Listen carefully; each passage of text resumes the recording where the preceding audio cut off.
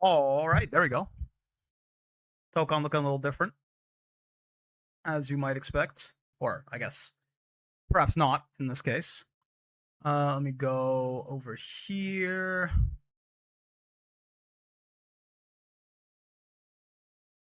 There we go. Yeah. Good to go, I think. Oh, wait. Yeah, that's good. We're good over there. Yeah, a little bit different today. Slightly different. Maybe very different idea on the docket for today. But sometimes you just gotta try some shit out. And honestly, I don't know.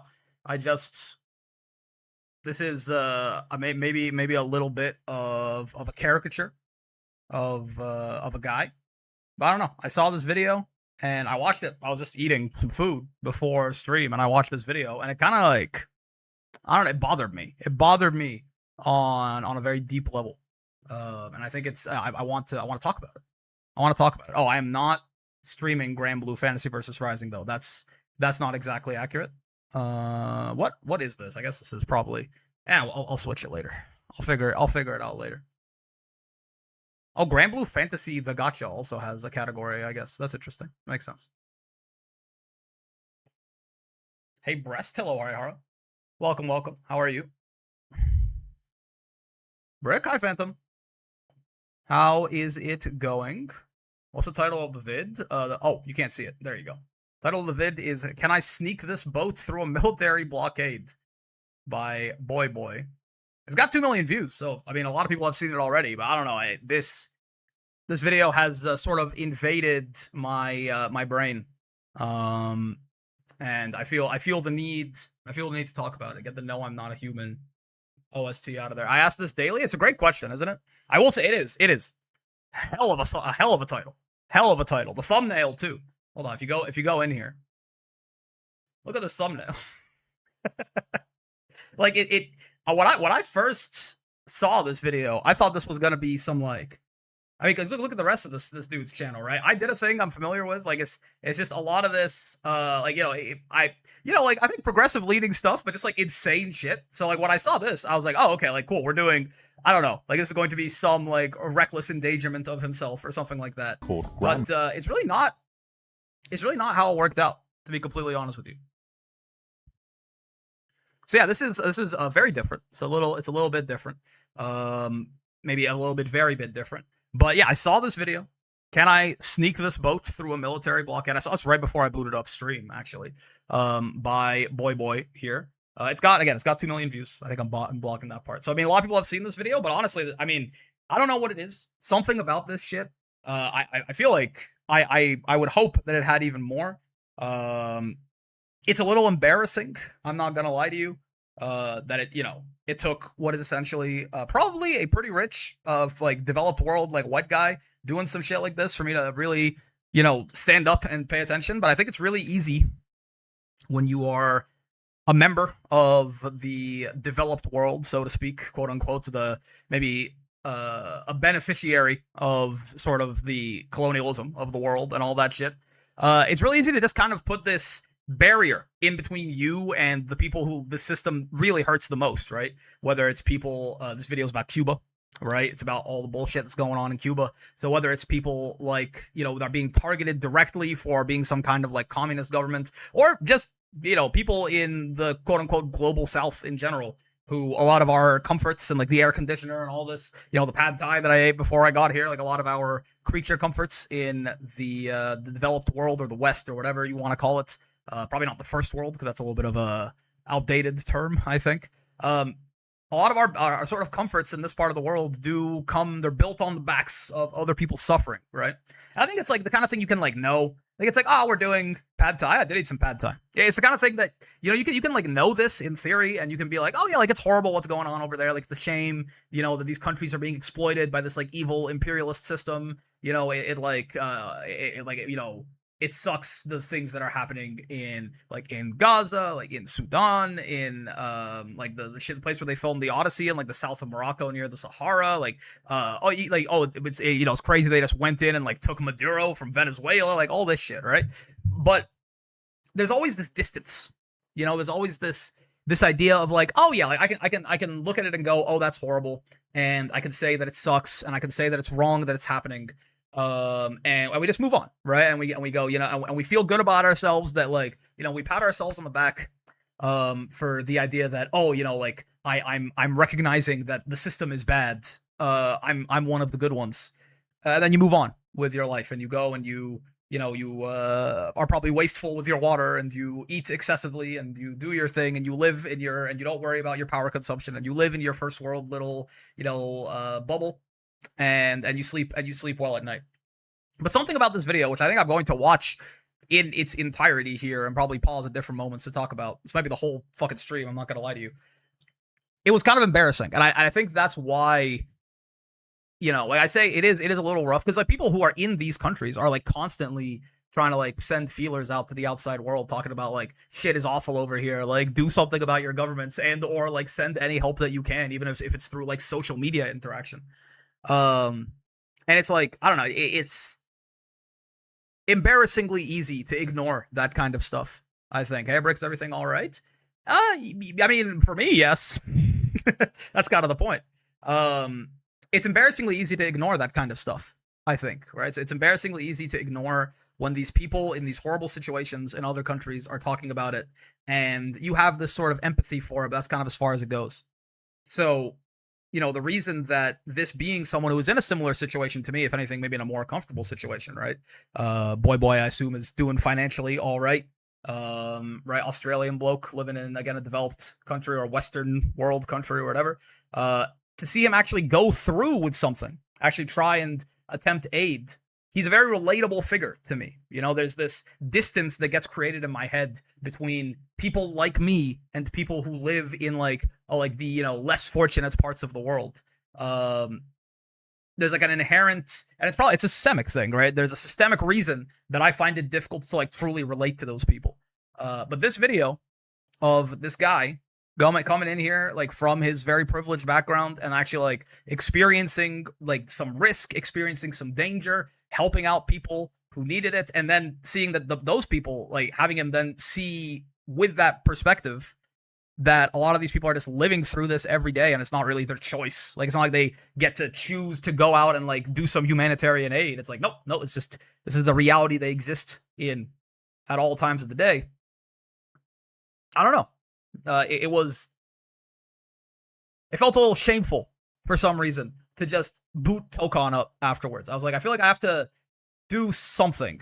And it's not much, but I think this video is very interesting, and I think I want to talk about it. I think I want to watch it. I think I want to talk about it. So that's, I mean, I've already been rambling about the video itself for 5 minutes. Maybe you've already seen this video again. Like it has done pretty well, but if you haven't, maybe it'll be as influential for me as it was for you, because I thought this was titled, thumbnailed, and even like the structure of it is very similar to like some kind of YouTube commentary video that you might get when someone is just talking about, you know, like Drew Gooden is talking about some like horrible Christmas movie that he watched or something like this. But it really isn't. It's a very interesting piece of journalism that is worth a watch for anyone who hasn't seen it, I think. So we're going to do hey, it's Twitch. We do react to Andy shit. That was the meta like years ago. I'm a little out of touch, right? But we'll do it. Thank you, Martin Luther Brick. I don't know if that's, I don't know, I haven't really done shit. I don't, you know, I know you're making a joke, but that's, you know. So I was sailing. Let's not make too light of it, I guess. Yeah, let's talk about this shit. Let me know if it's too loud. Let me know if it's let me know if it doesn't, if it don't make no, if you can't hear it, if it's too quiet. Strange happening. Tell me what the audio balance is like. Fishing boats, they just keep exploding. Strange let's happening. do 28. You see, these fishing boats, they just keep exploding. Look, you can see it here. If you look at the footage from the cameras of America's MQ-9 Reaper drones. Can you hear that all right? You can see it right Audio there. good, maybe turn on captions regardless. Oh yeah, true. Like 200 fishermen have just spontaneously combusted so far. And what's even weirder is that the US Navy is here too, and they've been intercepting ships in the Caribbean that are trying to bring supplies to Cuba. So obviously I was very confused. So I decided the best way to work out what was going on is to, you know, get on a fishing boat and try to bring 30 tons of humanitarian aid to Cuba. So, well, actually, let's let this play first, I guess. Your engine room immediately. In one shot, blew up the engine room. The ship stopped.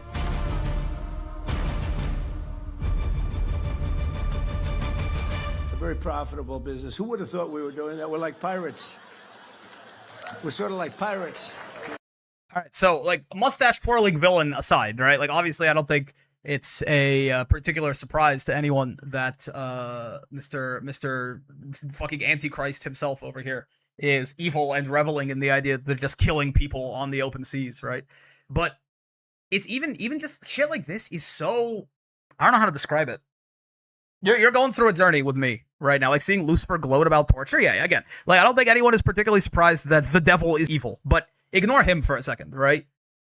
It's more, you're kind of going on a journey with me as I really try and unpack like so much just shit that's in my brain, right? But even just seeing, it's almost like we're bad guys. You're so close. You're so close. You're so close, brother. You're right. You're right there. Just think a little bit harder. But it's just, even seeing this, like hearing about this, is strangely normalized to me, right? Again, yes, the devil is gloating about being evil, but there's no learning value in that, right? I don't think you have to work too hard. Sora, by the way, thank you for the 25. I don't think you have to work too hard to realize that Donald Trump is evil, right? In like a way that, like exceptionally so. In a system that is already like evil and built on suffering, there is like a level of reveling in it openly that I have not seen before, or not, maybe not before, but like at least in a while. But the important part here, the part where there is actually some amount of like educational or like reflective value, is like my own reaction to seeing shit like right this. There, it's right? footage from the cameras like just of America's MQ-9 Reaper. These are fishing boats. Who knows if they're drug traffickers or if they're, you know, just fishermen or who knows. By the way, like it doesn't matter, right? But the idea that the U.S. Navy is just blowing up boats in Cuban waters that have nothing to do with any kind of like military operation. We could even talk about like the validity of, you know, war as a concept and all of this. But like that's one thing. Like it's like, oh, we're at war with these people, so we're bombing like military vessels and people are dying on that. We could talk about how wasteful and like disgusting it is that like, you know, 18-year-olds that get drafted into military, you know, they can't vote yet, but they could die in war in the US and in some other countries too, right? We could talk about that and how wasteful that is. This is a whole other thing. This is just people. This is just non-military, like this is, you know, civilians getting blown up in the water by the United States of America, right? And yet, ignore Satan. There is no reflective value in looking at how evil Satan is, right? Me, Brick, this guy right here, right? Supposedly, I would view myself as, you know, decently progressive. I would view myself as, you know, just someone who is working through, like, trying to become a better person. And then when I see this, it doesn't trigger, like, a giant alarm bell in my brain. The suffering of people in countries that are like less developed, quote unquote, or countries that are in the global south, I've almost been systemically like taught not to empathize with them as much. You know what I mean? Like it's I don't like saying it, and I don't like admitting it necessarily, bro. Just enjoying your Galanza VOD and those topics. Definitely interesting. It's very easy to come from the VOD where you were just talking about farting in bed after eating ice cream. Listen, Overgears, and what you're saying is like, I watched this video like right before I booted up stream today, and because what you're saying is actually relevant. I felt deeply uncomfortable with the idea of watching this, feeling how I felt about it, and then being like, let's play some Tokon and talk about gooning to fucking Galleon or something. Like, I don't know. It's a level of willful ignorance of the fucking reality of the world we live in that I don't know, at least for now, temporarily, I can no longer abide. Right? But my point, sorry, I know I keep getting off topic. My point is that if this exact same thing happened to a boat full of Canadians, I would be significantly more pressed. Like, just instinctually. You know what I mean? Like, just, I wouldn't have to watch an hour and 30-minute video to empathize with the situation. If a headline said that a boat with, like, 10 Canadians on it got blown up by the U.S. military, that would, like, ruin my week. Because those are people that I've been taught to empathize with, and also, I'm like, that's close enough that it might affect me. I'm you know, I live in Canada. I live in Toronto. Like, are they going to start, like, bombing my house? And when I think about that, I'm like, that's awful. But for some reason, when I consider the fact that this is not a hypothetical, this is an active reality for like probably billions of people in the world, like across different countries, it becomes like it's a tragedy. You know what I mean? It's a tragedy. Like I can tell you, it's awful, but I don't really care. To be honest, I've been taught not to care about groups of people who don't look and live in the same look like me and live in the same place that I live nearly as much, right? Like the fact that I can watch this footage and be like, oh, what the fuck are they doing, right? But it doesn't generate like the same emotional response in me that it would generate if it was something that I thought could reasonably happen to me. It has to be affecting me or like my immediate, like my friends, family, community, and then maybe I could get really, really incensed about it. This should make you fucking furious. The idea that this is just happening.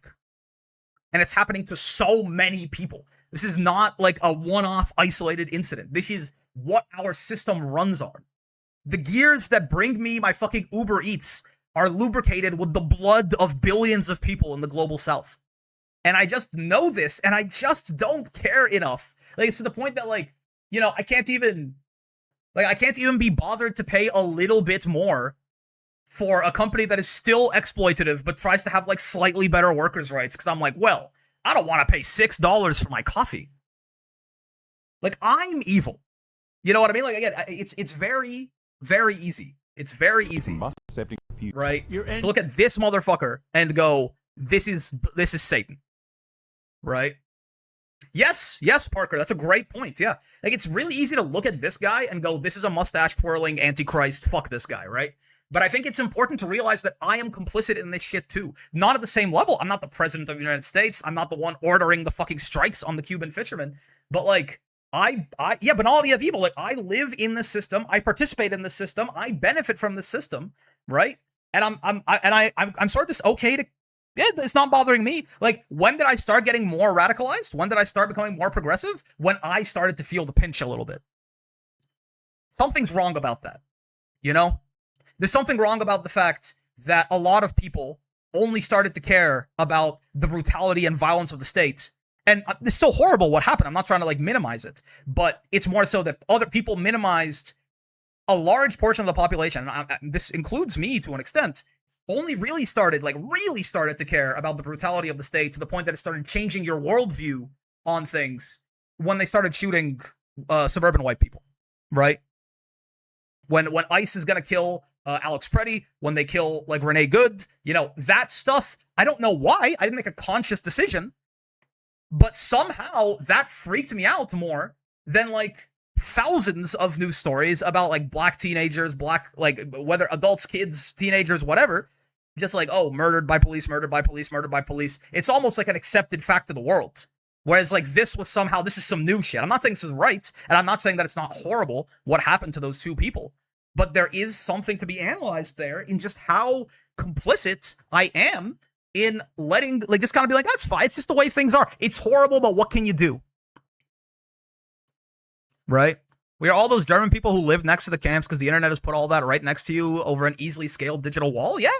Right? Like, what's going on in Palestine is a genocide. Absolutely. Or I can say that. And then I go, I'll give to charity where I can, but say, I know it's well.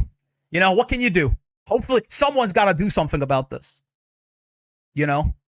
Someone's got to do something about this. And I'll say that, but it's like, like at a certain point, I got to do something.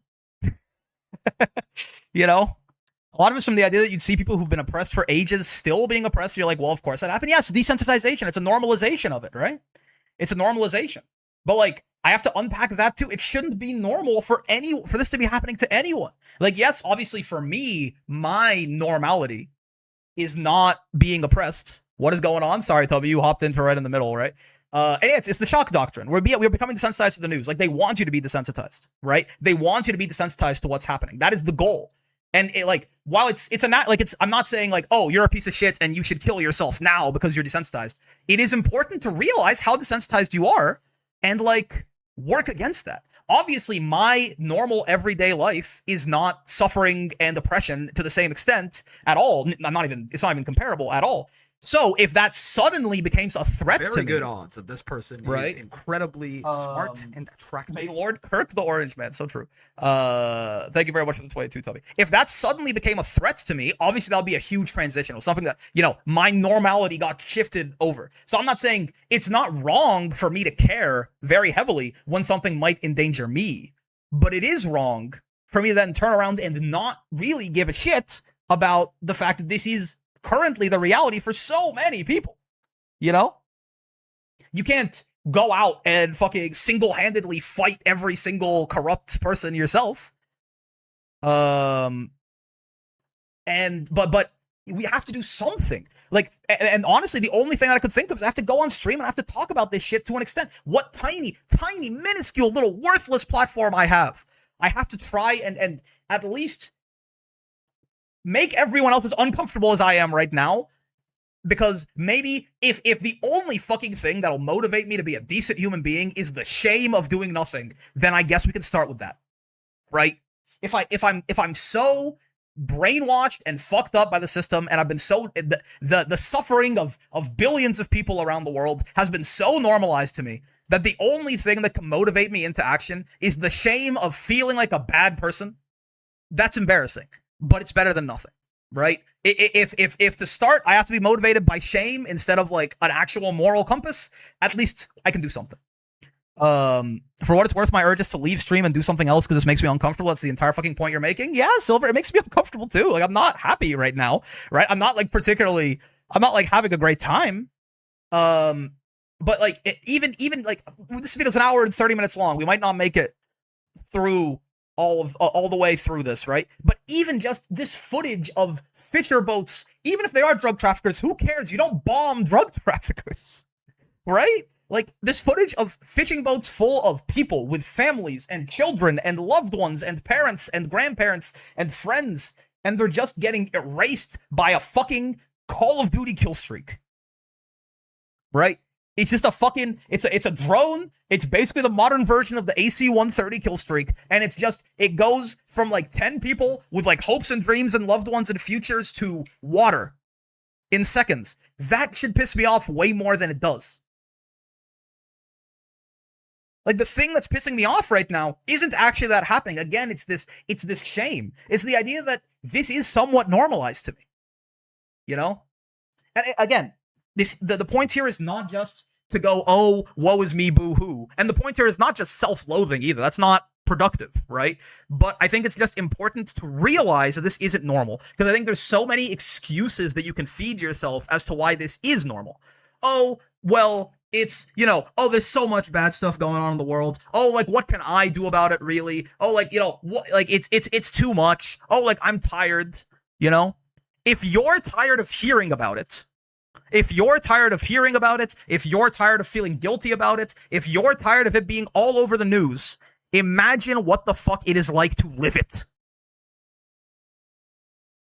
I have the privilege to get sick of this and stop talking about it. Right? I have the privilege to be tired of this and go play Tokon.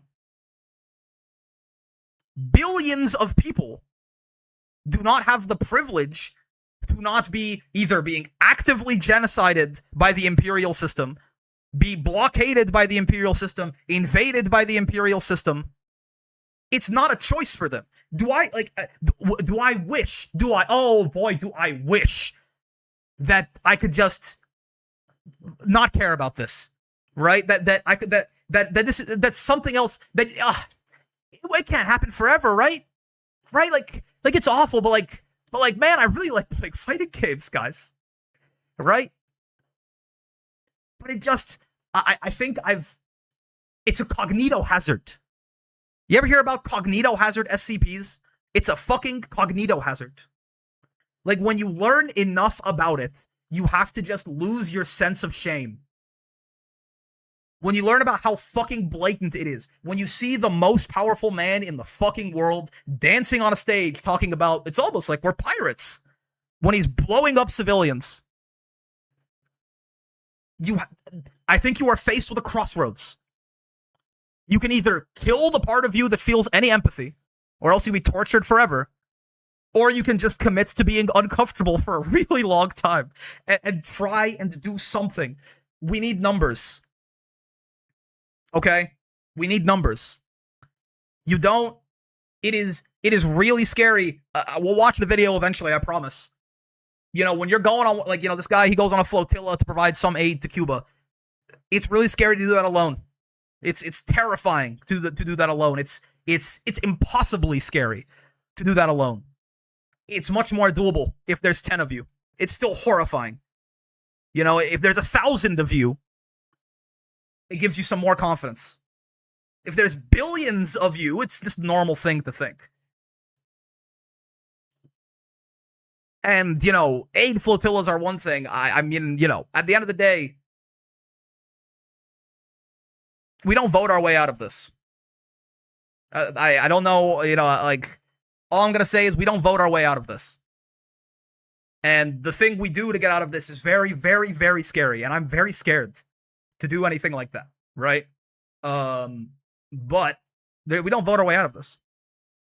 And the only way that stops being as terrifying as it is if there's a lot of people who agree that it's the thing that has to be done, right?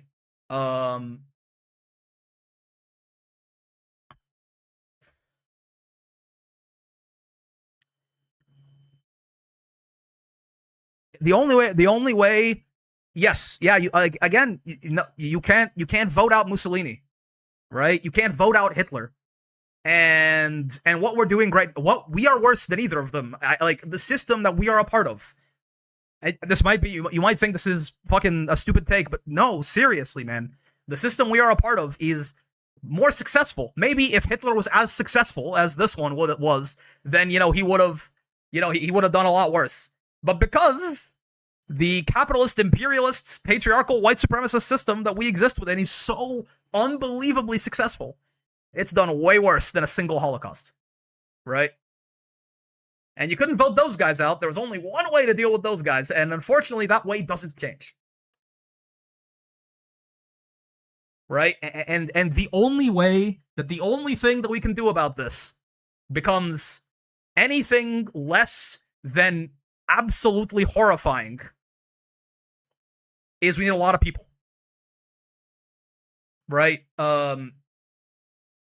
And to be honest with you, I mean, I see this video is great. Like, again, I promise we are going to watch it. We're gonna get through it. But you know, I just have a lot of thoughts. It might not take an hour and 30. It might take like 4 hours to watch this whole thing. But like, this video's got 2 million views. You know, videos like this and videos like it, I feel like should be seen at least once by everyone. Because and then the comments are full of people saying that this video genuinely motivated them to do something, and you know why? Again, it's what I said earlier. It's someone like me. In fact, someone in a better situation than I am, right? Like a more financially well-off white man with a lot to lose goes out, risks his life, does something. Does it really make a giant difference to the people that the aid got to? Absolutely. Is it dismantling the system? No. But he's one guy. There was like 20 guys on the flotilla. Imagine if there were 20 million of them. Imagine if there were 200 million of them. We could do a lot. And if a YouTube video is going to make me feel this kind of way, and like the only way that I even, you know, I am not very, this video makes acting seem possible. Yes, I am not very shy about saying that my politics were not very great, even a scant few years ago, like shortly after I started this YouTube channel, right? I fell down a pipeline. I was a I would have identified as a conservative. I was like a facts and logic guy. You know what I mean? Like, not even too, like, it's easy to go, oh, when I was a teenager, but no, this was like up until I was like 24 or 25. Like, it was not long ago. And the only reason that I even started, you know, this path of trying to become like basically more empathetic, more radicalized is it was through like content creators on like Twitch and YouTube, you know? Like, have your complaints about Hasan. Some of them are certainly valid, but like, you know, people like that. And then like, you know, watching more like, you know, Hasan is a great gateway drug, I think, into the left. But then like actually going to like, you know, like queer creators, black creators, like black female creators, things like this. Listening to like actual, like, just listening to fucking marginalized people talk about their experience, going, holy fuck, and then it just never ends. It's a never-ending rabbit hole of, oh wow, shit is way worse than I thought it was, you know? And like that whole pipeline, start to finish, for me, was people making videos that I thought were entertaining. And then, you know, I like making videos. I do. And I am very convinced that, you know, the problem is we don't have like a proper like left-wing pipeline in the same way. It's growing, but like there's a whole system-wide propaganda machine to turn young boys, girls, thempers into conservatives, right? We don't have that. It's not, so any little contribution can help. And I just don't know if I feel super great making fucking fighting game videos all the time when this is happening. It feels willfully ignorant. If something happens, sorry to interrupt. You can go back on the YouTube stream, Writer. You can go back and watch it. I don't know if Twitch lets you. Actually, no, you're subbed. You can go back on a Twitch VOD too, right? It's hard to give the context because I've kind of just been rambling. But second channel soft launch. I might not be a second channel. I might. We might fucking transition. I gotta figure out how. I gotta figure out the how because I don't know what the how is. But all I know is it doesn't feel right anymore to just ignore this in my personal life. In what little platform I have, in every way that I can. It just if shame is going to be the motivator, then shame is the motivator. Let's keep going. I have a lot to say, but let's keep going. To Cuba. But I think it's important to recognize that even if you don't have a YouTube channel, or even if you don't have, you know, even my tiny little pathetic audience, right? You can still talk to people, like stand up, like start talking to your have uncomfortable conversations with your friends and family. Call people out on their biases, right? Make friends. Like, it sounds really stupid, or maybe just idealistic, but like, meet people. The isolation, the social isolation that you feel in modern society is not an accident, it is intentional. That like impenetrable force field of awkwardness that you feel at your neighbor's door it's not a mistake. That you didn't get there on accident. If the only people that you know and can talk to are like your 3 close friends and your family, it limits your ability to do anything so much. Like, it might sound idealistic, it might sound childish, but again, like, the only way we get out of this is through human connection, love, and friendship. And if you just don't know that many people, you just can't connect with that many people, right? So, like, I think it's important to stop putting all the blame at the feet of the, like, don't get me wrong, obviously incredibly tyrannical, satanic level people, right? I'm not like taking any of the blame like off of like Trump's plate, for example, right? Don't get me wrong, but it's not productive to just point at the devil and go, that's the devil. It's like, yeah, man, we know, right? How is that helping anyone? Try and think about what you can do, because there's more that you can do than you think. And all of the excuses that you might come up with as to why you can't do anything were put there by someone else to stop you from doing shit. They're not, like, accidentally there. Right? I'm slowly pushing everyone I know over to my side in recent years. It's gotten easier. I highly recommend pushing now, even if pushing earlier didn't seem to work. Yes, man. Yes. Because we're running out of time a little bit. Like, they're getting more brazen. If you're starting to feel the pinch a little bit, you know, you gotta go. Okay? Let's keep watching. But don't feel helpless. If you feel helpless, if you feel isolated, if you feel desensitized, if you feel like there's nothing that you can do anymore, they want you to feel that way. Fight that feeling. It's a very powerful feeling. You're not crazy. You're not wrong. You're not like a horrible person for feeling that way. But just know that you are, like, that feeling is being impressed upon you. It is not a natural feeling. It is someone, it is, you know, fucking tap dancing Satan over there. It is his goal to make you feel this way. Fight that feeling. There's a lot you can do. Even if it doesn't seem like a lot. I was very confused. I feel weird living in New York with the current state of the world. I don't know how to explain it.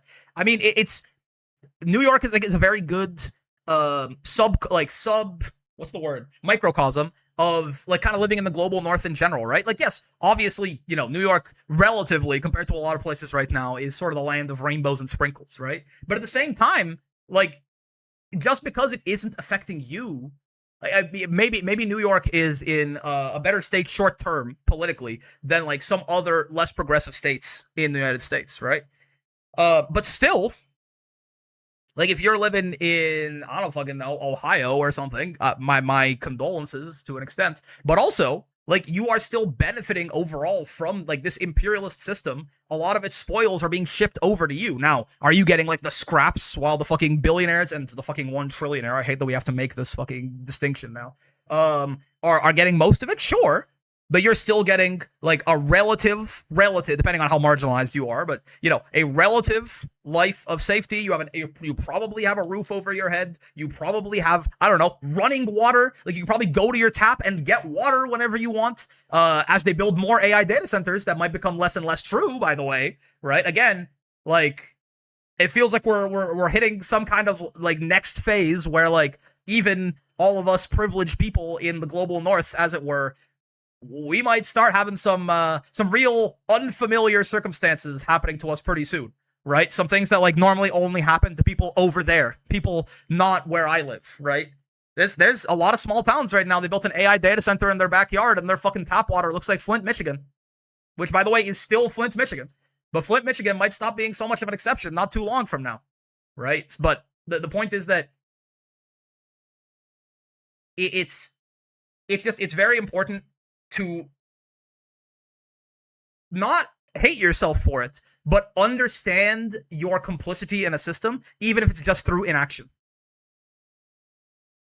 You know, it's a very popular kind of like leftist talking point to say that if oppression is going on, you're not the oppressor and you're not the oppressed. But if there's oppression going on and you're doing nothing, then you're on the side of the oppressor, right? And I think that a lot of us can sort of understand this on a smaller scale when it comes to things like if you're a man and you're talking like you're a man and there's like you know, discussions, like misogynist discussions going on, or even if you just witness something, like even if you witness something like someone spiking a drink or something and you do nothing, in a more extreme example, but even just if your boys are saying some misogynistic shit and you sit there doing nothing, right? Or the very famous quote about, you know, if there's a bar and there's 30 people sitting around the table and there's 5 Nazis at that table and 8 people who are saying nothing as the Nazis talk about their Nazi shit, there's 13 Nazis at that table, right?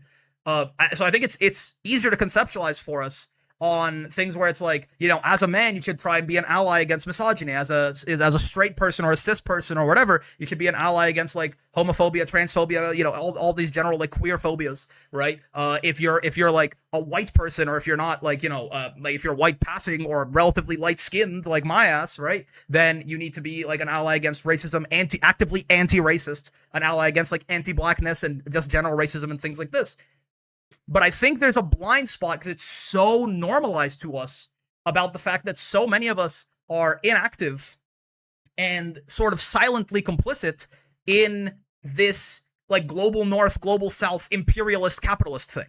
You know what I mean? It's such a normal part of my life to just be like, yeah, this is how I live.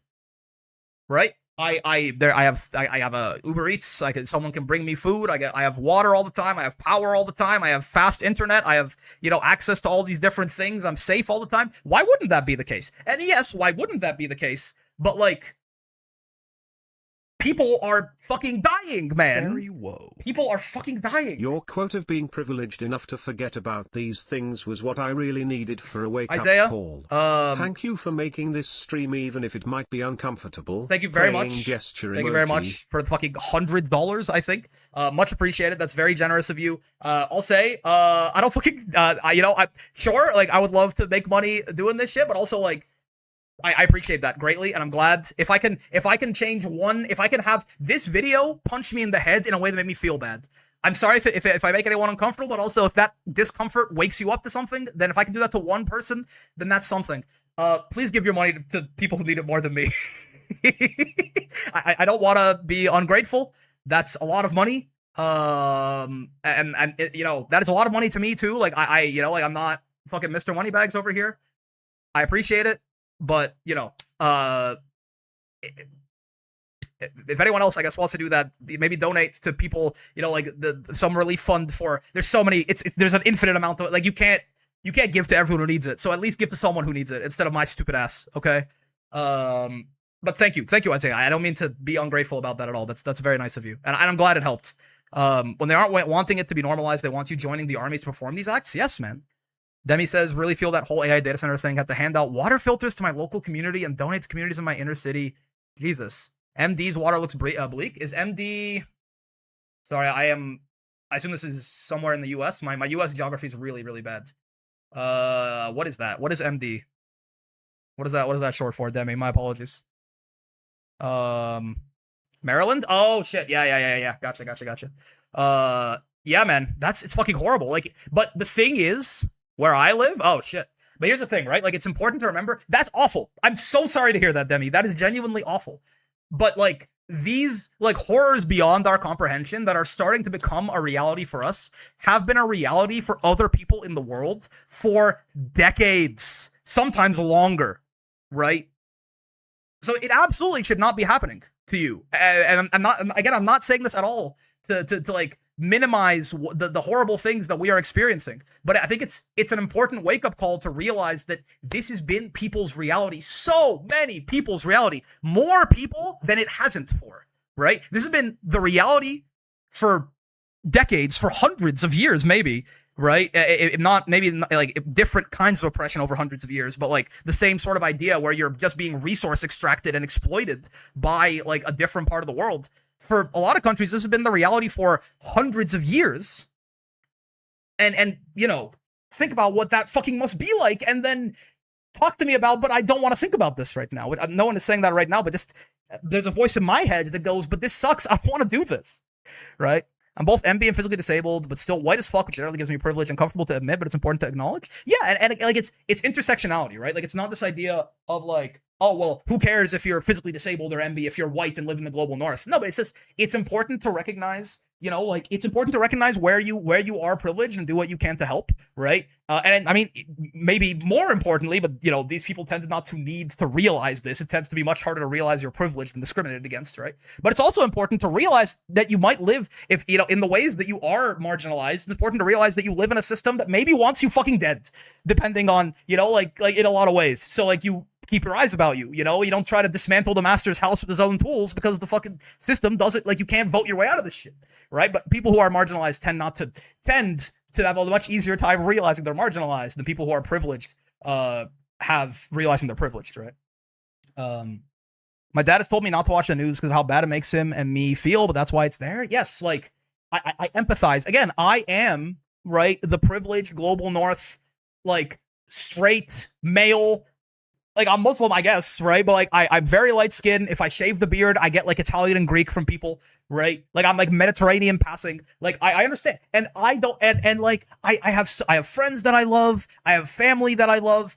You know, my job's going well. You know, I have, like, this passion project on the side with the YouTube. Like, I have a lot of, like, I don't want to think about this either. Like, I could just pretend to not see it, right? And I will live a pretty happy life by and large, right? Might I feel some sting, you know, later down the line when you no longer can turn a blind eye? Maybe, but I could just pretend that's not going to happen. I could try to ignore that, right? But it's just, so I empathize. My point is, I empathize with the fact that it feels horrible to realize this shit. But I think, again, you have to keep reminding yourself, if it feels this horrible to be hearing about it all the time, imagine how it feels to fucking live it. I know I just said that. I'm going to say it again. If it feels this horrible to see it on the news all day, to see it on social media all day, to, you know, to hear all these people dying all day, imagine how it feels for those people who are dying and those news stories to be about you and your friends and your family and your loved ones, right? If you're the one being bombed, if you're the one who doesn't have a fucking house, if you're the one who had a house a week ago until it got exploded, like, I understand. I empathize greatly with the idea that it's hard. I'm not trying to minimize that at all, but I think it's important to realize that it's sort of the least we can fucking do is at least talk about it. At least talk about it. Like, at least don't turn a blind eye. right? Yes, Pedro, yes. For those of us who might not have much power or time to give direct aid, you still have eyes and ears, you still have memory. I think the most powerful, genuinely, the most powerful thing you can do if you're not a fucking politician or billionaire, which I mean, unfortunately, those people aren't coming to save you. They're coming to kill you. Like they have the exact opposite fucking goal, right? Is talk to people, connect with your community, organize a community. You can't organize for community action if you don't have a community. Right? You cannot organize community action if your community is your immediate family. That's not enough people. The most powerful thing that many of us can do is genuinely make friends with people who live in your fucking neighborhood. Right? And then talk to them about these issues and convince people that this shit matters. You know? When you have like 3 people who are talking about how fucked up what's happening in Palestine is or something, you know, that's like an interesting conversation. If you have 100 people doing that shit, that's like a movement. If you have 1,000 people, that's a militia. Right? And, you know, again, all I'm going to say is we don't vote our way out of this. The least we can all do is educate ourselves and remember what these motherfuckers did. Don't let history forget this because they will try to silence it. And honestly, Pedro, I feel like I want to do that on stream, on video. I feel like it is... I am very new to all of this. I don't know as much history as I should. I don't really know the history of Cuba past what this video tells me. I don't know the history of a lot of countries in the global south. I don't really know a lot of the history that the system has not taught me. You know what I mean? I know a lot about how bad the Nazis were. Oh yeah, that's free and easy. You know what I mean? But I don't know enough history. I don't know enough theory. And it's on purpose. Exactly. It's not an accident. And, you know, I think a lot of people are probably in a position like me where they just don't know very much. Like, they know that all I know is that this shit is wrong and that it can't keep happening. But I am unarmed. Like, mentally unarmed. I am mentally unarmed. I don't know enough to talk about it intelligently.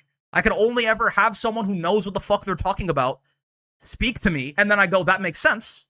But I don't know enough myself. And I can't keep relying, you know, when I was first getting into this and like changing my viewpoint, you know, I could rely on marginalized folks to do the labor of educating me about their suffering, right? But at a certain point, I gotta do the fucking work, right? I gotta do the fucking work to educate myself. And maybe, you know, I'm a hyperfixation based individual. Maybe my hyperfixation can be fucking learning about the realities of the world. And like, you know, maybe I can help. Like, maybe I can do that on camera. Like, you guys can learn with me, you know. Maybe we learn about different horrible things that happened. Maybe we learn about, we read theory together. I don't know. Maybe I read a book and I talk about it on stream, right? Because it's not like I'm currently uneducated, but that's not an excuse. At a certain point, I have to educate myself. Right? Sure. Systemically, I was, like, the lack of education I have about this shit was intentional, and it was systemic. But, like, at a certain point, am I going to do something about it, or am I just going to pretend to be helpless the entire time? People with bad intentions use that lack of knowledge to be like, see, all this empathy stuff is just a new fad or some other evil talking point. No, I'm racist, I'm a misogynist, I'm homophobic, right? It's built into my genes. Like, or not my genes, but it's built into, like, I was born into a system that drilled that into me from day one. Like, I have a lot to learn. I have a lot to unlearn. You know? Atriox style segments? Yeah, maybe. Right? Because I just can't fucking, you know, I feel like I can't use this platform to talk about fighting games and Relink anymore. It just feels wrong. After hearing about all this, I did go out of my way to learn about the history of how much more badly the Western powers fucked over the global south for their own gain. Yeah, man, I need to do that shit. There's some critical mass type shit happening lately. I think an anime channel I've done editing work for in the past has also recently dove into political talking points. You know, I feel incredibly fucking late to the party, but better late than never, I suppose. Right? I remember having a discussion with a friend in college about global politics, and at one point he told me, let's talk about this later after you do your required reading. Super fair. Sounds like a dickish thing to say, but he was generally right. Yeah, I mean, That's the best thing I could do in the moment was to educate myself, to get a more grounded and productive conversation. Yeah, yeah. Technology Connections video from a few months ago also. Like, it is a damn shame that it, like, I think the reason we're hitting this critical mass is the powers that be are getting bold. They are, like, even some of the most privileged among us, right? Think, your Alex Preddy's, your Renee Goods, your suburban white people, right? Are feeling the sting now. And it's a damn shame that it took that long for my dumbass, right? I'm not better than anyone here. It's a damn shame that it took that long for my dumbass to get here, right? But I think that's why it's happening. Like, we only care about it when it's happening to us, and it's starting to happen to us. So if that's what it takes to start developing some kind of critical mass, we'll go for it. Castro and Che Guevara are heroes to me, even if I can acknowledge circumstances they worked in. Yeah, sure. Let's keep watching. Let's keep watching. What's going on is to, get on a If you fishing haven't boat seen and this, I think try I to need you to bring see 30 this. tons of humanitarian aid to Cuba. Evacuate your engine room immediately. I'm gonna start over because it's been so long since it started. So I was sailing in the Caribbean recently, and I noticed something really strange happening. You see, these Let me know if fishing the audio's boats, good. they just keep exploding. Look, you can see it here. If you look at the footage from the cameras of America's MQ-9 Reaper drones, you can see it right there. It's really weird. Like 200 fishermen have just spontaneously combusted so far. Audio good? Okay. And what's even weirder is that the US Navy is here too, and they've been intercepting ships in the Caribbean that are trying to bring supplies to Cuba. So obviously I was very confused. So I decided the best way to work out what was going on is to, get on a fishing boat and try to bring 30 tons of humanitarian aid to Cuba. Evacuate your engine room immediately. In one shot, blew up the engine room. The ship stopped.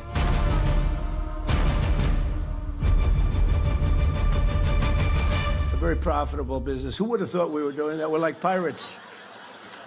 We're sort of like pirates. Fucking laughing in the audience is crazy. So you're probably thinking two things right now, right? Number one is that I'm obviously back at home, filming the intro segment to this video, so I guess I didn't die or I didn't go to prison, but you actually have no idea where I'm filming this video from, do you? Like, I could Profitable business, be doing it from a CIA black site, or maybe I'm filming it from hell, right? Maybe I'm dead, right? You actually have no idea what happened to me in this weirdly video. good humor And in the this second video. thing you're thinking is, why does the US have a naval blockade of Cuba, and why are they blowing up all these boats? Well, to find out, we need to know what's going on between the US and Cuba and how it all started. Yeah, the laughing is insane. So for Axel. I about agree. 4,000 years, Cuba was home to 2 million people. Then the Europeans came in 1535, and through a very delicate balance of slavery and brand new cutting-edge diseases like smallpox, in just 30 years, the indigenous populations were declared completely extinct. Really quick. This is also something I think that we need to stop conveniently forgetting about as well, right? I think it's become a lot more like generally popular to be anti-Israel right now, which awesome, right? But I think it's people like, I think there's some people who forget that we are just successful. We are a successful Israel, right? Canada, the U.S., almost every like a lot of a lot of these countries that exist in the quote-unquote new world, right? North and South America, and even some other places, we are just successful Israel projects, right? Very important to not forget that. There were lots of people who lived here who are mostly all dead now. And then we moved in. Right? Even if you aren't part of the fucking colonial class that came here originally, you are still living in a modern day successful version of Israel. If you needed any more reason to hate the systems that be. Right? Yesterday, I told my friends, even though I liked The Suicide Squad by James Gunn, it annoyed me a bit. The film was essentially anti-Cuban propaganda. They told me to turn my brain off, and that really annoyed me because me and my girlfriend being Latin Americans, we can't just turn our brain off. My friends are all European, so it's easy for them. Yeah, like there is a comfort to turning your brain off and not caring about it, but it comes at a price. The leopards, at the most selfish level, the leopards eventually will eat your face, right? And at like not the most selfish level, like people are fucking dying. Don't you care? I'm neutral with Israel, but it's silly we got rid of so many programs just to funnel it all to them. Don't hurt me. I'm gonna tell you right now. I don't think you should be neutral with Israel. Israel is actively committing a genocide in Palestine, and you should very strongly consider what kind of propaganda you've been fed that makes you neutral about it. When one group is committing a genocide and the other person is resisting the genocide being committed against them, even if it is with armed resistance, which is maybe honestly the only rational way to resist an occupation against you, that you can't be neutral on that. If you're neutral on that, you're on the side of the guy doing the genocide. I'm gonna just say, I'm gonna need you to think about that one a little bit more critically. I think. Especially now. Like, it's been, it's been happening for 60 years, but like, or 70 or whatever. But like, lately, I feel like they've gotten even more bold with, fuck it, we're just killing them. We're gonna kill them all. Fuck those dogs. Right? So, I don't know about all that. I don't think being neutral on Israel is a very good idea. I think it's kind of a horrible take. At that point, the Europeans But I am empathetic to the idea that we live in a gigantic propaganda machine. So all I'm gonna say is, try to examine that a little bit more critically. had the same feeling that I had when I ate an entire jar of pickles at 2 a.m. and then didn't have the ingredients left for my sandwich the next day. Without the indigenous slaves, the Europeans would have to do all the work. And they didn't come all the way from Europe to just like pick sugarcane forever, so they imported a brand new kind of slave from a different continent to, replace all the ones that they killed. And they actually kind of look like this, because they look quite different, these ones. Let's see. Asian, white, Asian. Yeah, so the new ones look like this, which is it's pretty good. It is about the history of Cuba and also Cuba-US relations by a dude called Pat worked pretty well for them for another 300 years, until the Cubans got sick of being slaves on plantations, and I guess the Spanish got bed sores or something from sleeping on piles of bones all day. So the US actually stepped in and helped kick out the Spanish. You want to look into that? I mean, I'm going to look into a lot of shit. Yeah, maybe Cuba will be the first for a good place to start. A handful of Cuban and American plantation owners, and all their profits went to US companies instead of the King of Spain. And this system continued for the next 60 years, right? The Cuban countryside was a giant US sugarcane plantation. American companies controlled about 70% of the land, and the remainder of it was owned by just the 0.5% of rich Cubans. Illiteracy and malnutrition was through the roof, but in the cities, they had so much disposable food that they started using their spare grapes and bananas to make hats. And you can see them here dancing with these stupid hats for a bunch of guys with equally stupid names like Lucky, the Bug, Joe Bananas, not to be confused with Joe Diamonds, Joe Batters, Joe Fish, and Fat Joe, who were also there, along with a guy called the Little Man and another guy also called the Little Man. You see, Havana, the capital of Cuba, was known as the Las Vegas of Latin America. And not just because it was the mecca for gambling and prostitution, but because it was run entirely by the US Mafia. Here's mob kingpin Maya Little Man Lansky hanging out in Havana with the US-backed Cuban dictator Fulgencio Batista. They're getting along really well because Batista let the mob buy up every hotel and casino in the city and pass laws that facilitated their money laundering and their narcotics and human trafficking, and the mob loved him. I mean, not enough to give him a stupid nickname like Bobby Gabagool, but I won't lie, I'm so ignorant with anything to do with the Middle East because there was an arc, so to speak, where any criticism lumped to the crown prince or fundamentalist gets you attacked as anti-something, even though there's clear evidence that what they're doing is simply harmful. Sure. I think there is, so when we talk about specifically, right, if we're going to talk specifically about, like Israel-Palestine, right, if you want to levy some kind of criticisms at the, like, if there are any, conservative, Islamic fundamentalists in Hamas, probably, I would imagine so, right? Like, just like, anywhere, like, there's going to be Muslims that are, like, more moderate, and there's going to be Muslims that are more fundamentalist, and there are going to be Muslims that are, like, much more, like, when I say liberal, I don't mean liberal in the conservative sense. I mean liberal in, like, the sort of just, like, modern, like, loose kind of sense, right? If you want to talk about that, let's do it when there's not a Holocaust going on, right? Like, once the Palestinians are allowed to freely govern themselves, right? Once the Palestinians can govern themselves, let's talk about internal social issues within them. But it's when I'm not saying you're doing this right, right? I'm just saying, like, this is a talking point that gets brought up very often. If we're going to do that, if we're going to talk about, like, the scruples we have with any kind of Palestinian moral fiber, right? While the Holocaust is going on, right? It's distraction tactics. It's not important. I wouldn't even entertain the argument of fundamentalists in Hamas, because would you condemn Jews who survived Auschwitz for despising Germans? No. I'm saying more so the idea of, like, even if we then want to say, like, a lot of the Middle East could be like a more progressive society or something, It's just not relevant when the Holocaust is happening. Like, imagine, because you're right, Monty, right? Like, it's a good point. But imagine how much stupider that point gets if you're doing it during. Like, if it's the Jews that are in Auschwitz, and you somehow hold a mic up to them in the camp, and they're like, what do you think about Germans? Right? And you're like, well, they don't seem to be really big fans of Germany. And it's like, how? Isn't that discriminatory? You know? So, like, it's even dumber when the genocide is actively happening. Let's talk about it afterwards. You know, if we want to, if we want to talk about, oh, like, who, you know, among the Palestinians, who should be leading them? You know, like, and how can they, you know, like, what kind of societal structure should they have? Let's do that when the fucking Holocaust isn't actively going on. Right? I'd assume so. They're fundamentalists in a religious sect. No need to worry about right now. Yeah, exactly. Right. Anyway, let's keep going. Still, they made a But crazy it's an amount of important money point. together, and any Cuban I agree got in the there, way of yes, this racket yes. was executed by the dictator's secret police, or, if you're lucky, like Fidel Castro over here, they'll just torture you and then exile you to Mexico. Now, at the time, Batista didn't realize that this was the biggest fumble in history because Castro was about to grow a beard. And with a group of 82 other bearded Cubans and a bunch of guns, he decided to sail back to Cuba from Mexico in a tiny 12-person boat that was called Granma. Which, I mean, look, I don't get it either, but they wanted to liberate Cuba from this corrupt dictatorship. Unfortunately, they were immediately ambushed by Batista's army, and only 12 of them survived the landing, and they fled to the mountains. Now, in any normal situation, this would be the end of the revolution, but the interesting thing about Batista is that literally every single person hated him. So for the next 3 years, these 12 bearded men became thousands of bearded men, and women too.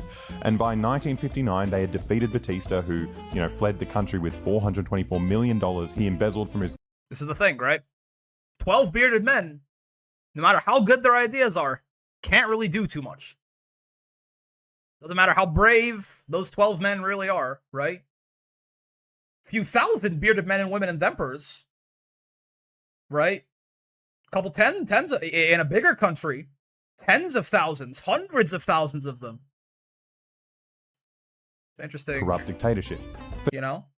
Collective action, big dog, yep.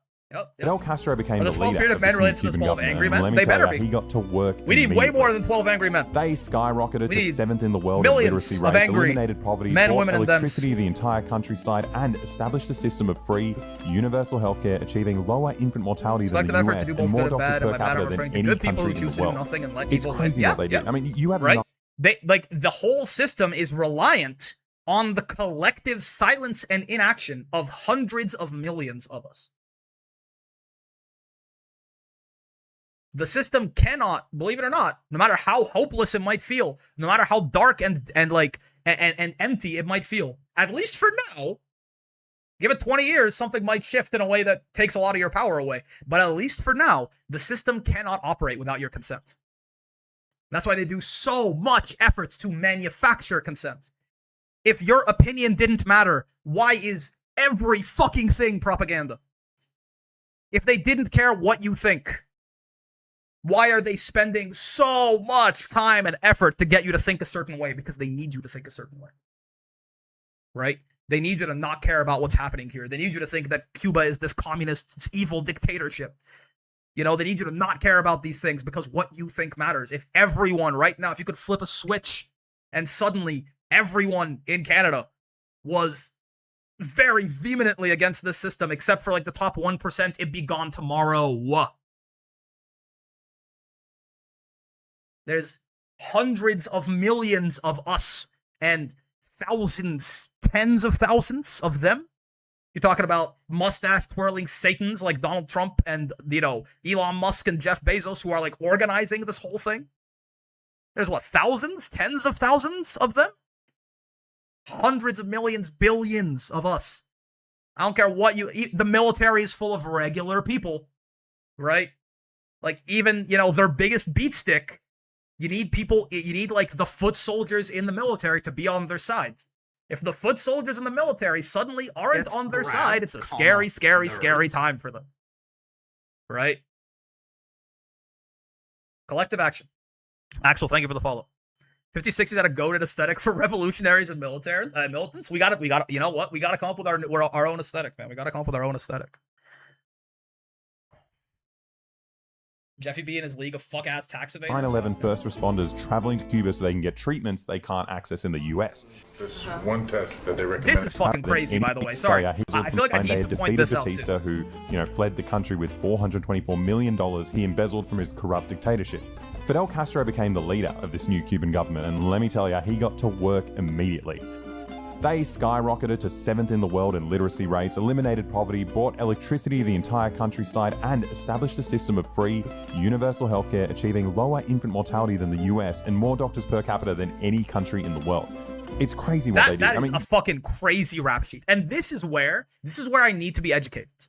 Because it's one thing to just hear this guy say this, with some amount of conviction and go, well, that sounds great. But like, I don't know, but like it is crazy how every fucking time I hear about any kind of communist or communist adjacent system, it sounds like a fucking joke. Like it always sounds like, yeah, and then everything was sunshine and rainbows forever until America blew it in half. You know what I mean? Like, again, I can't say this with 10 toes down, right? I can't say this 10 toes down. I can't put my balls on your forehead because I'm just uneducated. But it is a pattern I'm noticing. And then it's like weird. Whenever I talk to like older people, there was a point, according to my mother, I don't even know enough about the history of my own goddamn country, right? I don't know enough about the history of my own goddamn country. But like, there's a point apparently in like the 50s where Egypt was also like under Abdel Nasser. It was also like more communist or communist adjacent. And everyone talks about it as like the best time in the country. It was like a time where like the equality between men and women like rapidly skyrocketed, like education got better, like things were cheap, people lived well. Weirdly, when you talk to a lot of people who lived, again, I can only speak anecdotally. I'm stupid. I'm uneducated, but all I know is anecdotally. When I talk to a lot of people, my friends, because the time that they're most familiar with, maybe it's just fucking better than the capitalist system they're living under right now. I hear this. A communist takes control of Cuba and suddenly everything gets better in like 15 years. And then, Cuba sucks now because the US fucking blockades them. They kill the guy who made everything better and they destroy everything. And then they're like, guess communism doesn't work. Fuck, man. Like, even with all of the like horrible shit that happened in the USSR, like weirdly, you talk to a lot of people who lived there and they're like, there's a lot of stuff that was actually pretty good about it. And again, it's like a lot of these countries are like actively being hindered by America and the capitalist imperialist system like the entire time that they exist. Like they never get a chance to actually just flourish in peace. And if they do, it's shit like this is what I keep hearing about. I keep hearing like when they are, before they become a big enough threat to America that like, the capitalist system notices. I only ever hear about shit like this. I only ever hear about like, a communist took power and everything was like beautiful for 8 years. Right? China. Don't get me wrong. I'm not saying China's a perfect country, right? But like, you like as far like right now, China. I don't even know if China's like technically a communist system. Again, I don't know. But, like all the shit I hear, like everyone who goes to China, all like the Westerners who go to China keep telling me about how it's this like futuristic paradise where everyone is like super fucking affordable, right? Like everyone always talks about like, there's like how much better in like a limited amount of time, how much better things have gotten. Right, for a lot of people, how many fewer people are in poverty now than like 50 years ago, right? Like I don't know. Again, China committed a genocide with the Uyghurs, as far as I'm aware, and I'm not saying it's like perfect or anything like that, but no system of government is going to be perfect. But boy, does it seem like the only fucking places where shit is ever getting better are these like communist and socialist countries. I don't know. I gotta read. I gotta learn my history. I don't know my history. I wish I could say this with like more fucking balls but I don't know. I don't know enough. But boy, do I just keep getting the inkling that I've been lied to for my entire fucking existence. Right? My family's Polish, and I was like, I wonder how good Poland is right now after digging through a bunch of happy tourist videos, seeing how great the place is. I finally found a video talking about how closed their borders are and how much they hate anyone who isn't Polish. Damn. I see communism the same way I view every form of government. The leadership's what matters. Same reason America's system is rotten to the core. Yes and no. I don't think that you can save the system we have through good leadership. Right? I think like good leadership can act as harm reduction. Right? For sure. Like, definitely, for example, if the president of the United States right now was not Donald Trump and was like a more moderate conservative, you know what I mean? Because, I mean, there really are no options that aren't conservative in America, right? Like, your Democrats are slightly more moderate conservatives and your Republicans are the we are going to kill you all party. But, like, yeah, you know, things would accelerate slower. Like, sure, things will be getting worse at a much slower rate, but, like, I don't think it's like, oh, we just need a good leader. I think the system fundamentally is not broken. It's working as intended. Like, I don't think that right now it's like, oh, the system, like, you know, our capitalist, like, modern, like, Western imperialist system is not working correctly. It's like, no. This is what it working correctly looks like. It's actually doing a great job of what it's supposed to do. It's just not supposed to make your life good. And it's definitely not supposed to make the life of people who don't, like, people in the global south good, right? It's doing a great job. It's actually functioning perfectly. It's just you're not the goal. The goal of it is not to make you good.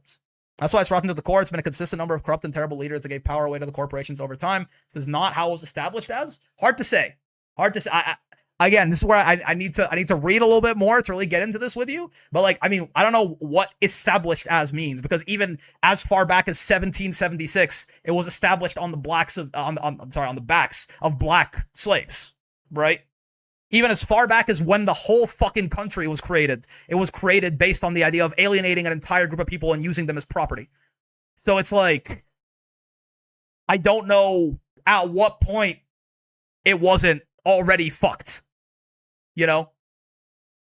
Like, I think the system is, you know, born, bred, runs on, and expects exploitation and oppression. And it's the whole point of it. I don't think there was a point where it was like everything was great and now it's awful. Like, I think this is like a logical endpoint to how it started. Right? A lot of capitalist motherfuckers bring up people in Cuba make much less than the average person in the US or Canada. A lot of things are subsidized and cost much less than they do in a capitalist country. I mean, also, the country's fucking, like, this is not a country that is being left to operate freely. Like, this is a country that is actively being starved by the US. So it's like, if they're even doing anything comparable to what we have right now, it's like playing a fighting game and losing to a guy who has a fucking blindfold on and both his hands off the controller. And he's somehow perfecting your ass. Right? I disagree. The USA system is capital rooted. We're edging closer, and we're edging closer to the Shea Ball issue. Basically, Shadow Puppet is placed as national figurehead who is at the behest of financial monopoly. I'm not sure I fully understand what you mean, but yes, like, the system is rooted in, like, capital and exploitation, like, baseline, right? Like, I don't know if there was, like, a point where, like, oh, it could have gone away. Like, I think the idea is a little fucked, basically. You have 9/11 first responders traveling to Cuba so they can get treatments they can't access in the US. This is wild, too. One test that they recommended I take. Describing South Korean About government and the $5,000 to corporations they control from the $7,000. shadows? I have no Sure. medical coverage, so I can't go for the last part of the test. No se preocupe que todo eso va a ser estudiado. But that's actually someone else's documentary, and you're watching my one right now, so just don't worry about that video.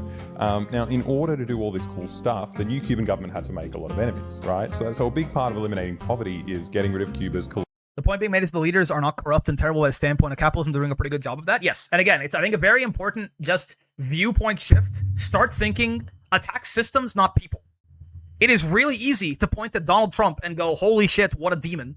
But Donald Trump is an inevitable consequence of the system he lives in and grew up in, and the system his parents grew up in, right?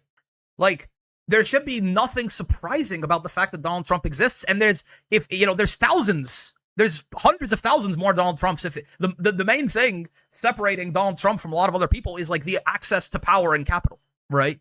But, like, it's easy to point at him and go, oh, like, wow, that's the problem. But no, he's the end result. Systems, not people. Systems, not people, right? And it's also why, like, you know, I hold some grace for people who are, you know, still in many ways, this applies to me, right? But people who are even more mired in like the capitalist or like just general propagandized system that we have. People who are more mired in like racist, misogynist, homophobic ideas even than I am, because I still have a lot of unpacking to do. I am definitely a racist, a misogynist. Like when I think like I have so much to unpack, right? But people are even more so. I have some amount of empathy for that because of systems, not people. Now, sometimes people are just harmful anyway, and it doesn't matter that they're a result of the system. Like, what can we do? But it's short-sighted to assume that the people are the problem, right? The people are not the problem. The people are a consequence of the system they grew up under. If you want things to be better, we have to change the system. And that's it's not easy to do, but there's only one way to do it, and it needs a lot of people. Colonial plantation system, which means taking the land back from the 0.5% of the population that owned it and distributing That's it correct, to the Debbie. farmers who Yes. actually worked and lived on the land. Now, the Cuban government actually wanted to do it all by the book. You know, they didn't just take the land, they offered to buy the land off the, handful of plantation owners. But like every multinational That's also business from true, Apple to Amazon to Google, they paid zero tax by cooking the books. They shift their profits around so they could claim they were running at a loss. And because the new government was doing it by the book, which was cooked, they offered these businesses the amount of money that the businesses It starts with themselves knowledge and had knowing, yep. reported for the past decade. Now, every country that owned Cuban businesses, from England to Spain to Switzerland, they accepted that they had a good run doing slave labor and lying about their profits, and the jig was up, and they took the money that was offered and signed the companies over to the new Cuban government. Well, no, every single country except for the US did that. So all these Cuban plantation owners and oligarchs moved to the US, expecting that Uncle Sam would quickly invade and topple the Cuban government, and they'd get their It's a good point, Hippo, right? They abolished slavery, and then they immediately put a loophole in that said, unless you're a prisoner, and then they started incarcerating black people at historic rates. slaves back. How So the surprising. CIA, the mafia, and Cuban exiles really gave it a good crack. They invaded Cuba 2 years later and lost, and then they did chemical warfare. Then they tried 573 different Looney Tunes style No, because Trump isn't even the worst president we've had. It's true. The president single-handedly built much of the racism, conflict, and death our country now feeds on. Woodrow Wilson is an example. I've seen what this nation can be through history. It does not excuse the monster it has become over more than 100 years. I understand what you mean, Gotcha, and I understand that, like, but again, I think you need to understand that, again, what, like, the creation of this system was already, like, even just fundamentally, the United States of America is a successful Israel-style project. We came in, we genocided everyone who lived on the land, moved in, called it our land, and then created a Declaration of Independence, right? Where the, like, even in the life, liberty, fraternity bullshit, there was like an entire class of people who were just slaves and property, and that didn't apply to them. Like, I'm saying, maybe you could hypothesize all you want, but if it was corrupt and rotten, it wasn't from Woodrow Wilson. It wasn't from 100 years ago. It was from its inception, right? And you can go even further back than that, man. I mean, the guys who came here, right? Whether it was, I'm Canadian, but like whether it was the founders of Canada, the U.S., or any of these other settler colonial nations, they came from colonial countries, right? Like they just remade like feudalism in a different way, basically. So I think it's, while you're right that yes, there were horrible presidents, Reagan, Woodrow Wilson, who made things like, they accelerated things getting to like a truly ridiculous point where even the stupidest me, right? The stupidest, blindest, most privileged people can open their eyes and go, what the fuck is happening here? Right? Even if, like, yeah, that accelerated because there were horrible presidents, it's built on rotten foundation. Whether it's fucking 160 years ago for Canada or 250 years ago for the States, or fuck, right? Like any of these settler colonial nations and the like white supremacist colonial countries they came from, England, Spain, Portugal, whatever you want, right? Like it's not a string of bad presidents. It was the idea from the start is fucked. Woodrow Wilson was also an inevitable consequence of the system that he fucking grew up under. Right? That's not to say that these people have no responsibility, right? That's not to say that these people have no responsibility in their actions, but it is a point of like the system needs to change. So I'm not going to view nations like that because deadass every European, Asian, African, Middle Eastern nation of high standing in history has a laundry list of rotten deeds. I can't use that with my modern views and knowledge in viewing history. The point is that these rotten deeds are not a thing of the past. America, like, and I can only speak to America and Canada. I'm not as familiar with the UK past, like, you know, basically when they start. But I mean, I think the British Empire kind of speaks for itself, right? The Spanish Empire, the Portuguese Empire, right? I can't speak as much to a lot of Middle Eastern or Asian countries either, right? Especially in like their historical sense. But like the point is that these horrible actions are not a thing of the past. They were the thing that the system was founded on that we continue to be run on to this day. It's not a guy, to think of it in terms of a human, right? It's not a guy who like committed a horrible crime and has been working to undo that ever since. No. It is a serial killer who kills a bunch of people, and then people start not really liking that. He still wants to kill a bunch of people, though. He doesn't feel bad about it at all. He still wants to kill a bunch of people. He just finds new, more socially acceptable or hideable ways to kill people, right? The point here is not, oh, any country that has ever done anything bad in their past, you know, oh, the pharaohs had slaves 7,000 years ago. It's the point that the system is built on these things. They are not isolated bad things that happened a while back that we are judging it based on today's moral standards. It's like, no, the genocide, discrimination, the oppression, the slavery that the country was founded on are the same principles it operates on today. They're like, it's what the country was built on. It's what the country was built on. So of course it's not going to go anywhere. The reasons for racism still existing to such an extent as a man who literally lives in the South, the corruption and evils from a seed of traitors who push the Confederate agenda to downplay and adjust the modern perception of our country. If you want your country to not be like this and you think that's possible, then I agree with you. I'm saying I don't think you can do this by just getting rid of the bad actors currently and keeping the system as it is. The system creates bad actors by default. The reason that racism still exists is it is the founding principle of the country.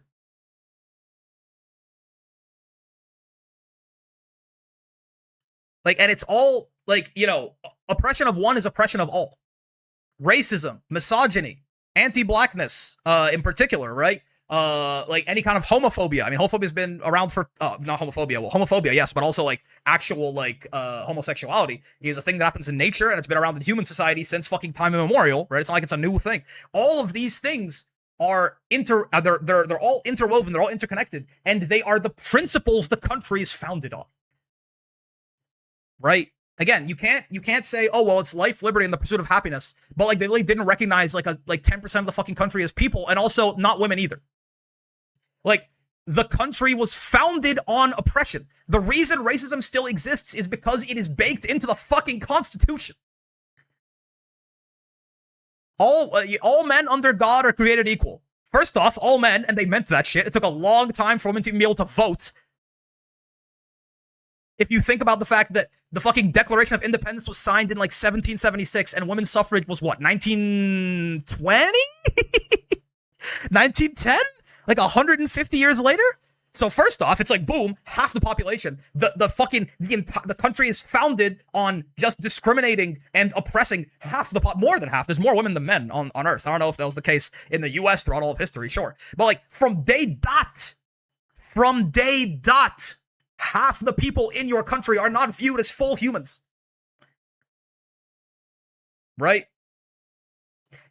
And you then had like 10% of your country, however much the population was made up of like black chattel slaves, who you didn't view as people. And that is fucking baked into your fucking Declaration of Independence. The Constitution is fucking, the sentences in the Constitution are a lie. They don't say the quiet part where, you know, the rights are for straight white men. People have fought and died for that to be a little different today, right? A lot different today, in some ways, a little different in others, right? The more things change, sometimes the more they stay the same. But that was not because the country was founded on those values. That's because there were people who were willing to fight and sweat and bleed and die to claw back any amount of fucking humanity they can get, right? But the system is built on oppression, on discrimination, on genocide. It's not Woodrow Wilson. It's not Ronald Reagan. Those guys fucking sucked, and I'm not going to take any responsibility that they have for being fucking shitty people out of their hands. But if those guys never existed, there will be a different Woodrow Wilson. There will be a different Ronald Reagan. If Trump died in childbirth, right? There'll be another Donald Trump. There's millions ready to take his line because it's just the system pumps them out because that's its fucking goal. The goal of the system is to create bigoted, good employees. They don't care if you fucking they don't care if you fucking hate. In fact, they would probably rather you hate black people because it fucking distracts you from hating them, right? They don't care if you hate women. They don't care if you beat your fucking wife. Like, if you're a man, they just want you to be a good employee, and if you're a woman, they want you to shut the fuck up and have babies. That's the point. So, like, these horrible people that make horrible decisions are the end goal of the system. Creating those people, because you know what? Those people are great businessmen. You ever hear about that study way back when that talked about how, like, there is a surprising, like, overrepresentation of, like antisocial personality disorders among, like, the richest people in the world? Like, I can't remember what it was exactly, but there's something like that. Like, it was like, you know, like psychopaths maybe or something. I'm no mental illness expert or anything like that. But it's like psychopaths had like a less than 1% incidence rate in like general society, and it was like 1 in like 3 or 5 CEOs or something like that had like signs of psychopathy or some kind of antisocial personality disorder. It's like, if the system makes you a horrible fucking like empathy lacking like bigot who hates everything but the bottom line, then it succeeded. It's the point of it is to create people like you because you are going to be a great either capital owner, or if you're one of the underclass, you're going to be a great worker. You're going to go, you know, if you're a man, you better not fucking cry. You better not care. You better not tap into your emotions. You better not worry about that kind of shit because you need to fucking go to work. Be a man. Suck that shit up. If that leads to you being a miserable fucking person and beating your wife when you get home, what the fuck do I care? You made me money at my factory. If there were not an Israel, we'd have to invent one. Yes, man. Joe Biden said that shit. Yeah, exactly. Civil rights is a thing. It's even 100 years old. People are alive and vote today. We're around for the MLK era. Yes, man. Yes. Assassination. So I think there's a level of belief in the system that you have to disavow yourself of. Gotcha. Your system was not ruined by a handful of fucking terrible people. There were a lot of fucking terrible people, yes, but the system is broken on day dot. On day dot, the system is found. Can we change it? And does that mean that, things can never be good? Things can never be great? No. But if we're going to make a world that is truly equitable for everyone and not just become a new kind of oppressor ourselves, right? Then we have to realize that we just can't do the same shit we're doing. We can't just do the same shit we're doing, but it doesn't hurt me anymore. The system from the ground up needs to change. It's founded on bullshit. Genocides, all the fucking isms you could think of, discrimination. It sounds like I'm being symbolic when I say this, that it's like founded on genocide. No, it literally is. It literally is. It's literally founded on genocide. As in, without a massive genocide of indigenous people, this country wouldn't exist. Like, I'm not even educated and I could tell you that shit. You know what I mean? Like, that's not even really a hidden part of it. Like, there were people, like, I live in Toronto right now. There were people living here when the fucking colonists came here. There aren't anymore. They killed almost all of them. If those people were still there, I probably wouldn't be living in Canada right now. There wouldn't be a Canada as it exists currently. The system is founded on genocide, and it did not stop being about genocide at any point. It's a valid point. Every country, every group of people, every community, every part of the world, every time period, there's going to be some heinous shit that got done. Right? I recommend looking into the history more thoroughly because you're combining the South and the North as if they are the same. The South are the ones who pushed for racism to continue. The South are the one that pushed against women's rights. The South are the ones that turned traitor the moment their power and slaves were threatened. The South keep living today and destroying our education, our schools, and our children. Gotcha. I can only tell you what black folks have told me about the North and the Union and the Civil War. Okay? I can only... here's where I can only puppet what, like, educated black folks have told me. Abraham Lincoln did not fight to free the slaves. If Abraham Lincoln could defeat the Confederacy without without abolishing slavery, he would have done it. It was never like there was never a group of benevolent white overlords that cared about black people so much, and a group of evil shonen villains they were fighting. Before the North and the South were a fucking concept, is my point. When it was still called the fucking 13 colonies. Well, John Quincy counts? Sure. Maybe individuals. There was never like a systemic, like benevolent force besides like the oppressed people fighting for themselves. It is not this like oppressor savior fallacy where it's like, oh no, there were like, you know, the only reason that like women got suffrage is whatever, right?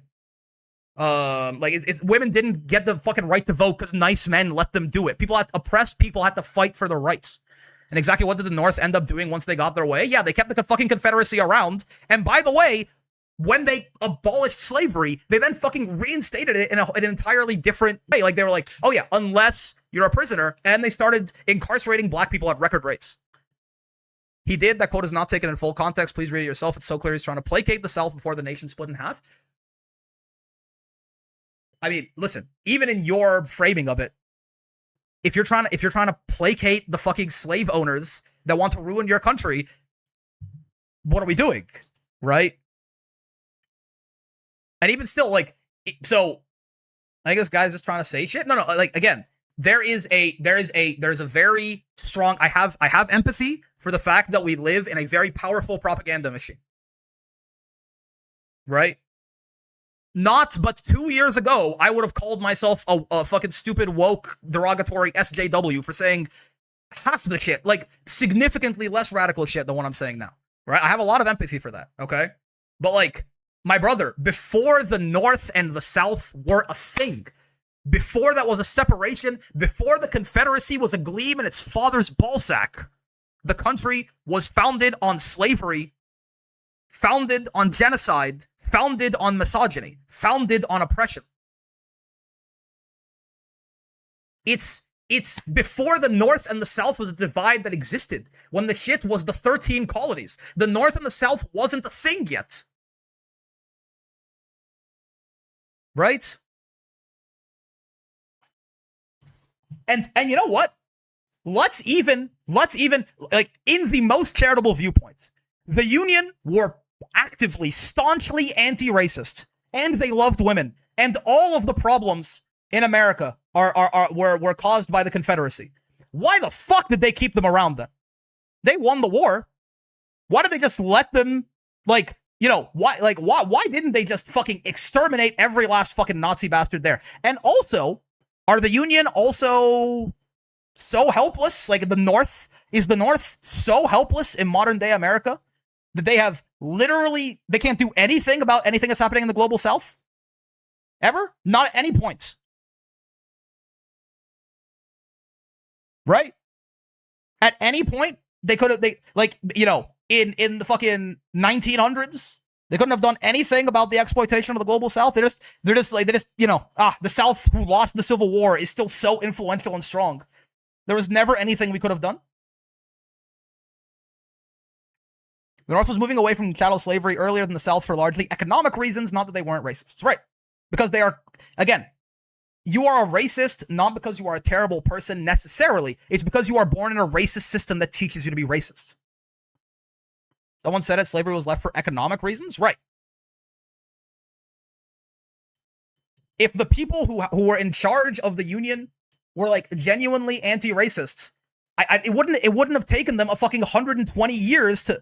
I'm racist? I am. Yes. I'm racist. If you you probably are too, yeah.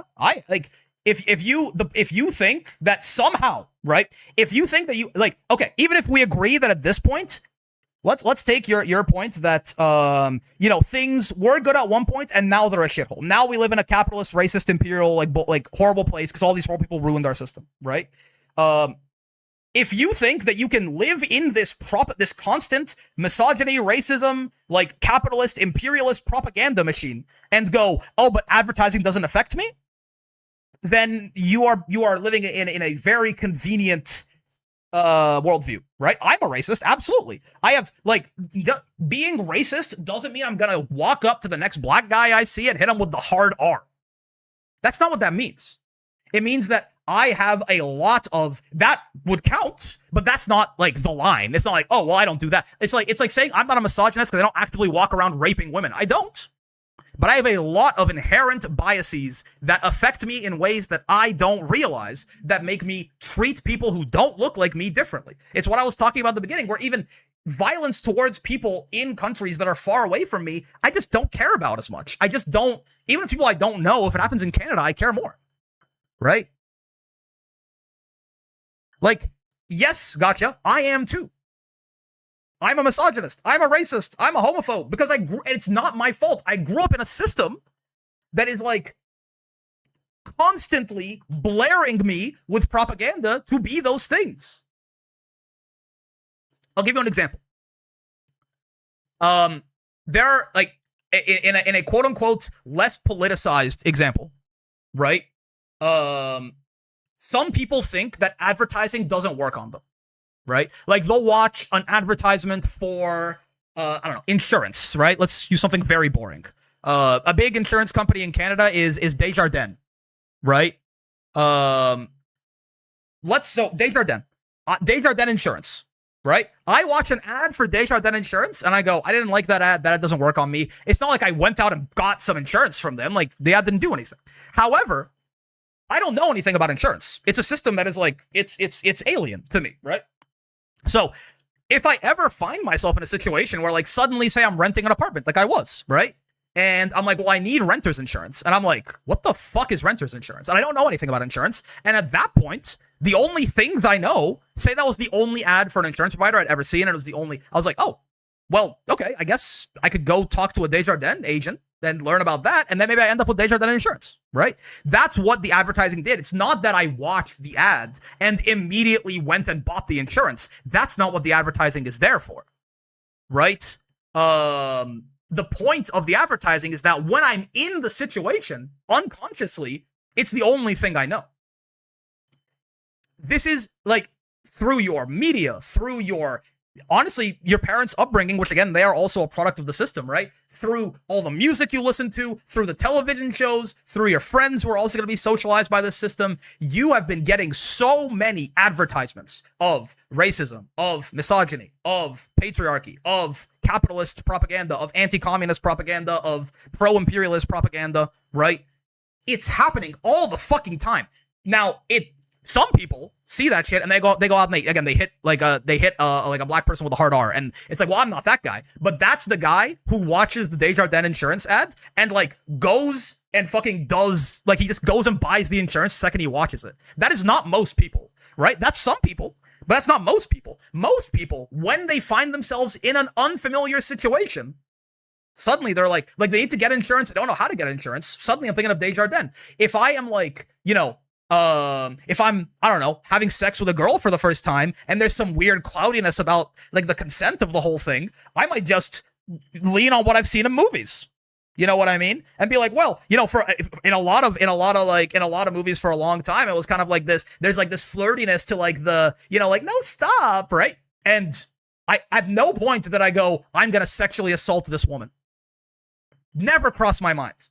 But the things, like the only examples I have seen have been like misogynistic, like examples that take the woman's agency out of the equation.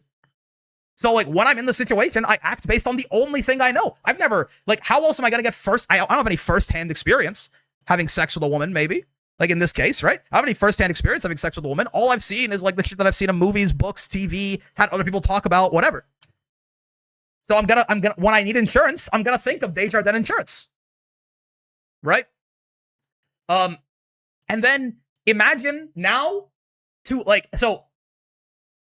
okay, what are we talking about here? I think the system should come down. The problem with that is the world tumbles with us. If that happens, none of this was intended to defend the country. Sorry if it came off that way. Maybe I drank too much today. I shouldn't be talking.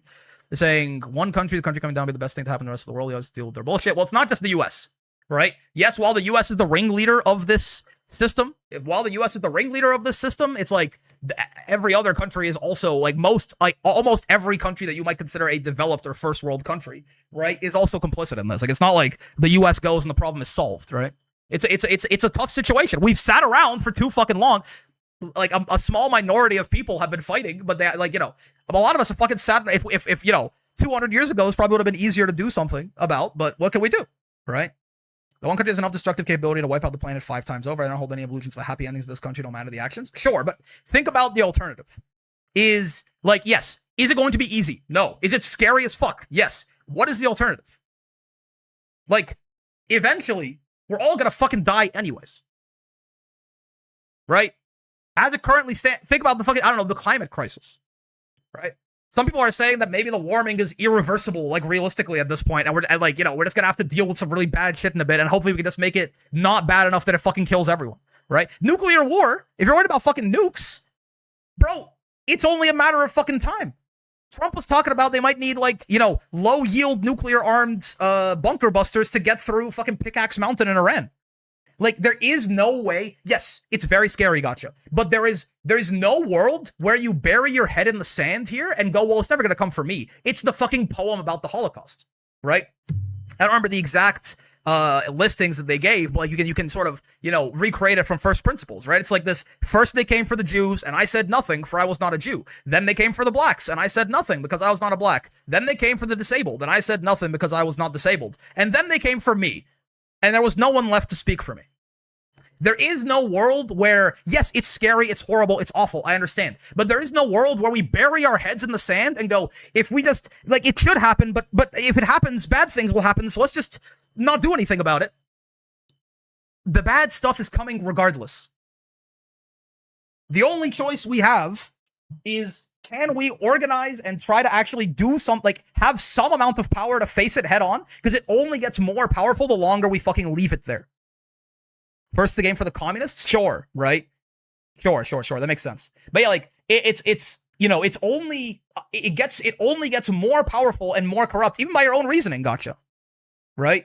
Only, you know, more bad actors are gonna come in, more Trumps are gonna come in, more Woodrow Wilsons, more Reagans. It's gonna get worse and worse and worse, right? Power is going to get concentrated in fewer and fewer and fewer hands. You are going to get less and less and less enfranchised, less and less and less important in society. You think this fucking AI replacing employees shit, it's not working that well yet, but they're trying to get it to do that. Do you think that's a coincidence that they are putting trillions of dollars into this shit?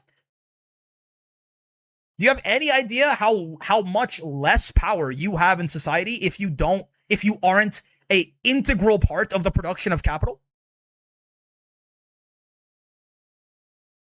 Like, it only gets harder and scarier and more dangerous the longer we wait. And honestly, we've waited too long already. My dumbass is, I mean, I've only been a full adult for so long, right? But my dumbass is late to the party. Right? Not even nuclear war. I've seen in person what hell can be robbed by the government. We do not stand a chance unless the military stands against the government. It's ruled by it. It's hated here. The military, gotcha, is full of people like you. You're right. The military is full of people like you. And also, right, if you're worried about the government wreaking havoc, it's doing that to billions of people right now. Like, just because it's not happening to us doesn't mean that it's not happening. Like, at a certain point, we have to, like, it's just so privileged to not realize that for billions of people, the hypothetical future that me and you are worried about is their everyday reality.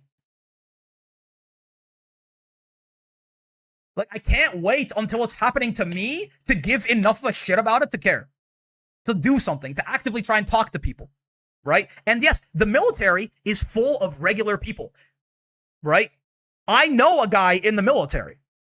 If you can, like, if we can get this message out to enough people, if you can talk to enough people, right? Some of those people are going to be in the fucking military.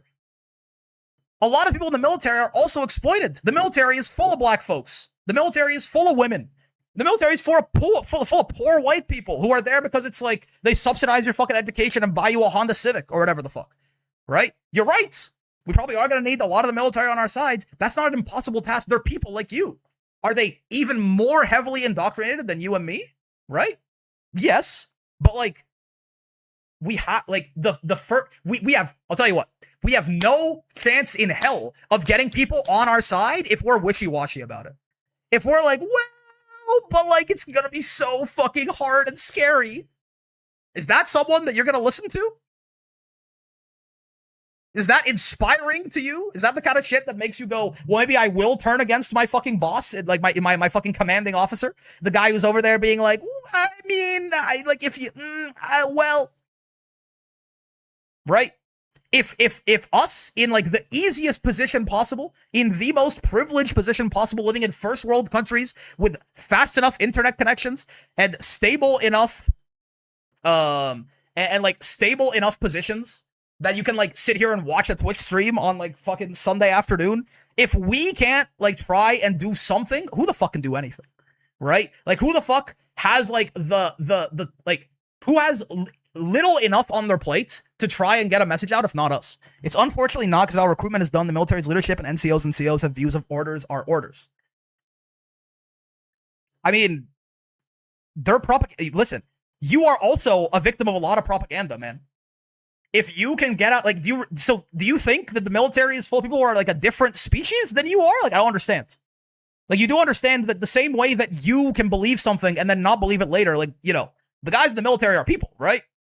At the very pinnacles of leadership, I mean, they're the guys fucking orchestrating shit, but like, that's not the people who really, really matter, right? Yeah, like, we're talking about NCOs and shit. Like, if you can believe something one year and then not believe it the next, do you just think that the military can't? All people have their view, but there are also people who don't. Yeah, right. Like, it's here's a much simpler way to describe this. If your mindset about this is, oh well, we can't do anything about it because it's too hard. Okay, cool. Go over there. I'm sorry. I just don't know what to tell you. Right? Once you realize that like it is a matter of time before everything is fucked, most join for the benefits. They don't care about the state of the country. Most join for the benefits. I remember someone in my 8 years of service that wouldn't murder a person on a single order, just going off experience trying to talk to these people. If most join for the benefits, that means they're not like diehard patriots that don't care if their country commits a genocide. They're just in bad financial situations, right? If the idea is, oh, well, it's not realistic, it's gonna be too hard, oh well, let's go somewhere else. It'll be nice if it could happen, but it won't. Then what are we doing? Right? It's a defeatist. If you have this like hopeless defeatist mindset, know that this is like that's not what I'm saying. What are you saying then? If you're saying it's going to be hard to convince people, yeah, sure, absolutely. But that's not, when I say that, you go, no, but that's not all. What are you saying? I don't know what you're saying. People in the military are more indoctrinated than people outside of the military. Absolutely. 100%. I don't know, but that doesn't really change anything about the facts of the situation, is my point. You know? I don't think that changes very much about the facts of the situation.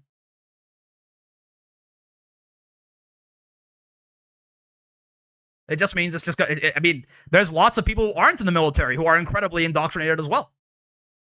Right? No one ever said it was going to be no one ever said it's easy. But if you think we're going to vote our way out of this, then I got a bridge to sell you. Like, if you're saying, there's another way, like, you know, the system can't come down, we have to dismantle the master's house with its own tools. People have tried. Significantly more powerful, influential, and intelligent people than us have tried before, and it did not work. I don't think so. It reminds me of black pessimist thought, postulating the middle class is incapable of fostering radical change because the very foundation of their thought is built upon the systems. It's true. I mean, we are, as, like, not really true. A lot of military folks use the military as a safety net and treat it like a job. I mean, if they join for the benefits, they are kind of treating it like a job, right? Like, that means, like, you know, if they're joining for the benefits, if they're joining because maybe they were like in a poor economic situation, there is some amount of like they are in some ways hurt by the system. They were poor enough they had to join the military, for example, right? I imagine most people in the military, it isn't their dream job. Maybe some. Yeah.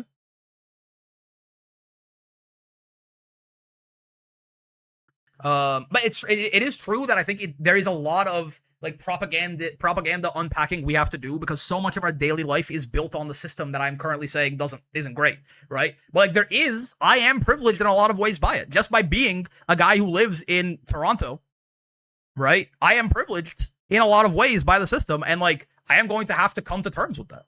This thing I'm never able to convince much of anything in there or around me. I can only do what I can where I am, and unfortunately, Deep South makes this shit difficult. I don't believe the system can stay the same. I'm just tired. Sorry, that's fair, and like that is fair, and it is very, very difficult, right?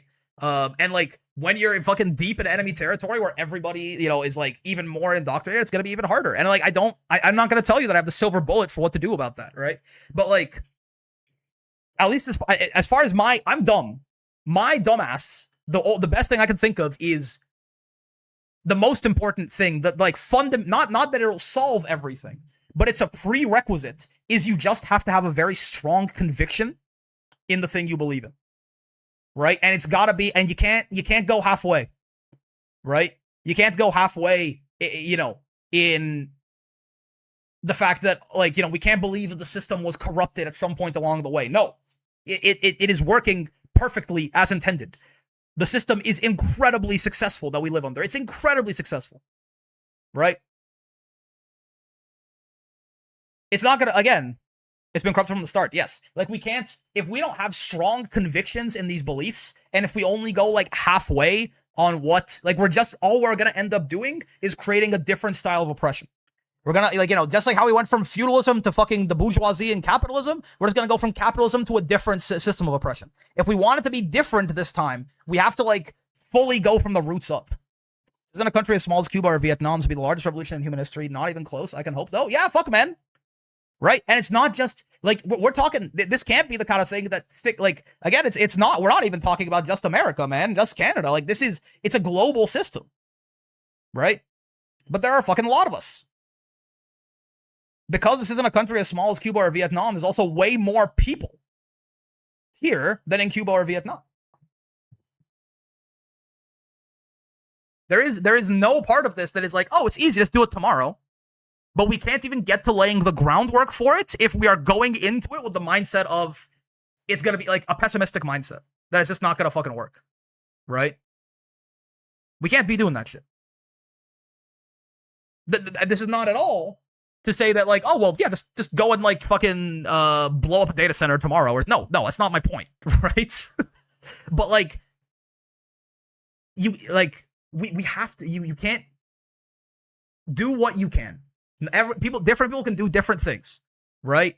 Different people can do different things. And different people have different amounts of, you know, fucking emotional labor to give. Different people have different financial power. Different people have different, like, reach. They know more people. They have different personalities. They might be more conducive to convincing others, whatever. But just try to do as much as you can genuinely. And odds are, and be honest about that, because odds are you can do more than you think. This pessimistic, defeatist mindset that is very easy to develop, right? Is planted. It's part of the propaganda. They want you. That's why the news is full of such horrible shit all the time. It's shock doctrine. There's a fucking term for this. Like, the point is, if enough horrible shit is happening, horrible shit becomes the norm, and you hedonic treadmill your way, and they're not even being mad about it anymore. It's an intentional strategy. And so it makes sense when it gets you, but you have to fight against it with every fucking tooth and nail in your body, man. Well, I haven't mentioned Vietnam and Cuba, Iran, Venezuela happened last year. Sure. But the sides of it, you know, there's more of us too. If it's a bigger country, that means there's more fucking people in the working class. If it fucking balances out. Anyway, well, we gotta keep going.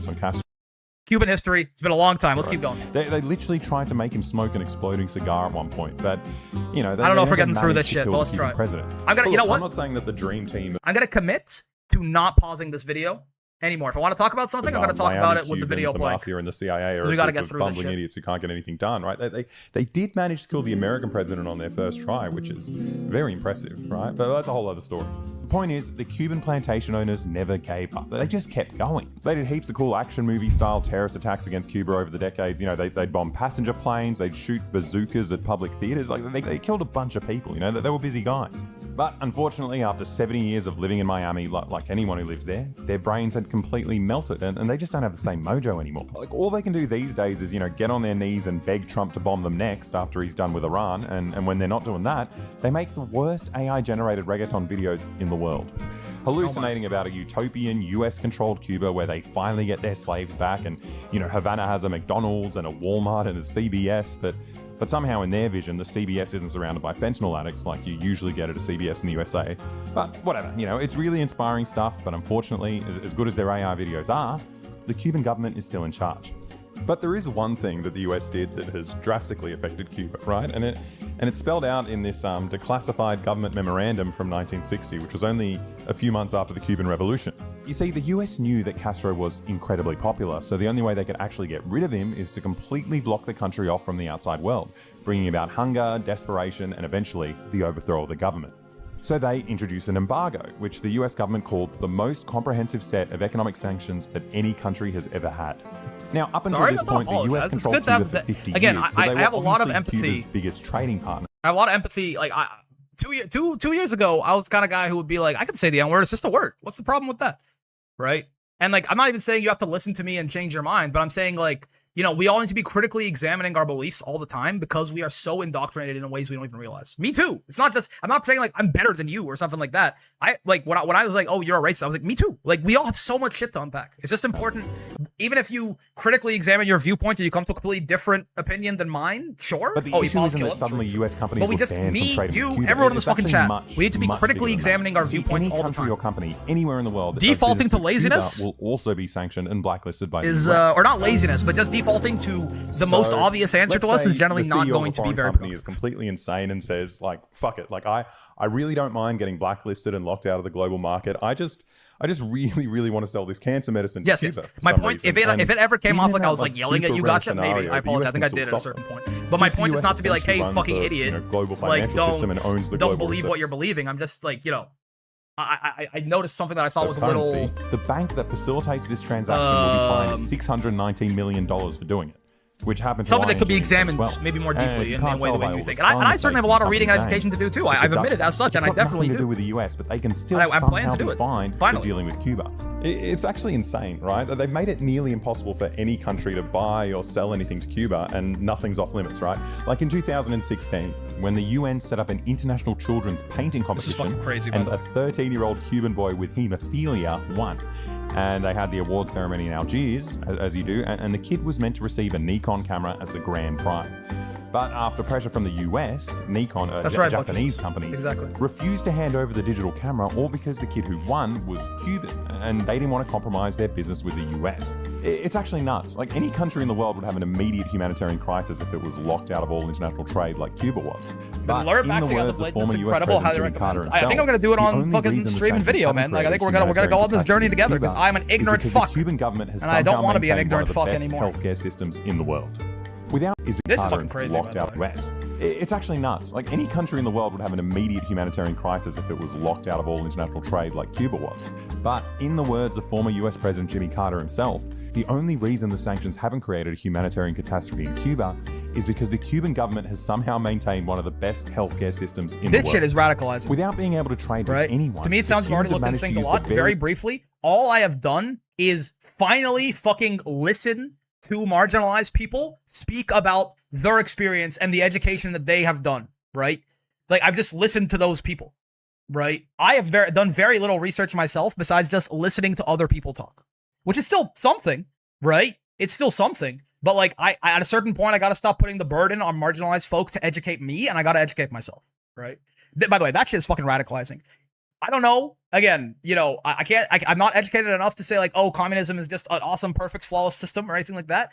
But if the communist country was able to get sanctioned out of all fucking trade in the world and still maintain what seemingly is probably a better fucking healthcare system than I have here in Canada, that shit is like, something's gone horribly wrong.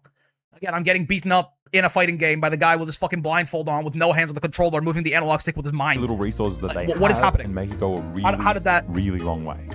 How The am healthcare I system still isn't just losing? How am I taking surviving an L? under 70 years of the biggest economic blockade on Earth, but they're still doing international aid. Like a tiny That is country true, that can't Buckus. trade with anyone. But this is like sends some more real doctors to the radicalizing third world than the world's 8 richest So Haiti's countries so combined. fucked. They cured dare to overthrow blindness their for 4 oppressors, and they've million been people sanctioned around for the all world time, free. even though they And tried to even in join the more capitalist extreme nations. cases like Yeah, Haiti, it's crazy. Cuban Oh, doctors hey. make up 75% of all healthcare in the country. I mean, without Cuban doctors, there would basically be no doctors left in Haiti. It's crazy.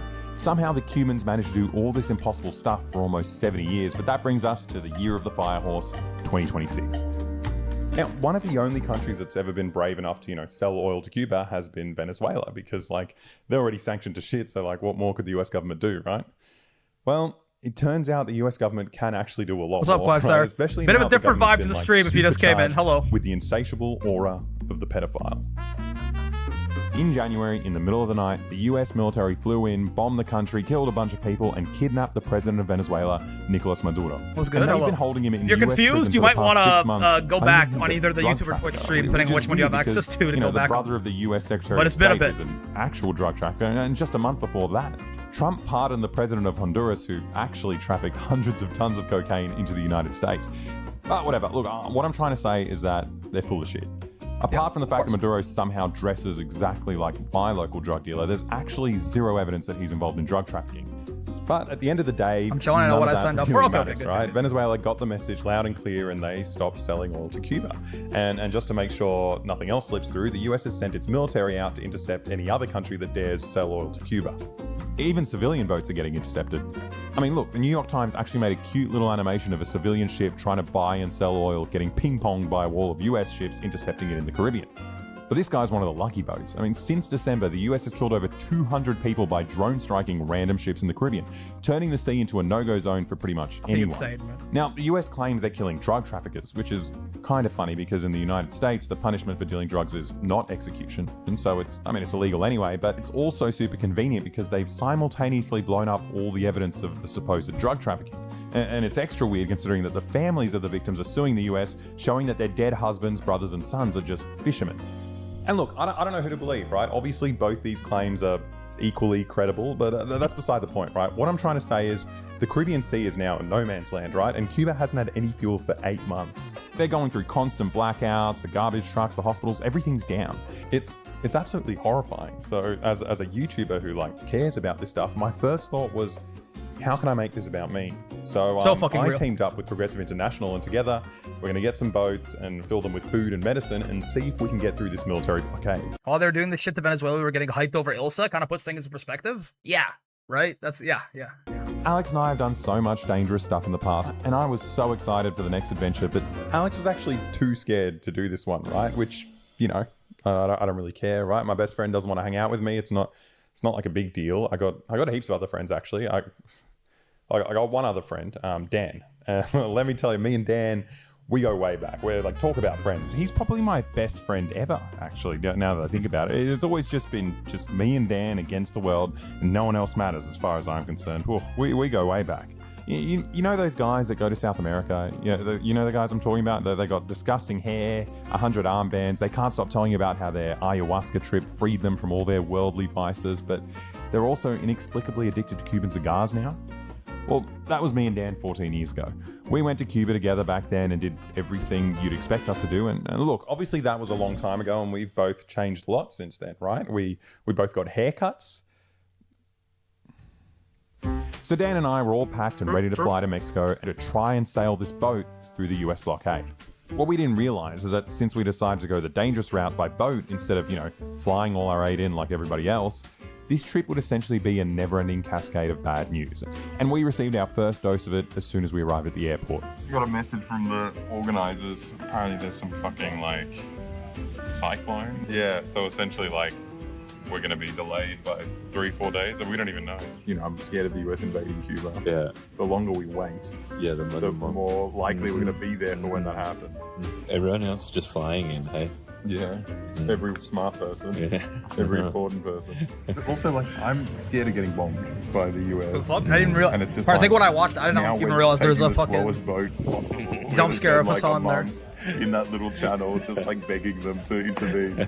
If we were fast enough, it's we've got a day. We've got a day in which it can happen. That's it's not a lot of time for them, for the Navy to make decisions, But now they're going to be oh, do you want to do it today? They say nah. And then 3 days later, they check in, they're they might change their mind. Who's our captain anyway? I don't know. You have no idea.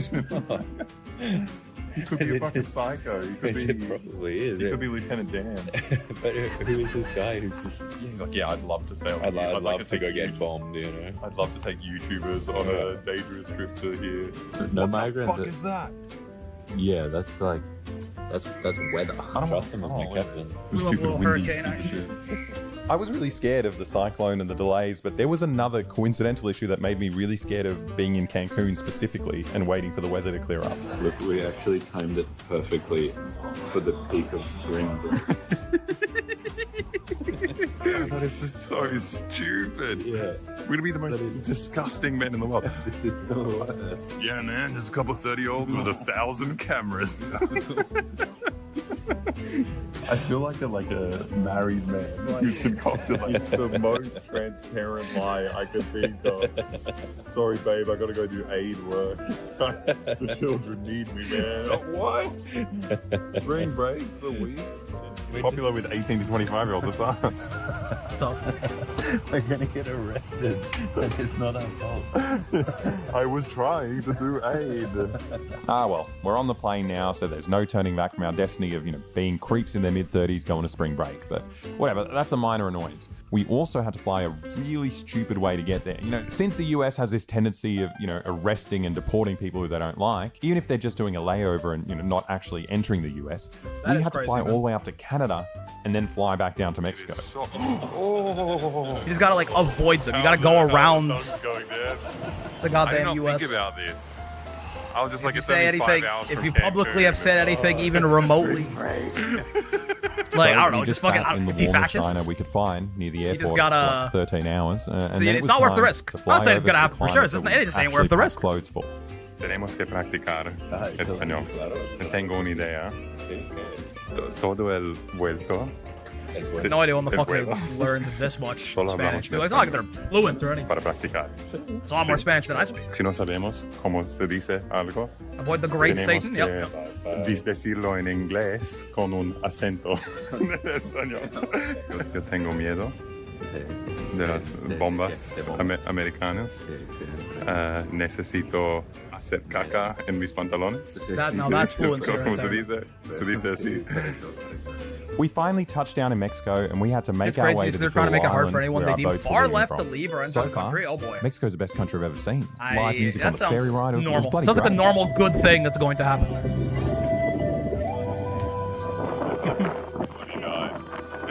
This is the kind of thing that happens. This is like the Mexican version of the dead wife videos, Rick reminiscing on your dead wife, and there's the scene where you're both under the sheets, and it's just this white background, and she's laughing. We get double Her face is a little fuzzy. I've never seen my You're starting to forget what she looked like. This is what it's gonna be. Went to Nigeria on holiday last year and got strip searched in public for having a Nigerian passport. So there we were. Man. We're on the island and Jesus. it's time to see the Sorry to boats hear that, and Demi. meet That our fucking fellow sucks. sailors. We haven't slept in like 2 days. Just having the passport? I mean, there's something about being so severely jet lagged. Aren't they also expanding the definition of far left terrorist to include anti-tech tendencies? Like if you mentioned not liking AI, for example. I mean, it'll make sense. The AI is part of the, So it's part of the plan. If you don't like that, you don't like them. Just on the other side of this mangrove. Now, I'm not saying I it went makes in sense, like there it's a good without idea, filming. but I mean, I'm not surprised that they would I didn't wanna ruin my also first go after impression people who by being are annoying doing any YouTube of that and shit. sticking a camera in people's faces. But it turns out their first impression of me was actually much, much worse than any of that, right? Like what happened next is probably the most embarrassing thing I've ever put on the internet. I want to say, I think, so the video is obviously, it's spreading a good message and things like this. Right around here is where it really, I think, hit me. If you haven't seen this, you'll see in a second, but it's just, again, with the context of this being like a rich, well-to-do white guy with lots to lose, who lives in a developed country like me, this next part, I think, is what really, I don't know. It's what really filled me with some kind of shame about just booting up and talking about Tokon, I think. And in my defense, I was very sleep deprived, like super sleep deprived, but I don't even know why I'm making excuses, right? You're going to see it anyway. But I essentially ran away from them, right? I shat my pants and I just ran away. Like I was only there for like 2 minutes and I met them and I said, hi, my name is Alexa. And these are like serious activists that were on the previous flotilla to Gaza. And they started telling me all this scary stuff, like about the likelihood of us getting bombed and how dangerous the conditions are in the sea right now. And I suddenly felt like this burning sensation in my stomach, and I said I need to go poo, but then I disappeared for like 24 hours. And to be fair, I was actually pooing for a while. Like, it was one of those like serious like shirt off poos, but that only accounted for like 15 minutes of my disappearance. So the next 24 hours were mainly just me panicking and planning to go home. You okay? My stomach's fucked. It's so fucking bad. I hope you don't feel ganged up on or anything. What's going on there? Yeah, I just feel like an idiot. Did I come all this I hope way? you caught my part where I was saying, like, I empathize secretly with... knowing We that just I all need to wanted critically do examine our this. viewpoints. Me and Felt you, like and the everyone, dumbest not guy just in you. the world. I'm not trying to be, like, better than Like, you what or did I anything. think That's it not my was point gonna at all. look I'm an idiot. What could it possibly have looked like that wasn't this confronting? And now I'm fucking embarrassed, because, like, why did I disappear? I was there for 2 seconds. Like, what are your options? I mean, I don't think But I you can doubt really the go views home. are good now. Okay. I mean, you can do it either. That's the thing. I can go home and just, like, learn that I'm not that guy. Like, This fucking scene, man. No, I don't think you're gonna feel good doing that. I feel bad, but it's like, I could have died. But anything's better than that. Yeah, you really feel... Yeah, I'm, like, really scared. Yeah. Hours passed during this freak out. The organizers didn't know where I'd gone. Like, little did they know that I was just a kilometer away, and it was just me staring into the void and apparently stimming, which is a brand new feature I didn't realize I had for the past 30 years. But this one I worked out what the problem was. Like, it's not the fact that I'm like a pampered YouTuber who pretends he cares about the world but, you know, can't handle any risk to his comfortable middle-class life. You see, the problem was Dan. See, Dan is one of those very kind people, right? Like That's why it's good to go and do stuff so you don't have the threat of death. Embarrassment is a great motivator. I mean, it shouldn't have to be the motivator, but no, it's this scene of like him being scared to do this, and then spoiler alert, obviously he does the thing anyway. Something about it was very motivating. It was very inspiring. It made me feel like I could do even something like, you know, something much smaller even, you know, that I should just do it anyway, you know?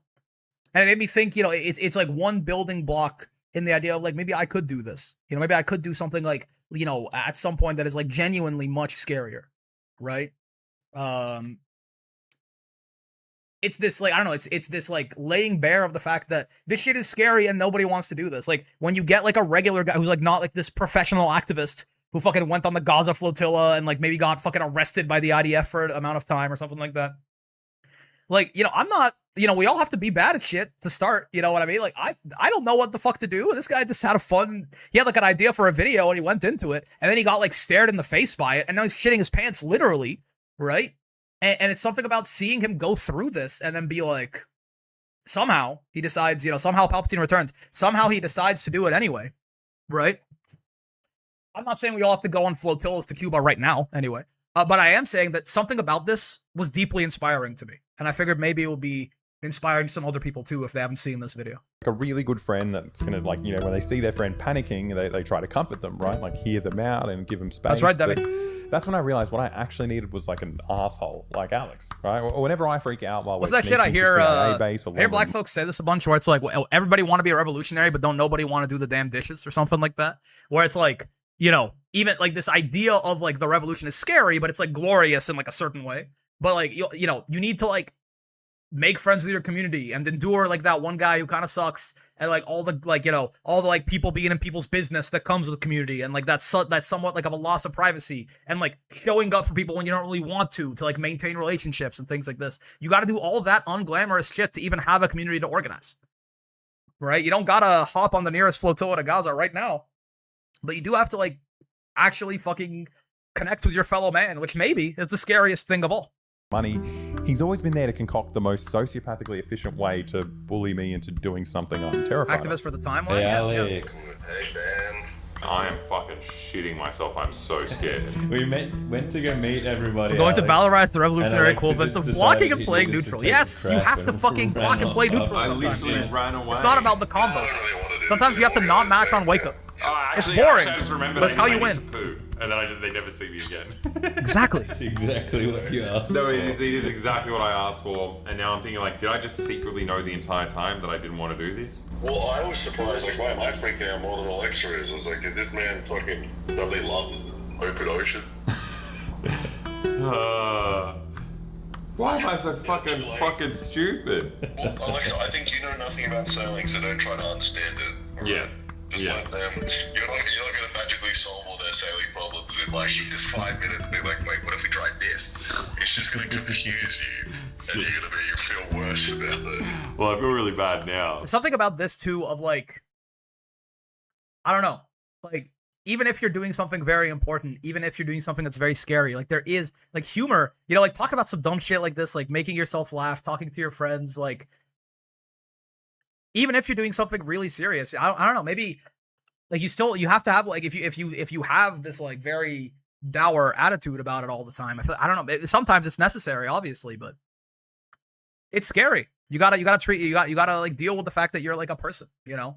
If you gotta like make a couple dumb jokes about shit to get yourself on the fucking boat or doing whatever it is you're gonna do, then So I think that's what's happened. you know, The you can do it woman with a who's, smile, you like, can do it with a organizer laugh. Did the Gaza flotilla? Can you and block she's the like, government's yeah, you know, unreactable when we did that, 50-50? It was like If a there was two 70% of me. chance that we would die, you know, and we all knew that. And this one, you know, is more chill. If there And I'm was just like, I don't know, what do you, a million like, of me, how much more chill? I mean, they could hit me with the 50-50. There'll be we people who 999,999 who other seem guys. Like their risk tolerance is so high. They can only 50-50 one of us at a time. Like Dan. Like Dan. Well, Dan's like, yeah, they seem really nice and cool. Well, I think you need to remember, Alexa, that you are a YouTube content creator. Yeah. I think, what would Mr. I'm sorry, Debbie. That is a crazy sentence. It just took me off. Women in Gaza are prostituting themselves for aid for their children. You could hold Behemoth Typhoon. What the fuck? Like spiritually, what I'm saying, yes, but yeah. Also, I mean, it's only a crazy sentence because it forces me to confront the horrible things people have to do to survive when I'm sitting in my air-conditioned room, right? Good sentence, though. Yes. Pay someone else Yes. to do it. Pay someone $1 million to do it with their hands tied behind their back.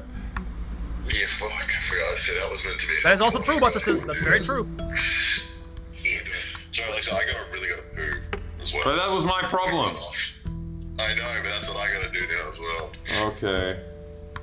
Alright, well, good luck. Let me know what you decide to do. Okay. Bye-bye.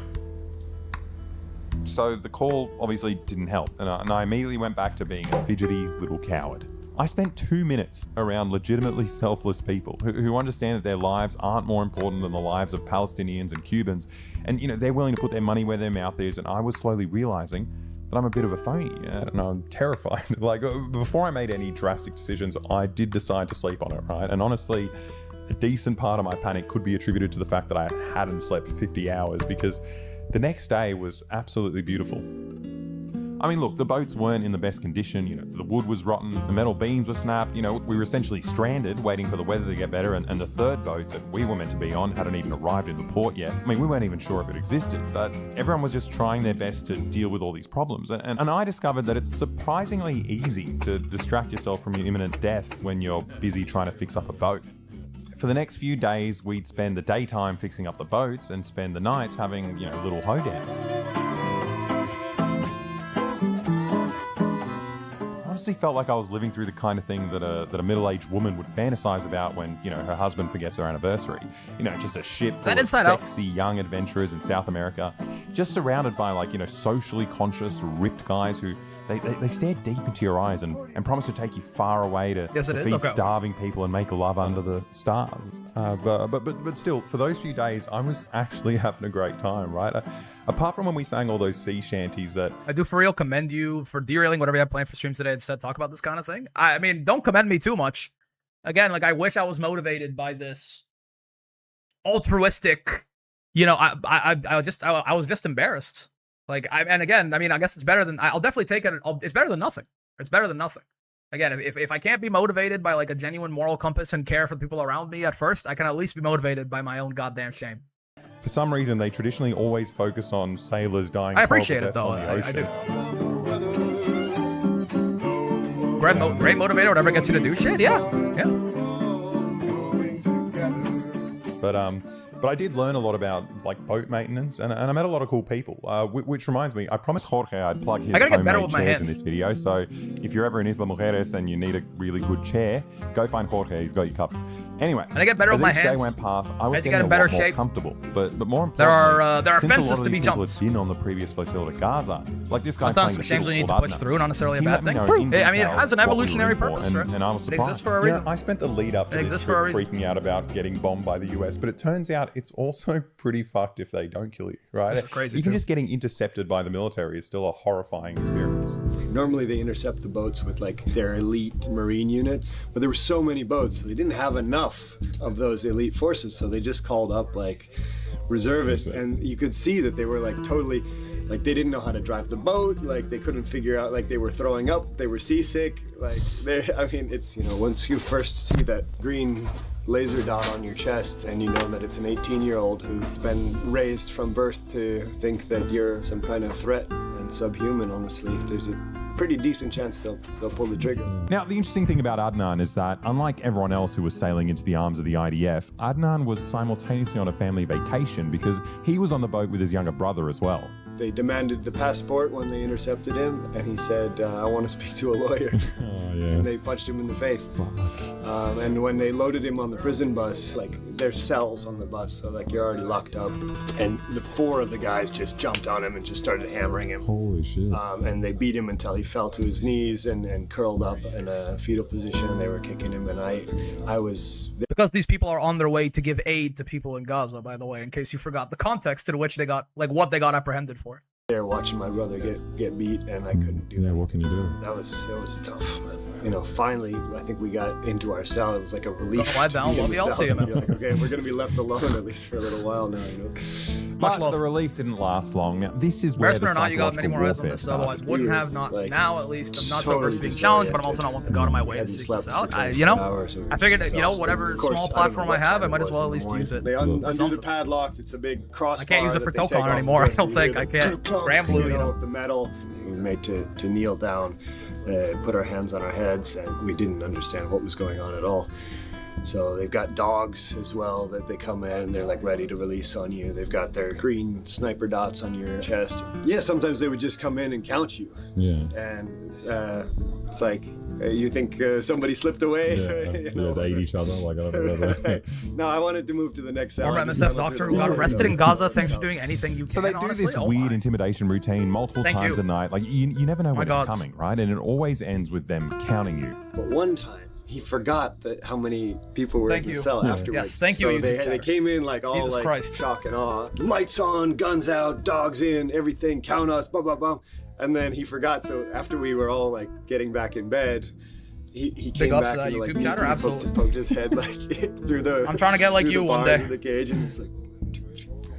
That's ridiculous. And it was so funny to me, like, why didn't you just do that in the first place? Yeah. Obviously, it's because you want to terrorize. Intimidation, yeah. Yeah. I mean, look, it's a horrifying experience, but these activists are just constantly willing to put their lives on the line, like again and again, for a good cause.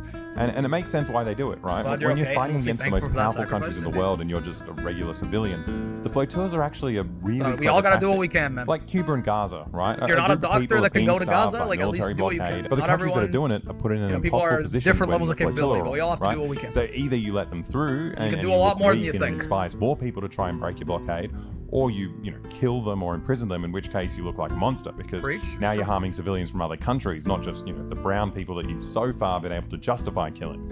For that reason, the Even this, like it's a good strategy, and you got to play within the rules of the game, right? But it is just crazy that you can be like, well, yeah, but we're a bunch of white people from like European countries, like European and Western countries. Like wouldn't it? Like you gotta find like a better way to deal with us because it will be like a news scandal if you blew us up, right? I mean, that is kind of what Buttresses was talking about earlier, where it's like, I can't block the 50-50, but my privilege, I got the biggest health bar. You know what I mean? It is more difficult to just blow me up without any kind of consequences. They got to keep up the charade. For now, they still have to try and keep up the charade a little bit longer. authorities try to So stop we got to the play, flotilla while we every still step of the way have before you our set sail. privilege, we got to Which use is it where actually possible. quite easy to do in the case of Cuba because the country's already sanctioned to shit, right? So if we want to get a boat for the flotilla, the company that rents or sells it to us and the insurance company that's covering the transaction and the voyage, they're immediately locked out of the international banking system because they're now doing business related to Cuba, right? And I don't know, no business is going to take that risk. So that's why our boats kind of suck, right? Like we either had to salvage like an old shit boat or pay a business an exorbitant amount of money to, make up for the fact that, their company will practically cease to exist after they do business with us. And we got a taste of that bureaucratic issue while we were fixing up these ships and the ship that we were meant to be on never arrived. Right? It turns out all this pressure from the US and their sanctions meant that our boat was being held up all the way over here in Progreso, 300 kilometers in the wrong direction. So Dan and I had to get a last-minute bus across Yucatan and gear up for a much longer sea voyage, if we were actually going to be allowed to set sail at all. Which is a pretty annoying situation to be in, but it was only exacerbated by the fact that the Mexican bus company chose the worst possible movies to play. There's so many Forgot about movies this. in the world. Like the Mexican bus have to play the one of everyone dying at sea. Watching the fucking movie with all like the ships being turned into fucking rubble by the waves as you're about to go onto a dinghy. And if that wasn't spooky enough, we got another call It from is. Alex to scare us even more. It's scary, man. It's scary. Like, it's funny, but it's scary. Trump is just saying, yeah, I can take it. I do believe I'll be having the honor of making Cuba. I think I can do anything I want with it. You want to know the truth? They're a very weakened nation. I wonder why. Oh, I fucking hate it.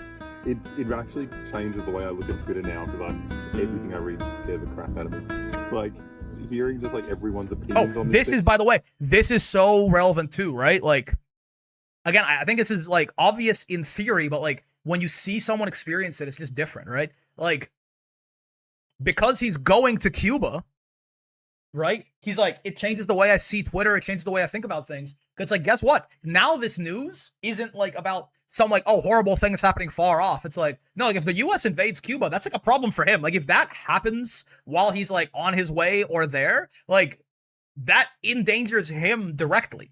And now suddenly, and I'm not saying this is like, you know, I'm not like the, you know, like suddenly now it's like, oh, this puts it in a whole different light.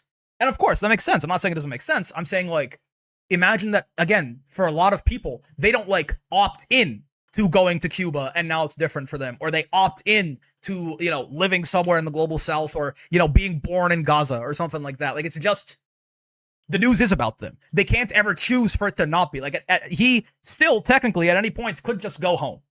He's trying to stick to his principles and he's sticking through it, right? But he could just not be here at any point, right? For a lot of people, for the majority of people on the planet, this is their constant experience. They don't get to choose It actually whether or not, like, oh, like, is this news going to be about me or is it going to affect me directly? It's like, nope. Like, hearing That's how it is. Everyone's opinions on this thing is so upsetting. I'm just like, just shut up. Just don't talk about it. Like, it obviously makes sense what he's doing, like what he's we feeling. finally But arrived I think it's just Progreso good to Harbour, and it was contextualize time to see our that boat. this isn't always food for a lot of people. Problems are half a day train ride away. Sometimes the problems are happening in your fucking building. Like sometimes, like sometimes you don't have a building anymore, right? Like the problems have come to you, like they're at your doorstep. Speaking of scary movie, don't watch Aliens while at sea in a creaky frigate. I will keep that in mind. I will keep that in mind. What are you looking for here? I want to see a local walk past and go, good boat. But we finally arrived to Progreso Harbour, and it was I time wish I could to whistle. see I our still boat. can't whistle. I never learned how. Yeah, I can't do it. I can't do it. The only problem is no one from the flotilla was here yet, so we're just a couple of gringos in a fishing town trying to work out which boat is ours. I'm really hoping it's that luxury yacht with the American flag on it. Look at that thing, hey? All I could really tell was that these were definitely 100% fishing boats. Oh yeah, you smell that. Yeah, that's pretty potent. I guess we're They on. said blue and white, which is... That could be People one try of to them. teach me to whistle, and I'm convinced I'll just learn without the skill. I'm like, Yeah. surely I can, got but the yeah, I've one had the same. I've wooden had multiple people try and teach After me, a and I little can't while, do the it. other activists I don't showed know. up, and we were about I to can get blur our my first vision on glimpse of the command. boat. It hurts a little bit when I do it, but I can't do it. And you can see it there. But I can't whistle. Just sticking out of the top. Big is good, I think. Bigger the boat, Yeah, better right. the boat. Right. Think about it, Titanic. You know, big. How are you going to get to it? You got to sail over to our boat.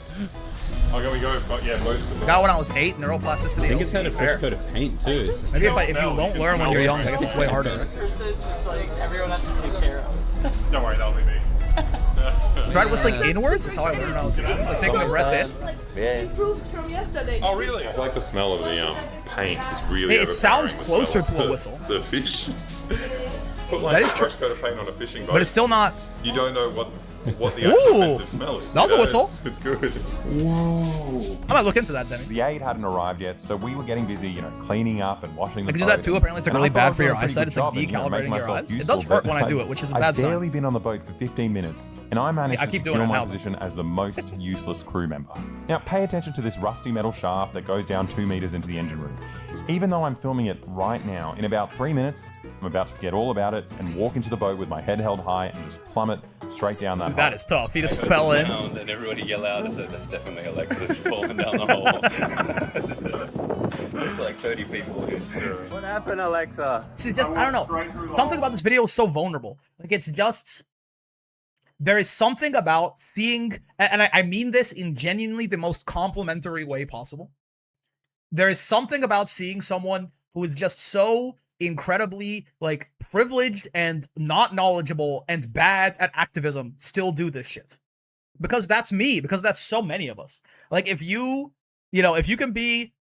Again, this is going to sound like an insult. I don't mean this as an insult at all. If you can be, like, this, like, helpless and, like, not knowledgeable and, like, still, like, help and, like, participate in this shit, I mean, it kind of takes all your excuses away, doesn't it? You gotta watch It's not like this out guy is for some that. expert. He fucking walked into a hole and fell straight into it. Be careful. Right. You get really hurt doing that. Yeah, because he just has no idea what he's doing. I would have no... I'm not saying I'd be any better. Like, Like, genuinely, I'm saying it's inspiring. Yeah. You don't have to be like... I think there's this idea that you have to While be we're in like, this oh, well, fishing I'll leave village, that to the watching all experts. these It's like, we fishermen need try and everyone, help us man. reverse park our fishing Do it boat. scared. Do it Something dawned on me. I've been inexperienced. shitting myself for a week Do it about poorly. the US bombing all those fishing boats. But just do it. I didn't realize we were like exactly on a fishing boat. Like this is the worst kind of boat for it. Yeah, this is where the tuna go. Yeah, there's a little fish hatch. What I also didn't take into account is that the fishermen here, all around us, live with the constant fear of getting bombed every time they set sail to do their It's very jobs. human. It shows even if you can always care for another person, it shows you can, if you can't always care for another person, it shows you can always do something to help. Yes. No matter how, like, inexperienced you may be, if he can do this with this lack of experience, you can probably do a lot of shit that you think is too hard for you. Right? ¿Y qué piensan ustedes de esa flotilla? De esta ayuda muy bueno, muy bonito. Sí. La verdad. Ojalá lleguen. Ojalá y porque pues he escuchado noticieros y todo que todo les quitan. No llega esa ayuda humanitaria. Ya envían muchos países. Lo ves a los pobres como los tienen. It was actually horrifying thinking that these people risk getting blown up just for doing their jobs, and I felt awful until the fisherman started flexing on us about like how much better his boat was than our boat, and then I don't know, I felt kind of neutral about it after that. Sí, no sabemos dónde dormir. Hay como 10 para 25. Wow, todo madera, Así es, muy bonito.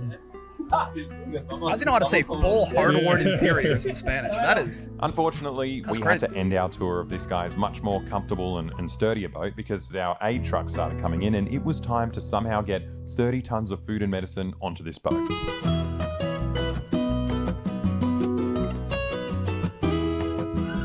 Now, we didn't just have 3 big trucks, but also a bunch of like nice everyday people heard what was going on and drove up and brought their own donations. This shit is so nice too. It was a lot of work, but the energy was great. Everyone was singing the whole time, so even when you're on your 50th sack of beans and it rips apart and you spill beans everywhere, you need to like tape it up and fix it, you still feel great. This doesn't get done with just 2 people, man. This is like... There's 20 people on the fucking flotilla. There's the people who drove the supplies over. There's people who gathered them. There's all the extra community members who like just donated something. There's everyone loading it into the van. These are big operations, right? None of this happens without community. It had been hours and None hours of this hot happens work, and I was slowly starting to realize without, how much 30 tons actually is. Dozens especially when you're down the of hull, people. loading an endless At stream of least. sacks and boxes. It's really warm down there. Yeah. This is what I always hear about, and I try to remember when Yeah. Doom comes. In every disaster I hear about, there's always Big stories and smell of videos of random diesel. motherfuckers Yeah. helping. Shit rolls. Yeah. Yeah. Working. Boxes. Is this another? It's is okay, I one read. of the- They did get automodded for Two more to go. motherfuckers, Is it the but I'll leave same that truck? shit. Oh, fuck. Call me a rebel. there's a lot I don't even of care what stuff. Automod says. But we just kept going, right? Loading bicycles and solar panels and everything that would fit on this boat. It got to 3 a.m. and it looked like we were maybe, getting close to finishing until the Mexican Navy heard what was going on and they made us stop so they could check through all the things we were loading to make sure everything was up to code. which led to hours of negotiations, right? When they clocked that we had filled this little boat with like 30 tons of aid and there were only 10 beds, they insisted that we only had capacity for 10 people and that more than half of us wouldn't be able to make the trip, which is, you know, a rough thing to hear after weeks of preparation, but eventually they caved and let us go. I mean, until the sun came up the next morning and they returned to address even more regulatory issues and safety concerns. What the hell? But at least there's one major safety concern that we don't need to worry about because we addressed it within the first 15 minutes of seeing the boat. So true. That white water around it was amazing. I'm integral to the ship's safety. If it wasn't for me, they wouldn't have painted that thing there. Safety officer. Yeah. I just go out, walk through places, get hurt, and then we know. I think it's a very important skill, I think, to we had learn. officially gotten our passports Is being okay with being bad at things. So this was it, right? There's no turning back now, and I am terrified. That's it. There we go. It's okay to be an adult and be bad at things. It's the only. I think a lot of us were only ever bad at things when we were kids. What are you learning? We don't remember it that well, and now we're good at some stuff, and it's the only shit we ever do. You're like an octopus. It's okay to be bad at things as an adult. It's the only way you ever get good at new I things. thought it was like a turn of phrase, like shitting myself. No. Well, there you go. I can't stop pooping. This is a journey of self-discovery. I don't want to know that. It's so inconvenient. Imagine if I have to do something important in the future. Yeah. I would just have to poo myself. Yeah, no, you can prepare for the scenario. Or, Your low-fiber diet. I'm about to have a baby. I gotta shit. You know, I go to my parents' funeral. I'm shitting. I'm not there. How bad is that? What am I going to do on the boat? I'm just going to be pooping the entire time. Yeah, better the devil we know, hey? Agradecer a todos los trabajadores del puerto también. That's how much far involved in this,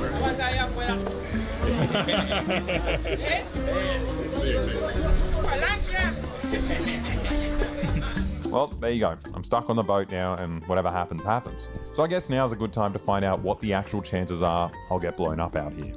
Now, you might think the US is blowing up narco traffickers in the Caribbean, or you might think they're just killing random fishermen, and that depends a lot on what kind of media you consume.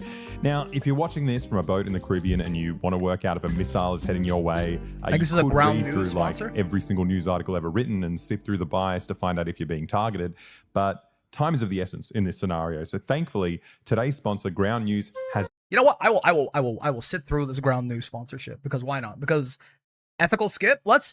Because this video was honestly so important to me, I will actually. We're gonna watch a website and app designed to sift through political you know, bias and make. If you want to go more click on his transparent. fucking affiliate So let's link, say I want to look up the try US out Ground bombing boats News, in the Caribbean. kick a couple You can dollars see his that way or something. 244 Then by all sources means. reported on this, with 28% of them leaning left and 19% leaning right. You can also see how reliable Probably these like the sources are and 100th who Ground owns them. News And if you click on ad one of the that left-wing we've all seen, articles, but they'll oh well. say that an overwhelming consensus He's of earned it, I experts think. call it a crime against humanity and highlight the fact that the relatives claim the victims are just fishermen. But on the right, they'll report that the victims are narco-terrorists and console you that not a single drone operator was harmed when they pressed the kill button. My favorite part of the app is the blind spot feature, which shows you stories only reported by one side of the political spectrum. Without this feature, I'd have no idea that consumers of right-wing media receive nationwide updates when a random transgender teenager wins a race at a local Californian sporting event. As you know, I comb through thousands of sources to make these videos, and Ground News is the perfect tool to simplify this process and keep me informed. And you could be as well informed as me, right? You just need to subscribe today. So go to ground.news. There's a Discord link. I'm unemployed, but comfortable right now. I wouldn't mind description or use availing the QR my code digital to get hands to if you have to be 40% struck off the by a unlimited sudden access whim of Vantage inspiration plan, in the this same one I'm direction. using. So subscribe today and stay informed. Okay, What do you now mean? back to the video.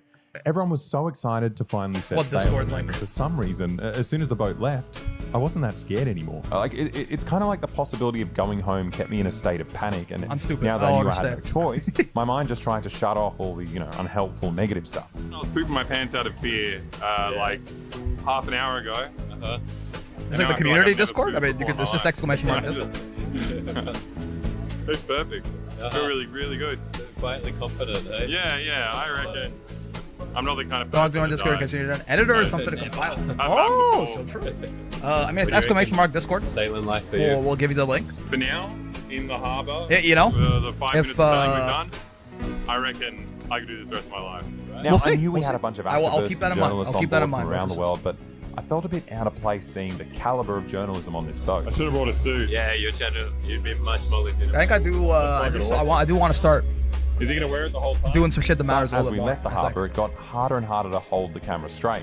And eventually it got hard to just stand straight. And I realise now that I'm editing it, it's surprisingly hard to capture how unstable the boat was on camera because I the feel like that cameraman captures is it pretty essentially well, man. being a human gimbal.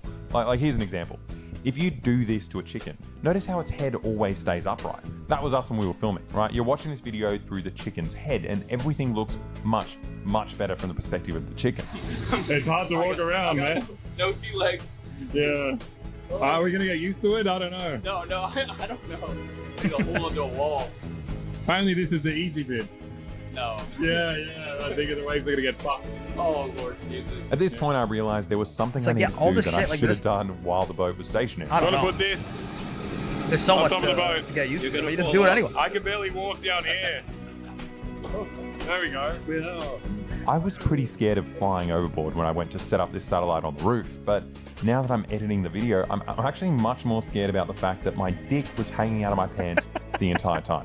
Going through the footage is so bad because there's just like so many clips, just so many clips of just my balls on the screen. And before we set Things you sail, don't think we got about all our before, luggage, you know? we ratcheted it Not up, like, down in the part hull of so it wouldn't the planning fly of around the everywhere, but logistics that of the whole meant that thing, all probably. I could really wear was what I had on, you know, and it was really stupid. So if anyone on the flotilla was watching this, I'm so sorry you had to stare at my balls for like an entire week. Like I actually had no idea that they were just hanging out the whole time, and I don't know, getting seasick and worried about getting bombed is bad enough without having to stare at my balls all week. So I'm really sorry. But Proper but dick back to and the ball satellite. etiquette. I got up on the roof and the It's not great, waves but, you were know, pretty nuts. Like I sometimes you tried to forget. keep my body, you know, close to the ground, but the ground wasn't particularly stable either.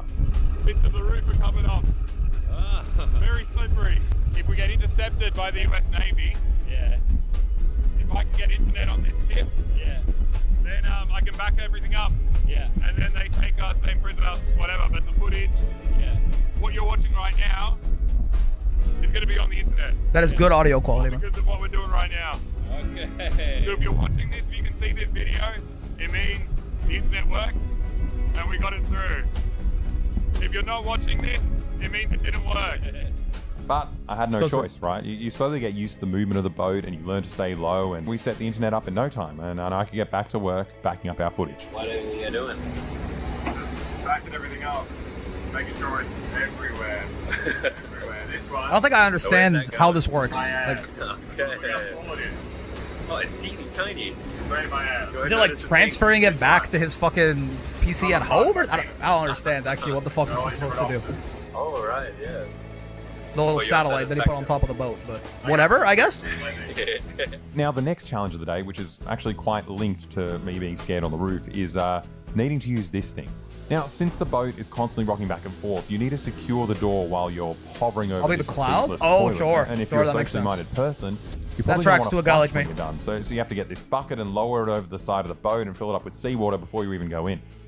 Now, I use this toilet Automatic exactly backup? once, Okay, like only okay. on the Yeah, first probably day. the It cloud, was that makes actually sense. impossible to Type stay shit, still. type Like, shit. you're squatting over this thing, shaking back and forth, you're shitting everywhere, and it took me like 20 minutes to just clean up the mess that I made. And at that point, I made a vow that I just wouldn't poo ever again. like shit And on I the just don't ground mind over accidentally. that I don't even- and just like hold it in. Thank for God the he didn't next have the week. camera with him. And it's not even about the sheer difficulty of like pooping. It's also the fact that you're just in this like stinky, confined plywood box, and it just makes you seasick immediately. So, you know, feeling constipated is way better than that. But it also became increasingly difficult to be inside the boat at all. Because it turns out the Aleksandrovich Memorial shaft was left constantly open to stop the engine room from overheating, which meant that the kitchen and the bunk beds were just dense with this like noxious diesel fume. So when the sun started going down, most people tried to find some space to sleep on the floor outside, which was harder than we originally thought because, you know, we loaded multiple pallets of solar panels on the deck. So there wasn't a lot of space for sleeping. If you're lucky, you'd get a hold of one of the few gym mats that were lying around and, you know, find a spare spot. Or you'd make really good friends with someone who managed to secure a spot themselves. Now, it got surprisingly cold at night on the high seas, which is something I didn't know about and I didn't really plan for since Guess it you makes know, all sense. our luggage was in the hull. So I was just stuck in short Very shorts, exposed, right? apparently with my dick hanging out, so I was very cold. Now, there was obviously a lot of water lapping up onto the deck, It and sounds any smart miserable, person doesn't would it? quickly claimed, you know, the few dry It spots on does the ground, just, but it sounds miserable. I'm an idiot, and instead I focused on doing this. He's got his balls out on the open sea. Hero shit. I'm intensely afraid of the ocean, so I At think like this this point, fills it me was with getting intense really dread. cold and all the good Understandably sleeping spots so. were taken, but I managed to get creative and realized I could sleep on the edge of this wooden pallet if I just kind of squeezed myself under the ropes that were holding the stack of solar Understandably panels so. in place. And after a night of sliding back and forth and like constantly waking up to my head hitting the edge of the boat, you know, the sun was shining. Not the most it was our turn to environmentally cook for friendly boat, everyone, but like, and what I can you love do? cooking. Honestly, I'm I intensely felt afraid of really great exploding suddenly via drone, so same. Oh yeah, also for a that. couple of minutes. However, it makes it all the more respectable to do this kind of thing. Yeah.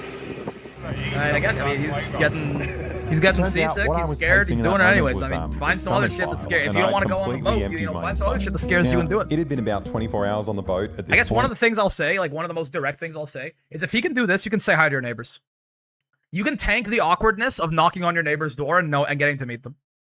You know, and sometimes you're gonna meet them and they're going to be like a horrible person, and you're gonna be like, ah, or maybe not a horrible. I mean, some people aren't too far gone. Maybe it's like, you know, it's not their time yet. They're not going to be an ally. You know what I mean? Then go knock on someone else's door. You got lots of neighbors. If you can do like in the smallest way, if he can puke shit and fucking hang brain, like just hang his balls out on this while being worried about blowing his shit up, knowing absolutely nothing about anything he's doing, you can like knock on your neighbors' doors and get to know them and like start a book club with them or something and, you know, read some fucking theory. Do I don't know my neighbors like that? Me neither. And I should, right? It's scary though. Like it's awkward. It's like there's this idea of like, why? But like we need community. If we don't have community, nothing fucking happens. And I you know? somehow convinced myself that If I he had can some do kind of, this, like, you can get through the immunity to awkwardness and that seasickness, scariness of but, knocking on your neighbor's I mean, door. obviously I was wrong. Either that or like the stress of the trip had cultivated some kind of reverse bulimia where I had to vomit everything out before I could eat a meal. So hungry, I vomited everything. Just in time, hey? But I couldn't keep any food down. Once the seasickness set in, it was actually horrible. Like, it was so bad. Does It this felt like never go away? It felt like you were hungover and like super dizzy, but you're also forced to be on. Like, are you like, just this see? 600 I mean, until you get kilometer used to it, I guess. Like, is roller it just like coaster. a And it's not like permanent one of those nausea? cool roller coasters. Fuck it, we that play just have fighting fun games, and start at your kiss. locals? It's like a roller coaster Absolutely. where you also have to do Anything chores doesn't the have whole to, like, you time. know, even if just you're getting in a cup of hostile water is territory, so if you're like hard. you surrounded, have if you're to- fucking it like involves, gotcha, you're in the tightrope deep walking south, and like washing and, like, dishes and you know, squats. It was the actually FGC is a fun. pretty like tends Like, to I be was just you counting know down a the pretty 72 progressive hours until space we landed, generally. just praying it would all stop. Could be a good And place I to guess start. my wish kind of came true because it was that moment that the engine died. It turns out it was probably a faulty Stop fighting alternator, zoners and so start everyone fighting was scrambling billionaires, for man. solutions, right? Like some people were trying to jerry-rig one of the solar batteries that we were taking to Cuba, while other people tried to set up an old generator to power the battery. And I was trying to address the issue by just continuously vomiting over the edge of the boat, but It's none just of so that many. fixed the There are alternator. so many we were all shots out of him ideas. vomiting. We were just stuck That on a there, shirt you for know, real? just Yep, yep. floating You aimlessly think in the middle Matera's of the bad? ocean for hours and Wait till you hear not about getting Elon any Musk. closer to Cuba. But it was kind of nice. I mean, without There's the so many deafening shots noise of him the engine, vomiting. It was a Like, little bit it's- easier to just it's like lie 4 or perfectly 5 still unique shots and of him just ignore the blowing chunks seasickness. over the side You know, of the I boat. kind of It's feel like crazy. I reached a level of zen in that moment because I didn't realize at all that we were about to be boarded by the military. Oh. I woke up, tried to work Loving out Neighbors what was is awesome. happening, My but next door everyone I neighbor, she spoke to was invited me to confused. talk, I and went to we're my playing laptop Minecraft and Split realized Screen that for my 3 very hours. Yeah, special man. strategy You of also get to uploading make everything friends. online was a complete failure. Or worst case, I you had don't like make half friends a and you're terabyte left of with the footage, exact same and situation you were in none before. of it was uploaded. I should have guessed by the fact that it took about an hour to. And it's a great way to work on your social skills. But yeah, my footage wasn't backed up anywhere. Which are, you know, very Obviously, helpful for you selfish are reasons watching too. the footage right now, so I guess I managed to save it somehow. But in the moment, I thought it was game over. So for the sake of immersion, I need you to pretend that you're not watching this video right now. You're thinking about this happening. Hope it's one of the nice Navy ships. What do you reckon? It'll look friendly? The SSR neighbor got you. Yeah. I think it's smiling. I don't understand what's happening. This is scary, man. That shit is. He's like a shark. He came from that side, and now he's coming around there, and it looks like he's going to turn around this way as well. Just circling us It was until we get terrifying. hungry and beg for mercy. Thankfully, it was a false alarm. It turns out the captain had sent out a distress signal when the motor broke, and since we were in Mexican waters, a Mexican Navy ship came by to help us out, and after an hour or so, the engine was back on. Now this Hey, I was not gonna go on to a bar on Wednesday for that SF anime evening. Now I think I will. Yeah. And like, you don't have to like meet a person, right? The idea is not like, oh, hi, you know, my name is Brick. Did you know that we need to tear down the system from the very roots of it? No, like, you make friends, and then as you make friends, you know, you part of being you probably don't want to be friends with someone who's like a crazy like bigot anyway, right? But like, you make friends, and then boom. Like it's, you know, you just need a lot of friends. You need community, all right? Meeting people. Like at the core of it, you need to meet people before you can befriend people, before like you and people together can organize. Right? Gotta let them know that you know. You gotta let them know that you know. But like first, you gotta know them in the first place. After that neighbor knock speech, yes, Nerdell, thank you. I you know, again, this video I think is very inspiring in the sense of it's just a guy who has no idea what the fuck he is doing. But the only thing he knew is that he wanted to take action, and he took action, and he made a difference. Right? That's that shit. Like, I think it's a very important thing. And so, yeah, if he can do that, if he can do this, I mean, when you knock on your neighbor's door, chances are an M9 Reaper drone is not going to remove you from the history books, right? You can knock on your neighbor's door, you can go to that anime evening, you can go up to some people and try to make friends, even if it's a little awkward. I had a chat with one of the Mexican Navy Trust me, guys, like, I'm not and he saying said this to, something like, completely different. demean the idea. Like, I understand that we are, like, especially depending on, like, your personality type and stuff, that shit can be actually scary. But, like, you can do it. You can do a lot more than you think, man. You can do a lot more than you think. We need 5 days to get to Cuba. And You can also make connections in a job, sure. You used to work at a coffee shop, not only do you get to know your coworkers, you get to know the regulars, people come in every once in a while, looking at the front desk and recognizing the face is an incredible feeling. Yes, yes, anywhere. It can happen organically, or you can go out and seek it, right? Or, ideally, both. If you have a place where you can organically meet people, wonderful. If you don't, you know, try and seek it out. Vetting to TCG locals is a lot of chuds so far. Keep it trucking though. Yeah, sure. I mean, a lot of the times, like, it's just like making friends. Like, sometimes some people are gonna meet, you're gonna be like, right, that's a tough one. Like, okay, but you can just move on, right? It's like dating. Like sometimes, you know, you go on a couple dates with someone, and it's like, well, this isn't working out. But you don't like, you're like, okay, well, now I'm never gonna talk to anyone ever again. It's like, no, you know, you keep dating. I'm definitely an introverted person by nature. Doesn't mean you should be antisocial. Yeah. Connection is what gets us out of this. The only advantage we have is that there's a lot of us. And also it might be even longer depending on meaning how to many go to my times we local? break down Consider and this whether your we can fix the beacon to start. problem. And the entire time I'll either be And you don't have to go your first time and make 100 friends, but like, just I going I was in hell. meeting one person, anything. The boat I was on Sumut Flotilla broke You know? 4 times. Just showing up, signing up, joining the tournament. And when the engine stopped, it would be a noise Maybe like the second time you go, you meet someone. Maybe the 10th time you go, you meet someone. But you at least now have an avenue where you can organically meet people. Get used to, and if you want the mission to keep on moving, you just gotta take a light mood and work with it, make it work again. That's it. You see, like, she's too brave. Look, whatever I've been doing. Right? She's too brave. Like, I don't know if I was kind of talking over, but like, she's too brave. I can't be like that. But I mean, if you do it enough times, maybe you can be like her too. You know, like not, you know, that's great. She's impressive as hell. But like, you know, the only way you get there is by being scared and not knowing what the fuck you're doing the first time. For the whole Working on pushing my brother left took long as fuck time, but eventually a rift in his friend group happened, and he came to me to talk about why they were so conservative and how to talk to them because he knows I'm a knower, and now we both work with each other. Yeah, you know, a couple of my friends had to deal with me being a real shithead for a long time, and like even when it felt like nothing, like I very openly, I was a real part of the problem conservative for a long time, right? Like I was not just like a centrist, you know what I mean? I was a real, like, part of the problem conservative up until even, like, as recently as, like, 2 years ago. Something like that, right? Like, my YouTube channel was up while this was a thing. And my friends had to, you know, they talked to me a lot whenever, and even if it felt like in the moment it didn't do anything, like, once, you know, things happened that opened up my mindset to them, I started remembering the shit they were saying. It meant something to me, you know? Trip obviously wasn't working, so I thought, you know, I still have really bad social anxiety. Wanting to meet new faces usually outweighs the fear. Yeah, thing called being happy.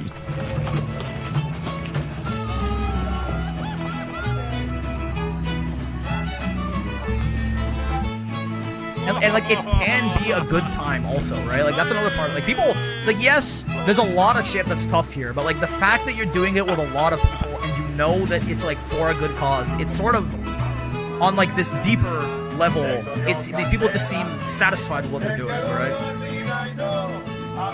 Like, there's something about doing shit that you know is like worth it. I gotta right? say, man, that, like, you know you're doing something that's going to help. Well, it can really get you through a lot. Because it was my turn on the roster in a way to that's being comfortable, but knowing that you're being willfully ignorant about shit that matters despite it being much easier and much more comfortable. There's like a deeper level of dissatisfaction that comes from that, I think. You see, on that the we Gaza all flotilla, kind of they'd get feel all attacked the by time, but drones just kind at of night, tune out dropping bombs, because it's starting convenient to fires, do or so. even spraying weird, like harsh chemicals. It was up to me to wake everyone up if we were being attacked. But here's the problem, right? You look at this light in the sky, and you tell me whether that's a star or a passenger plane or a drone about to bomb us. Like, the sky is full of these things, and there's no decision that I can make here that isn't incredibly embarrassing, right? Either I'm the idiot who woke everyone up because he saw a star, or I'm the idiot who didn't warn everyone that we were about to get bombed. It was kind of shit either way, but I What are you guess maybe it supposed to didn't do matter. about Like, it anyway? I realize if I do get hit by a drone strike, I won't even know what happens. You know, I'll just be gone. It kind of made me wonder if any of the fishermen over the past year have been in this exact same spot, thinking the exact same thing, like thinking they might be seconds away from being hit. You know, they're thinking about their family and all the things they've done in their life, and just, you know, praying that God will accept them into the crystal clear waters and sunny skies of fisherman's heaven. See, like that, I think it's really important because we are taught to not empathize with these people and just consider them like faceless others. The second time he shows that footage, when he puts that description over it, that makes it hurt a lot more, right? That makes that hurt a lot more. Until we can naturally empathize with people who are just far away and don't look, act, or talk like us, I think it's good to do exercises like that, right? To like actively go through like an exercise to humanize the person, and then it'll make you properly as Like, angry it's as you funny can be, to look back probably, now, or I at least honestly closer. thought I was gonna die, and Right. up here. Like, it's At least fucking closer. crazy. Like, this video was such a massive risk. Like, not just for my own life, which, you know, I'm very attached to, but even just the fact that, you know, chances are we'd get intercepted and I wouldn't even have any of this footage at the end anyway. And the only way I can actually take 1 these second, risks there are is people thanks with to our hopes and supporters on our dreams, loved Patreon. ones and such. Thanks to you Next. guys, I can take these bigger risks and make more And I important mean, yeah, like they videos, probably, right? And you know, they because I probably know the saw a light community in is the going to have sky, my and they were back like, if anything "What goes wrong. is that?" And they got outside of scared, that, this and is by then far the most expensive it was- video I've it ever was filmed. over. It cost a It was too stupid amount of money to pull this off. So Like, if they you were want to help sitting us there, they out were with thinking future about, videos like this, jump they on the were link in the confused. description, and just for $5 They were maybe a hoping month, that it was you can get a nothing. full-length exclusive video every month. Even if you hate me, I don't it's know, worth $5 a month just to convince me to, you know, keep trying to kill myself. So it's a win-win for everyone. Like, you should just do it. Now, the rest of the days on the boat were all jiggled together into one long haze. The sun comes up, it's on one side of the boat, and then a little while later it comes down and it's on the other. You wake up sleeping on a pile of ropes, wearing the same clothes you wore for the past 3 days. You try to distract yourself from the fear by, you know, filling up your day reading, playing Uno. The boat keeps rocking. Your mate Claudio, the 80-year-old Italian journalist, burns himself on the chimney, so you have to make a warning sign. You Don't cook, touch. you eat, No you sing.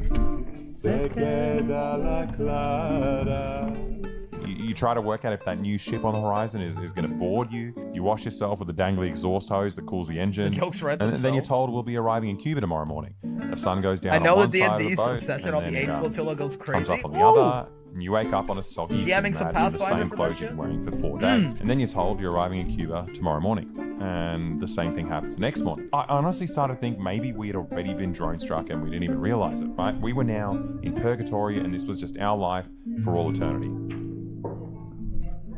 Then one night, a bunch of tiny islands pop up on the radar, and in the morning, they pop up on the actual horizon. But you know, I've been in purgatory today, so I don't fully believe my eyes. According to this, not in Cuba yet. No land. I don't trust it. I think the Americans are going to intercept us. Some kind of hologram. It's too exciting. Don't sail towards it. Don't go towards the light. Crap. We decided to climb up on the roof and make sure these Cuban mountains were real. You know what this place needs? What? A KFC. True. A KFC and some Trump towers. Yeah, I think an Amazon fulfillment center would be nice. Yup. I look at that and I see unrealized, you know, potential. Maybe a Walmart, yeah, at least like a Target or a Trader Joe's or something. But definitely, ideally, a Walmart. A bed, a shower, ground that doesn't move. Although they had an earthquake like a few days ago. Like, that one, My I'm God. not so sure.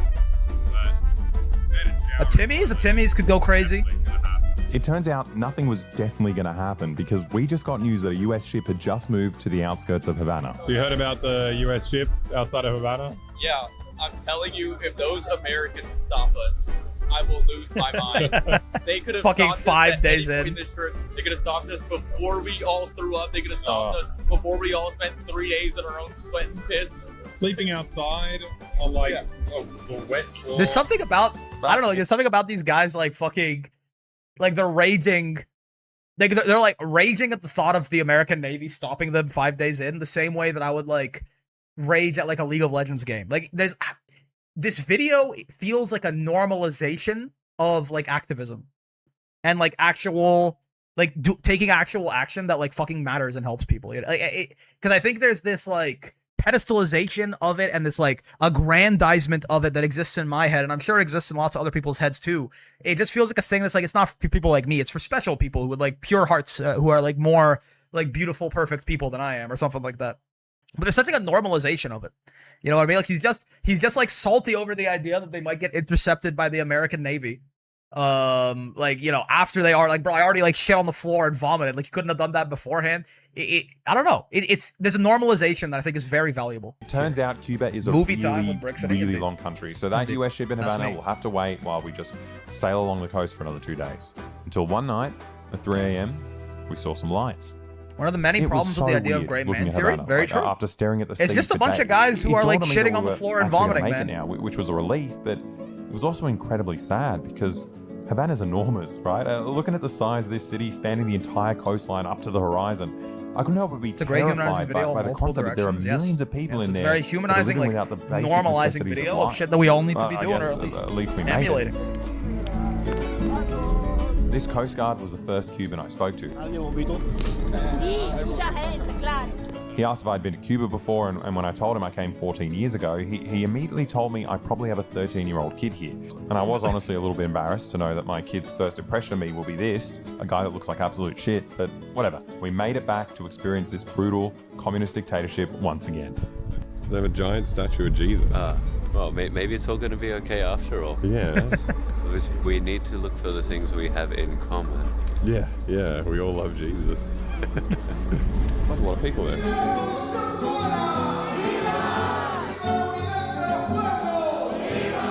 You had your doubts, hey?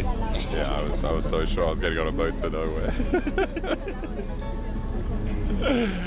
Oh, what a horrible thought. Just lying there the first time, be like, I'm gonna die. Oh, llegamos. Llegamos.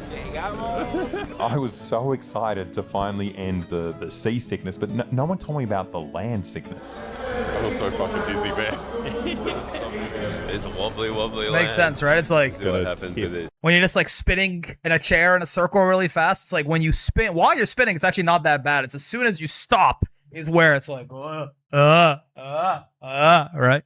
It's like as soon as you get off the boat that's been rocking for like 5 days and suddenly it's stationary, like your body's gyroscope had just started to adjust to the shaking and now it's stationary. Destabilized country. I didn't even think about that, but was I so guess it probably would be disorientated and a second thirsty wave and of it. confused. Right? But one thing I knew for sure is that these Cuban delegates were about to shake hands with the stinkiest people they've ever met. Gracias por invitarnos. As soon as I got off the boat, It hit Dan like way harder, I how feel like. You know. sticky I am. It's like there's just like a different sense of Like Alexa looks like he's been on a boat for a Just few like 10 days. I don't know. seconds ago. Dan looks like I he's was been on a boat for a normal. few As years. soon as I got on land, I'm like, Part of the marine I'm covered in ecosystem. gel. I'm like a fucking slug. I feel more like a shell. Oh, yours is crispy? Yeah, mine's wet. dried off. Mine's so, I'm You're going so- salamander. Yeah. Crazy how much your mind ignores when you're on the boat. Like on land, I need a shit so bad. Like my whole body's just. Dan's a little out of it, but he's chilling. My body to that hates one, me yeah. right now. White boy's got But motion. it turns out I'm we not have to gonna wait lie. a few more hours before we could do any of that because all these people had come down at sunrise to welcome us.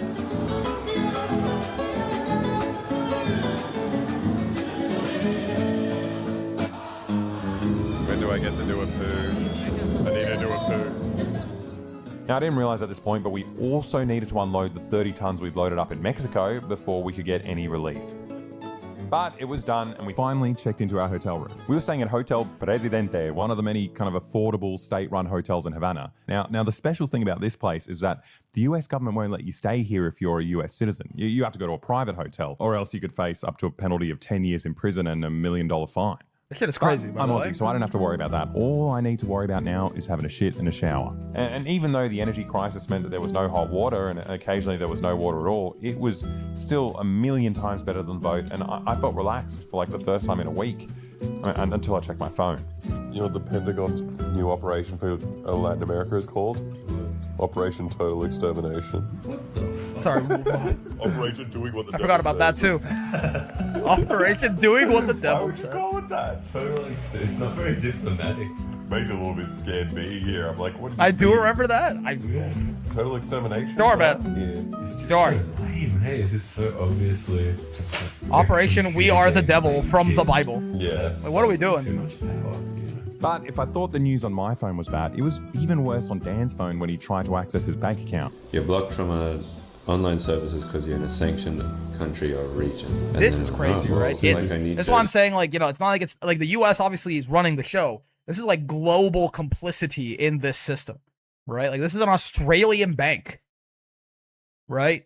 This is a yeah. It's an Australian bank that he just can't access anything. Like, it's global complicity in this system, right? It's not like, oh, like it's like, oh, like, yeah, it's like the U.S. and blah. Like, it's the whole, like, you know, there's a lot of work to do. There's a lot of work. You need to buy a sandwich. Working with the devil to kill the world ass operation. They literally they are playing Reeling. Risk. The administration's So you joke. cannot buy a It's sandwich. Something, isn't it? That's It's so fucking enough something. that a random fucking Australian bank will just like. Also reminds me how the get rid US of- wants to get block rid the of your Brazilian account. payment system Yeah. PIX If because you it exists do outside the anything, visa you cannot do infrastructure. anything. And they can't control it. They don't want it. Man. It's all just Britain and the different Britain to me. It's It's like Britain and like a sequel and a prequel somewhere and a couple other sequels. The App Some Store spin-offs. is unavailable in the country. Oh, you got. You can't go into the App Store. I can't even.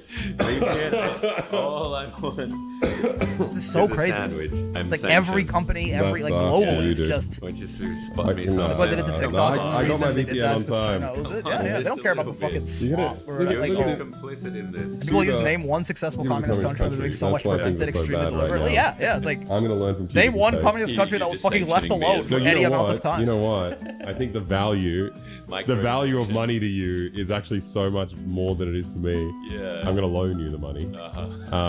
If you want $5 now, you have to give me $50 in a month. Right. It's like a World Bank loan. Yeah. And you have to change. You have to restructure. America all this being a part of stuff. the middle syndicate makes Yeah, too like, much you know, sense. The middle organize your syndicate. wallet. Yeah. A little bit of financial management. I see that's a Now, to reference be to something, fair, but I even think if I'm missing. Dan was allowed to access his bank account, pretty much all the ATMs are down because of the energy shortages. So since I'm the guy who, you know, took out money before the trip and, you know, I need Dan to hold the camera and not be dead, I decided I won't let him Burkina start Faso there. kind of But, sort of not really. anyway, They really had to work the for rest it. Sure. time was over Sure. and we had to find our way to the hospital to hand off all the aid that we brought. So the problem was that the hospital was like 10 kilometers away and it's incredibly difficult to get a taxi with barely any fuel in the country. But luckily, with the Project help Moon, of a gotcha. world-famous soccer player called Xi Jinping, Cuba set up a factory just outside of Havana, World-famous pumping out soccer player thousands of Xi these electric tuk-tuks, you know, in response to the US cutting off all fuel from the country. It was pretty strange getting our first actual glimpse of Cuba. The streets were so empty compared to 14 years ago, and because the fuel blockade made driving nearly impossible, you had to go for all these weaker vehicles that used renewable energy, like, you know, these 2 horsepower tuk-tuks or this 1 horsepower horse. But we finally arrived to this children's hospital that specializes in cardiovascular care, and it honestly felt surreal seeing all this aid reach its destination. And something tells me the nurses couldn't believe it either. For the past couple of months, all I could think about was this flotilla, but somehow the only thing I actually thought about was the flotilla as a political stunt, right? Getting on the boat and exposing to the world that the US is killing people through their blockade of Cuba, and hopefully, you know, inspiring people and governments around the world to take action. But I didn't actually think about the real people that are going to receive the aid that we're bringing. Yeah, Like, there are children in this hospital whose lives are going to be dramatically affected by this, you know, 30 tons of food, medicine, and solar panels that we filled So up. one horse at like 7 horsepower? I think so, About something the like real world impact of that. Es algo maravilloso. The naming of the unit is actually pretty weird, right? Yo lo vengo sabiendo desde antes de la Lucía y me despertó ahí. Gracias a ustedes por venir. Ustedes están I guess it depends on the horse too, right? solo lo que ustedes apoyan. Like a big fuck might have like Están 10, maybe a really small one has like 2 or 1. lleguen I allá don't know. y lo puedan crear problemas, le quieran meter. Eso es una cosa que no tiene precio. Agradecerles a ustedes lo que están haciendo y nos da un estímulo para seguir. It was actually so nice One horse seeing where all equals our aid infinite was going, horse. but it felt like a drop in the water. The hospital was running out of everything from like medications to medical machines to simple things like gauze and bandages. I mean, still, they made a difference, right? They did make a difference, obviously. Like, at least this flotilla gave. It just, again, it's all this can do is relief, right? You can't put a price on what you've done. Yeah. Like, obviously, like these are people in like a crisis, and like any amount of relief helps, but you know, eventually it's got to stop from the roots. But this is, that one got me. Yeah. I mean, these are children. Like, you know, not that we should only have empathy for children, but like I feel like it's the easiest to extend empathy to children. These are like sick children in a hospital with no power, water, or food, like most of the time. Like, anything, if you could do anything to make a difference in that, like a tangible, physical difference. I mean, well, yeah, you can't put a price on that. But lacking supplies and equipment is just like one of the many issues that they have to deal with here. Simplemente el hecho de no tener combustible para poder bombear agua en una ciudad y tener abastecimiento de agua en un hospital, y sabemos lo que implica eso, es un gran problema de salud, de higiene. Hay que estar muy atentos al uso de combustible. Por ejemplo, hay un área que no es posible que esté encendida, que es la parte de las consultas y demás, porque el combustible hay que ahorrarlo para la forma general, porque tenemos una terapia intensiva donde hay pacientes gravemente like rationing electricity, por su estado crítico, y es necesario que se mantenga el hospital funcionando para la atención de estos pacientes. La asfixia del bloqueo no solamente impacta de esa manera, impacta en el personal propiamente que trabaja. Personal que viene a trabajar con miles de problemas, dejándolos atrás, dificultades inmensas, que vienen y que lo hacen a conciencia porque en gran medida lo que les remunera en estos momentos su trabajo no es suficiente dado la crisis que hay para poder garantizar todo lo que necesitan. Y también va siendo escaso. Realmente se trabaja como si estuviéramos un país en guerra pero sin bombas. Ella es de provincia y entonces se va muy lejos. Make you think about how privileged I am getting pissed when my power goes out because I can't play video games. Yeah. Like our perspective is just so different. I really don't understand how anyone's surviving here. I mean, the blackouts mean that the doctors have to operate the. It's embarrassing. Like it is embarrassing. Like this video is embarrassing to watch. As someone in like such a privileged position. And that's a good thing. I think that's a good thing. I think if it, you know, what's it? Comfort the disturbed and disturb the comfortable type shit. But it's embarrassing. It's embarrassing. Like it genuinely makes me like, if there are all these things that I want to start to try to do to make a difference, but I'm too scared to do it because it's awkward. Really? Like I can't even do that. These people are living in these conditions and doing all this fucking heroic shit, and like when you hear about the doctors and and I can't like fucking make friends because it's like scary and awkward to try and eventually like affect change later down the line. Like really? Like it doesn't make any sense. Do it? I can't actually see how they're going to keep this going over the next few days. I can empathize. I know why, but like you just gotta realize how in the middle of this crisis, fucking Cuba's bad still the world dedicated is. to making life-saving care. You could do some stuff that's a little uncomfortable. Find, be nice to yourself. Find whatever way you can to work up to it, but do it. Do it. This, by the way, you want to talk about radicalizing. All the echocardiograms they've done, all the tests, haven't had to pay a single peso. If you're telling me that this country that is going through like a wartime blockade, basically, they don't have power for the hospital most of the time, they don't have food, they don't have enough food, they don't have running water, right? And they still have free healthcare? What? So this country can provide free healthcare, but it's too expensive over here. But we can't, no, that just wouldn't work over here. This country working, this is fucking Tony Stark built this in a cave with a box of scraps. Like, this country can have fucking free healthcare, but like, it's just too unrealistic. In countries that are 1 million times richer? Sure, man. Sure. Everything is free. Same country with the best healthcare in the world under Castro, remember? Yep. I mean, even after, like, in such horrible situations, right? What are we doing here? I mean, the fact that they still managed to keep healthcare free during this humanitarian crisis made me feel a little bit hopeful, right? Until I stepped outside and got a taste of reality. It turned out that one of the members of our flotilla, Tiago, had been arrested while flying home on his connecting flight in Panama. I think the interrogation is so funny when, like, the entire thing is broadcast almost live, you know? Like, what were you doing? It's like, well, there's documented the entire time. Yeah. Right after that, we heard that the other two boats from earlier in the video were meant to arrive today. I can tell you what is not much better. That's better. It's not much better. Phone with the Mexican authorities, they're launching like a certainly got nothing on the fucking Cuban healthcare system mid-blockade, not even in the glory days. But if makes you think. Is there a worry that something happened? We just don't know. Might just be taking some. But there was literally every injustice is decided, but it tells there's there's no other way. Yep. Sit and be scared. So it is just, but it's something else. You just see it. Bumped into this nice Swiss man, it's not Franco theoretical. Cabal. He happens to be one of the best oncologists in the world. Like this man wrote the textbook on medical oncology. No, it was him. I checked. He's the guy who wrote it. Textbook of medical oncology. Yeah. He's particularly upset that Cuba is, blocked off from accessing vital cancer medications that he helped create. Right. So he spends much of his free time visiting Cuba and trying to help, but he struggles to find any European company that dares to do business with Cuba because Cuba actually has insane healthcare research. There's a lot of humanitarian aid. Doctors is super impressive with all the sanctions. Oh yeah, he put out a stat at the beginning of this, which apparently Cuba provides more like doctors for like humanitarian aid to like underdeveloped countries than every G8 country combined. What?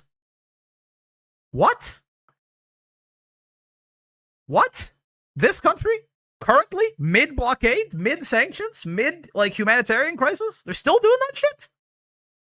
What? Dude, how are we so mogged? We're not even losing a fighting game to a guy with his fucking, blindfolded with his arms behind his back. At this point, the guy's not even at the fucking setup. He's literally in the bathroom taking a shit, and he's like double perfecting us. What the fuck do you mean? In the treatment of many cancer, oh, this is crazy, by the way. I want to, I think I remember him saying some other shit that kind of talks about what you're talking about, Zach. In children. Cuba was buying that. Not this, I think after this. Worldwide 3 companies. This is just normal American monopolistic, amazing, beautiful beauty, right? Rick, if they subsidize healthcare, how the insurance company's gonna make $1 billion. That's true. That's true. I guess we should die.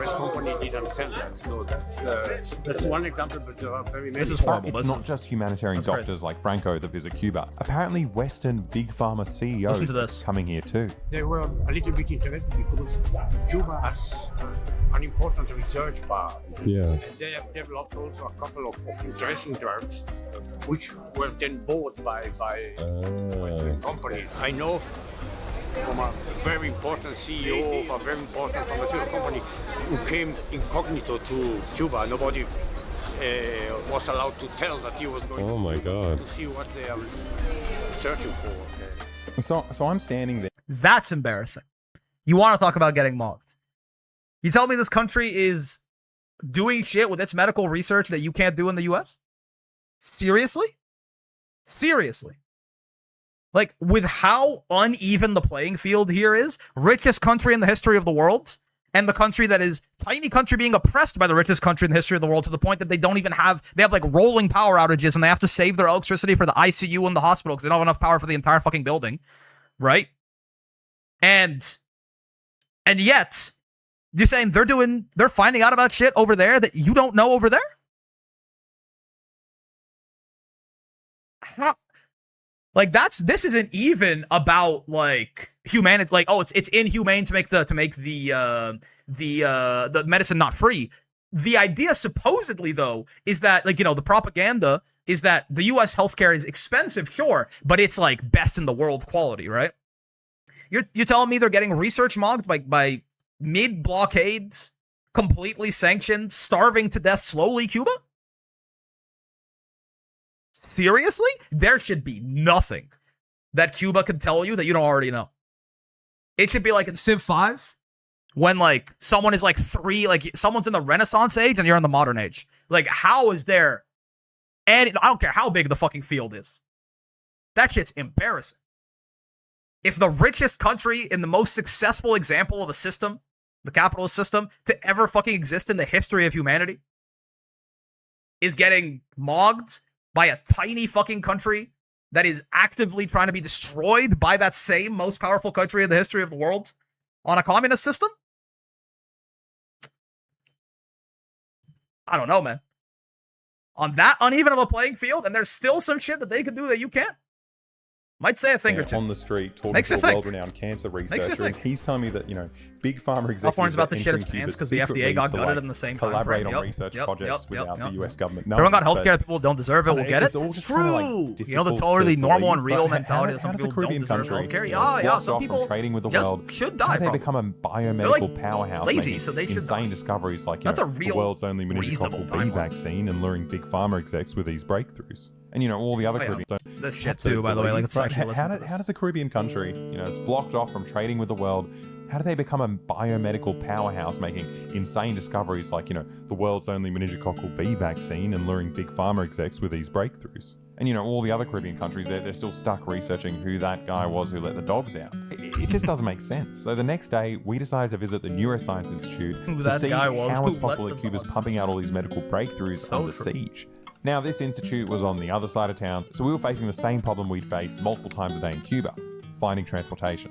Now, after being on land for so long, I was honestly missing the diesel fumes of the boat engine, so I decided to splurge and get a real petrol taxi to take us to the institute. And we're going there with our mate Daniel. He's a Cuban journalist working for the independent media outlet Belly of the Beast. They do awesome documentaries and on-the-ground reporting in a place that's always so saturated with fake news from mainstream media. So you can check him out in the video description. Now, Daniel joined our project as a producer, which is, a stressful job at the best of times, but he was also doing it under the constant threat of being bombed by a foreign country. Realizing that your future, the future of those around you, ends up depending on, individual decisions of people that, in all honesty, couldn't give two shits about it. Should have thought about the financial consequences before you inherited a gene mutation and got a congenital disease, idiot. That's true, man. That's true. You should have tried fucking not being sick. I don't know. I'm not sick right now. If it's a skill issue. Having nightmares about it. Like, if I'm not sick, why are you sick? I guess. I'm dead. It's just weird. It's just weird. I feel A lot of people selfish of are you to get sick. aware This is a real possibility, and those who are. I'm not trying to be that guy. I'm just noticing. I There's guess I'm not a just single one that noticing. would say, "Hey, yeah, sure, they should bomb Havana." Like, that's not a thing. Like, you could find someone that tells you, "Sure, I hope the government changes," right? But bombs and bullets. My bad for having asthma. Thank you. It's big of you to admit that. I think it is your bad. I'm glad that you have come to that. I'm glad we got there. After that fun chat in the taxi, we finally got to the Neuroscience Institute to meet up with Dr. Mitchell Valdez Sosa. Don't panic if there's a power cut. Should have farmed better The parents. elevator will have Common no beginner problem, Uma just player wait. mistake. We can do And, this and you can do that on auto All now, right, so there yeah. really is no excuse. It's This just was the laziness. very first medical equipment manufactured in Cuba. A Cuban computer. It turns out Cuba became a research hub thanks to this computer and a guy called Erwin Roy John, the father of quantitative electroencephalography. Quantitative and neurometrics. electroencephalography? And, look, I don't know what that means, but I was standing in front of a world-renowned scientist, so I just Encephalo, nodded that's like to do along, with the right? brain or the Now, head or Erwin something? Roy John wasn't a fan of Big Pharma, and he was a massive fan of Cuba's universal healthcare system because, he's interested in treating people and not just making products for a company to sell to the highest bidder. What a So fucking he demon, wanted right? to do his research here. Irving Roy John was fired up with this idea, and he said, I'm going to bring to Cuba some computers with my software for studying the electrical activity of the brain. Of course, when he asked, for the permit, whatever, to export it, they said, oops, that's trading with the enemy. In the meantime, Fidel had talked to the university professors and asked them, you guys can make a computer? He said, we can. And looking at the user's manual, they started deducing, if this does this, it has to work in this way in the inside. I gotta On the reverse pro. engineer Roy shit. returned, ashamed. I wasn't able to convince the U.S. government. We said, nope, we have our own computer. That's That was crazy. how the Neuroscience Institute was started. Now, the research Erwin Roy John did here led to breakthroughs like this. And trust me, I googled it. Like, I don't Computer- fully understand Cuba it, could but make they're you a definitely computer or run breakthroughs. And Tokon? in Cuba, these I insights don't were know. used I to mean, test every child in the country don't get me for wrong. Seems like neurological a disorders very epilepsy for free. successful And in the science US, scene, but these same breakthroughs are used. I don't know if charge anyone parents could make you a upwards of computer or run Tokon. $22,000 if they Might be a were little not too their much kiddo's even for them. epilepsy. So it's no wonder Roy John opted to do his world-renowned research in Cuba, even though he knew full well that he would be blacklisted by the US government for doing it. Cuba is the only country in the world that had to develop. It might run it on everything low themselves. settings? From Sure, the ventilators sure, that sure. saved countless lives during That's COVID fair. to screening devices for newborns and hearing aids, which by all accounts should be almost impossible to do. Maybe It's medium if even they in a lift the country like blockade. the US, right? One of the biggest biomed industries in the world. They still rely heavily on global supply chains for all their medical treatments, right?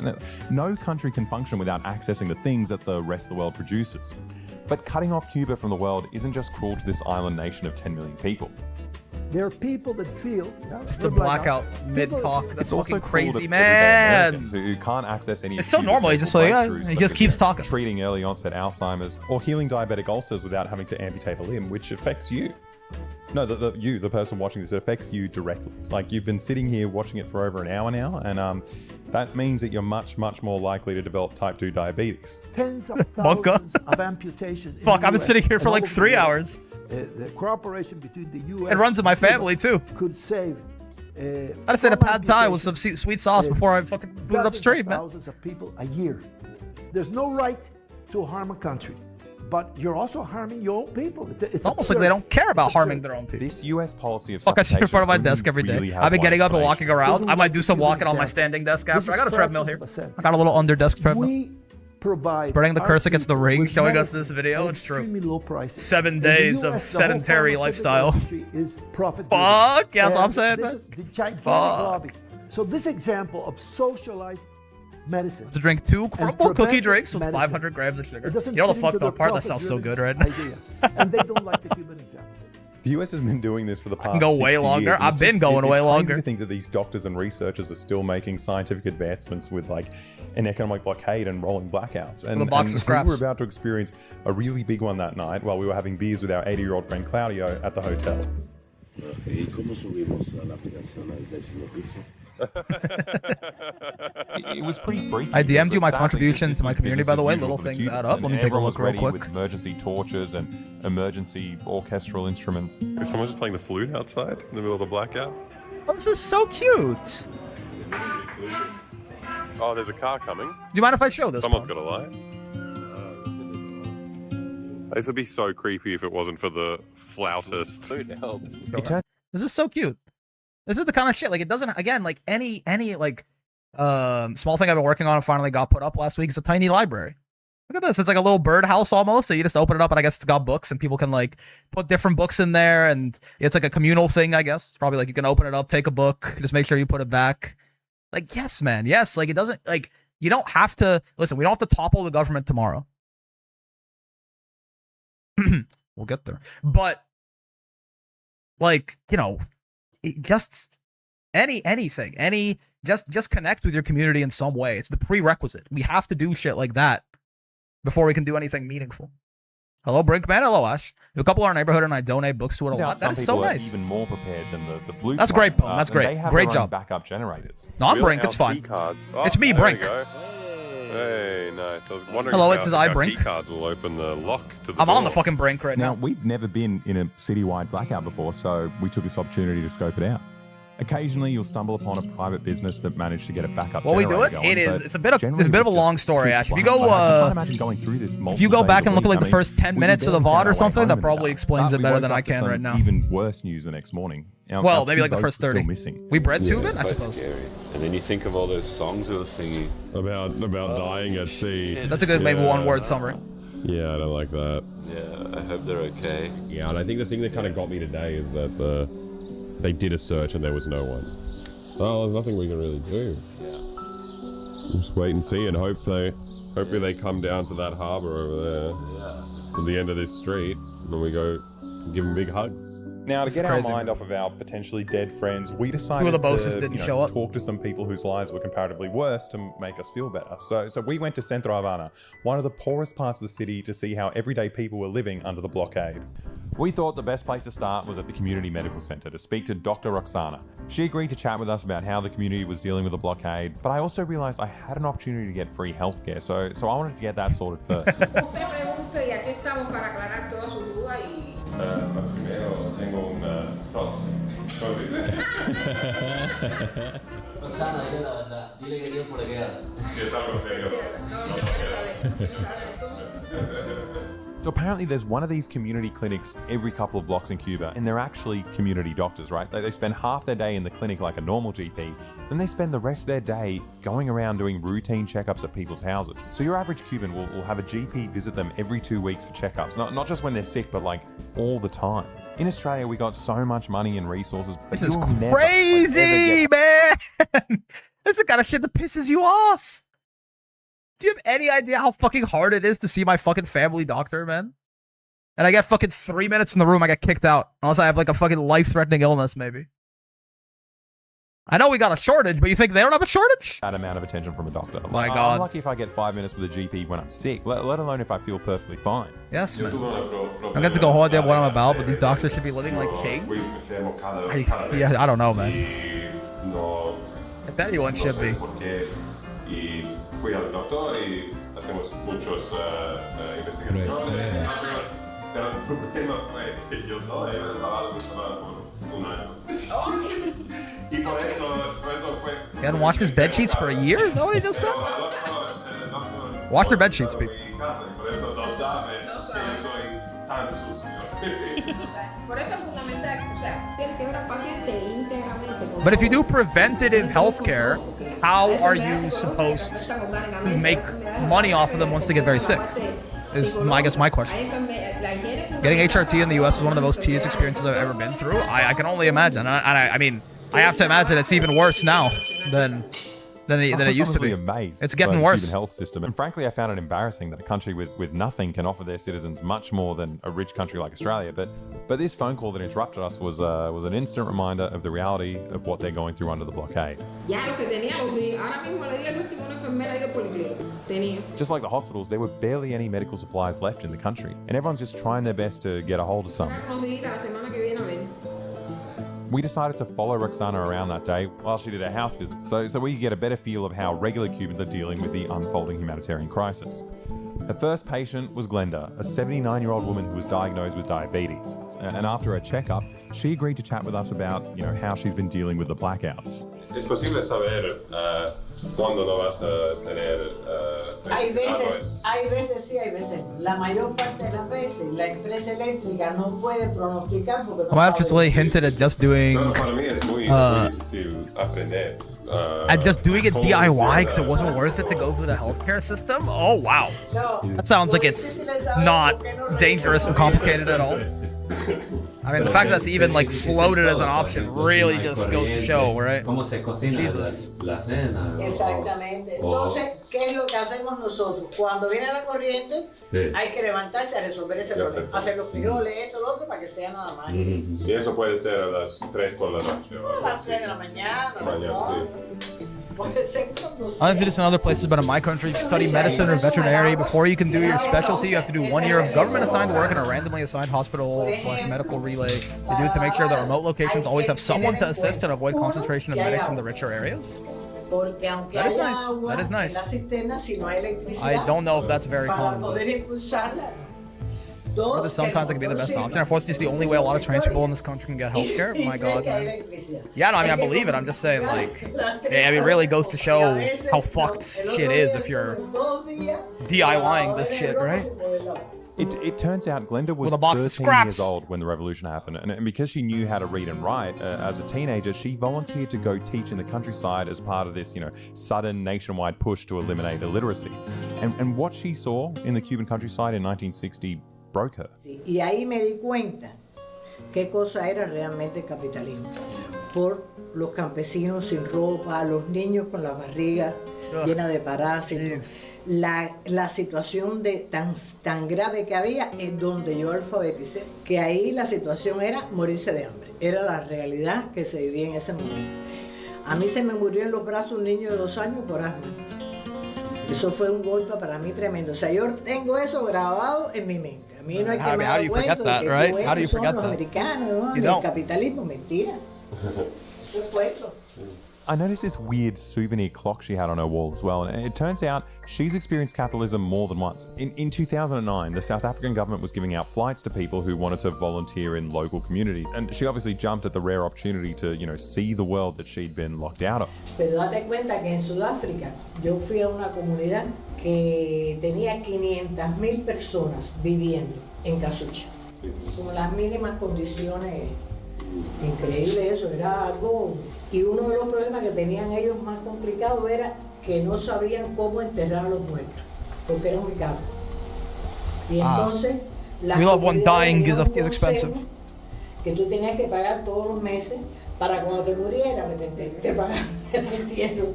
Y entonces cuando yo dije allí, ay, pero si el entierro en mi país es gratis, dice, ¿cómo es gratis? Did I miss the discussion?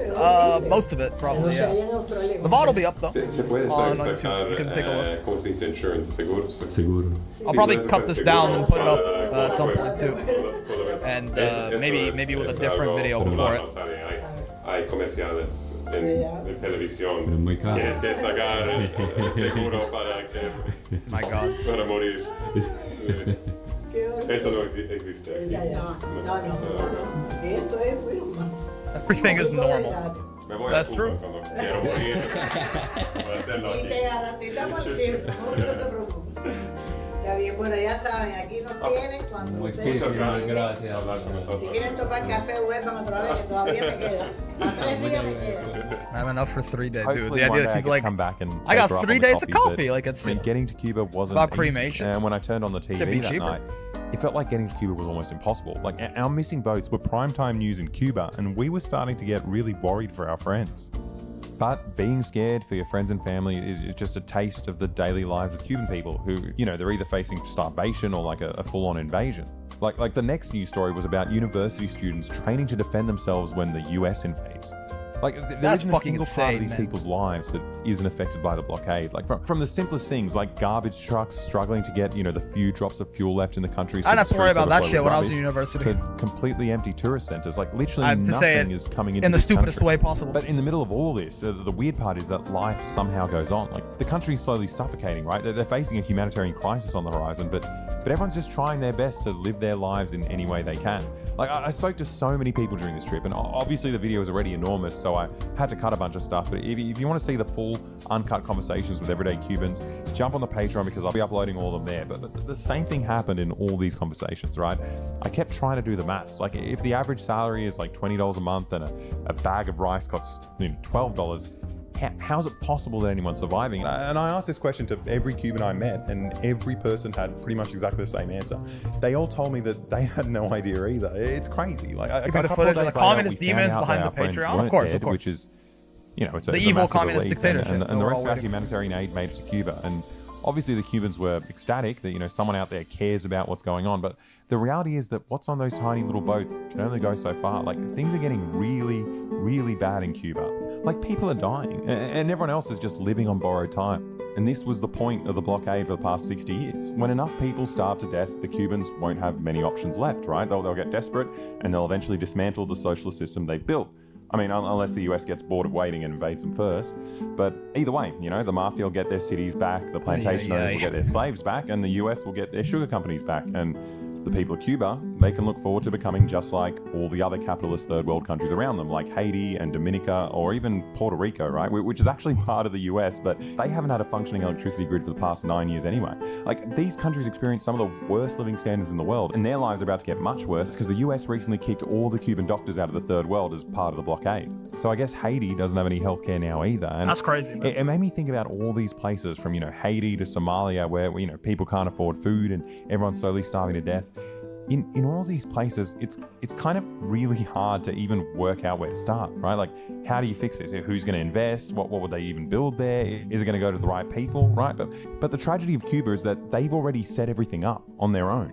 You know, they got world-class healthcare, they've got the infrastructure and the know-how. Like, the only thing we need to do is just stop fucking with them, you know? Like, literally the only thing the world needs to do is just treat them how we treat any other country in the world, right? Let them buy food, let them buy fuel, let them buy medicine. Just let them sell stuff. I don't know, we just need to be normal. At this point in the video, you know, I'd usually provide a link, right? Like, I want to share a fundraiser for Progressive International that's planning to bring more aid boats to Cuba, but the US has sanctioned them too. So honestly, I don't know what to do. Like, I don't usually say this, but I'm completely out of ideas. It's up to you guys. Like, you need to do everything you can to stop your governments from killing these people.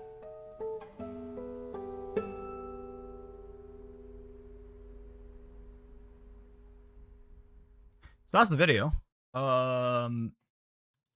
Yeah, I mean, it's a great video. Shout out, boy. Great video. It is good movie. Yeah, it's something, man. Obviously, it's, you know, a lot of it is the same, like the kind of same stuff you might be desensitized to, of just like, look how horrifically we are fucking this country in the global south, or I mean, Cuba's. Yeah. Just in general, like this quote unquote, this like country that is not in the quote unquote developed world or whatever the fuck. Though in a lot of ways, sure seems more developed than we are, doesn't it? But like, you know, on a lot of ways, don't forget to like the video. Sure. In a lot of ways, it might seem, and honestly, if this doesn't earn you a subscription, I don't know what does. In a lot of ways, like it's that same shit you're desensitized to. But I mean, one, fight that feeling, and two, again, there is just this normalization and this like regular guyification of doing something about it, even no matter how small or how big it might be. There is this normalization of the idea that, you know, if this guy could do something, could actually do something and put himself out there and take a risk, and you know, even if it's not enough by itself, that still made a difference to the people in that hospital. If he can do that, you can knock on your fucking neighbor's door. You know what I mean? You can you know, build community. You can have uncomfortable conversations with your friends and family, you know, to try and the people who aren't a lost cause yet, you know, try and lubricate that little left-wing pipeline for them. You can do something that is significantly less dangerous than hopping on a flotilla to Cuba where they're fucking blowing fishing boats out of the water, right? Because he is a guy who has no idea what the fuck he's doing. He doesn't know, he's never been on a boat before. He got seasick. He fell in a hole. He's scared. He almost ran away and didn't do it. He's not some like big special hero, but that's what it is, man. Like, that's, you know, corny as it might be, it's the fucking quote from like the first episode of the Game of Thrones show or whatever, where it was like, you know, Bran is watching his dad execute this guy, and he asks him, like, is it still possible to be brave when you're afraid? And he tells him it's the only time that you can be brave. Like, there's nothing brave, there's nothing courageous about doing some shit that doesn't scare you, right? Like, being scared of something, doing it anyway, because that's you know, it's the right thing to do, is the definition of bravery. And, you know, we can start small, we can build up to shit, but we got to do something. Like, it's the normalization of this behavior, and then it's also just a reminder of how important it is to do something, man. Like, yes, you can just, you know, finish watching that video. I'm gonna finish the stream soon. You go away, you go fucking have a pizza or something, you move on with your life, and you're like, you go play the Tocom beta, right?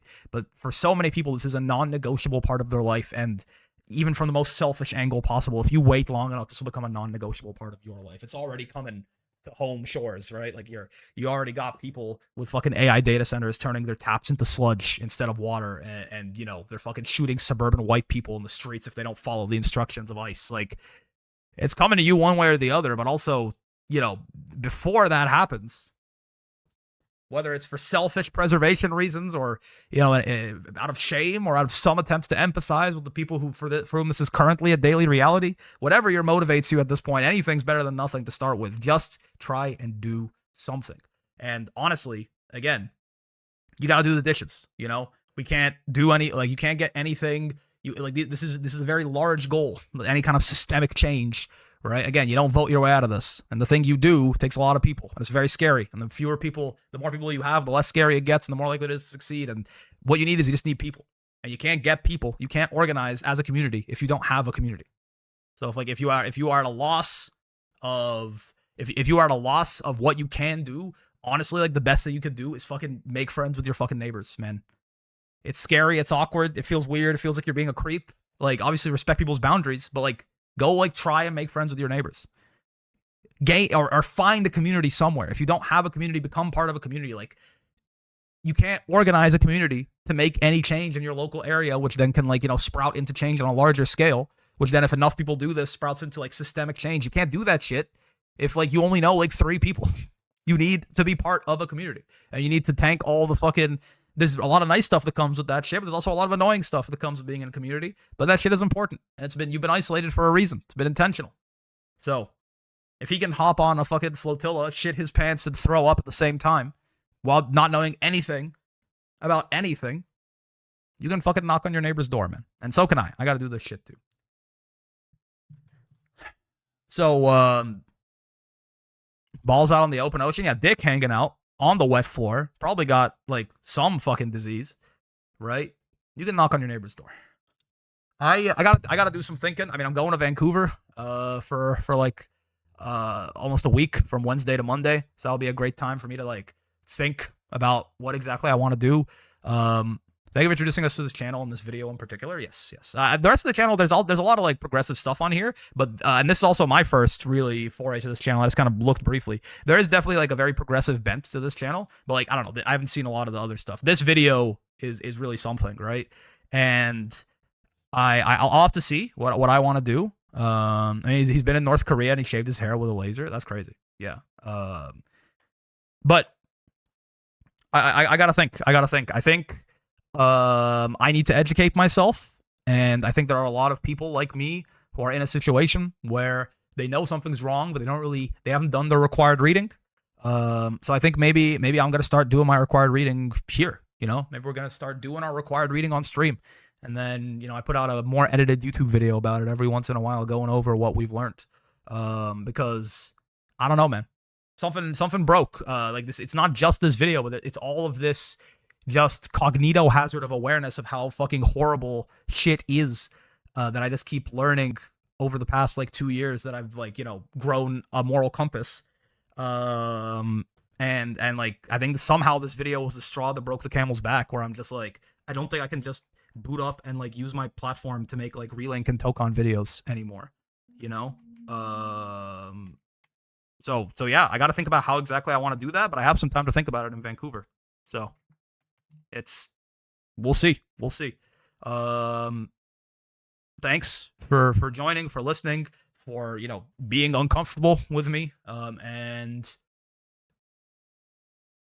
you might be in for a little bit of if you need any digital grunt work, hit me up, offering just in case. Thank you very much, but I will genuinely keep it in mind. But maybe prepare for a little bit of a pivot on this channel. I know probably a lot of people are not going to care anymore, but that's fine. If I'm switching to something else and I like lose a lot of my audience, then like that's okay. That's fine. People aren't here for that. I'll grow a new audience that is. But yeah, I just feel like I got to do something. And I feel like this is something, maybe that I can do. That I everyone's got different talents, and I like talking about shit that I'm passionate about, and this is what I'm passionate about right now. So maybe I can do some good with what little platform I have. Maybe I can make it, I can reach more people doing this than talk about video games too, which is good for a multitude of reasons. Anyways, for now, I appreciate you guys being here. I appreciate you guys, sitting in the discomfort with me.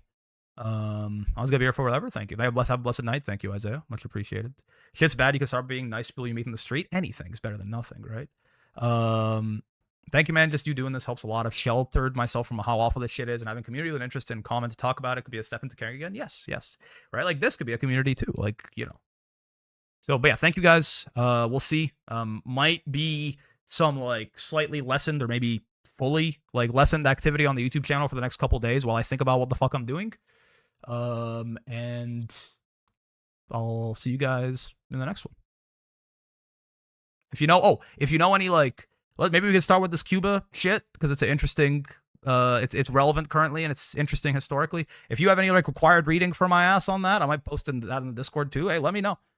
I need sources. There's a bunch of sources in this video, but for now, I'll see you in the next one. Peace.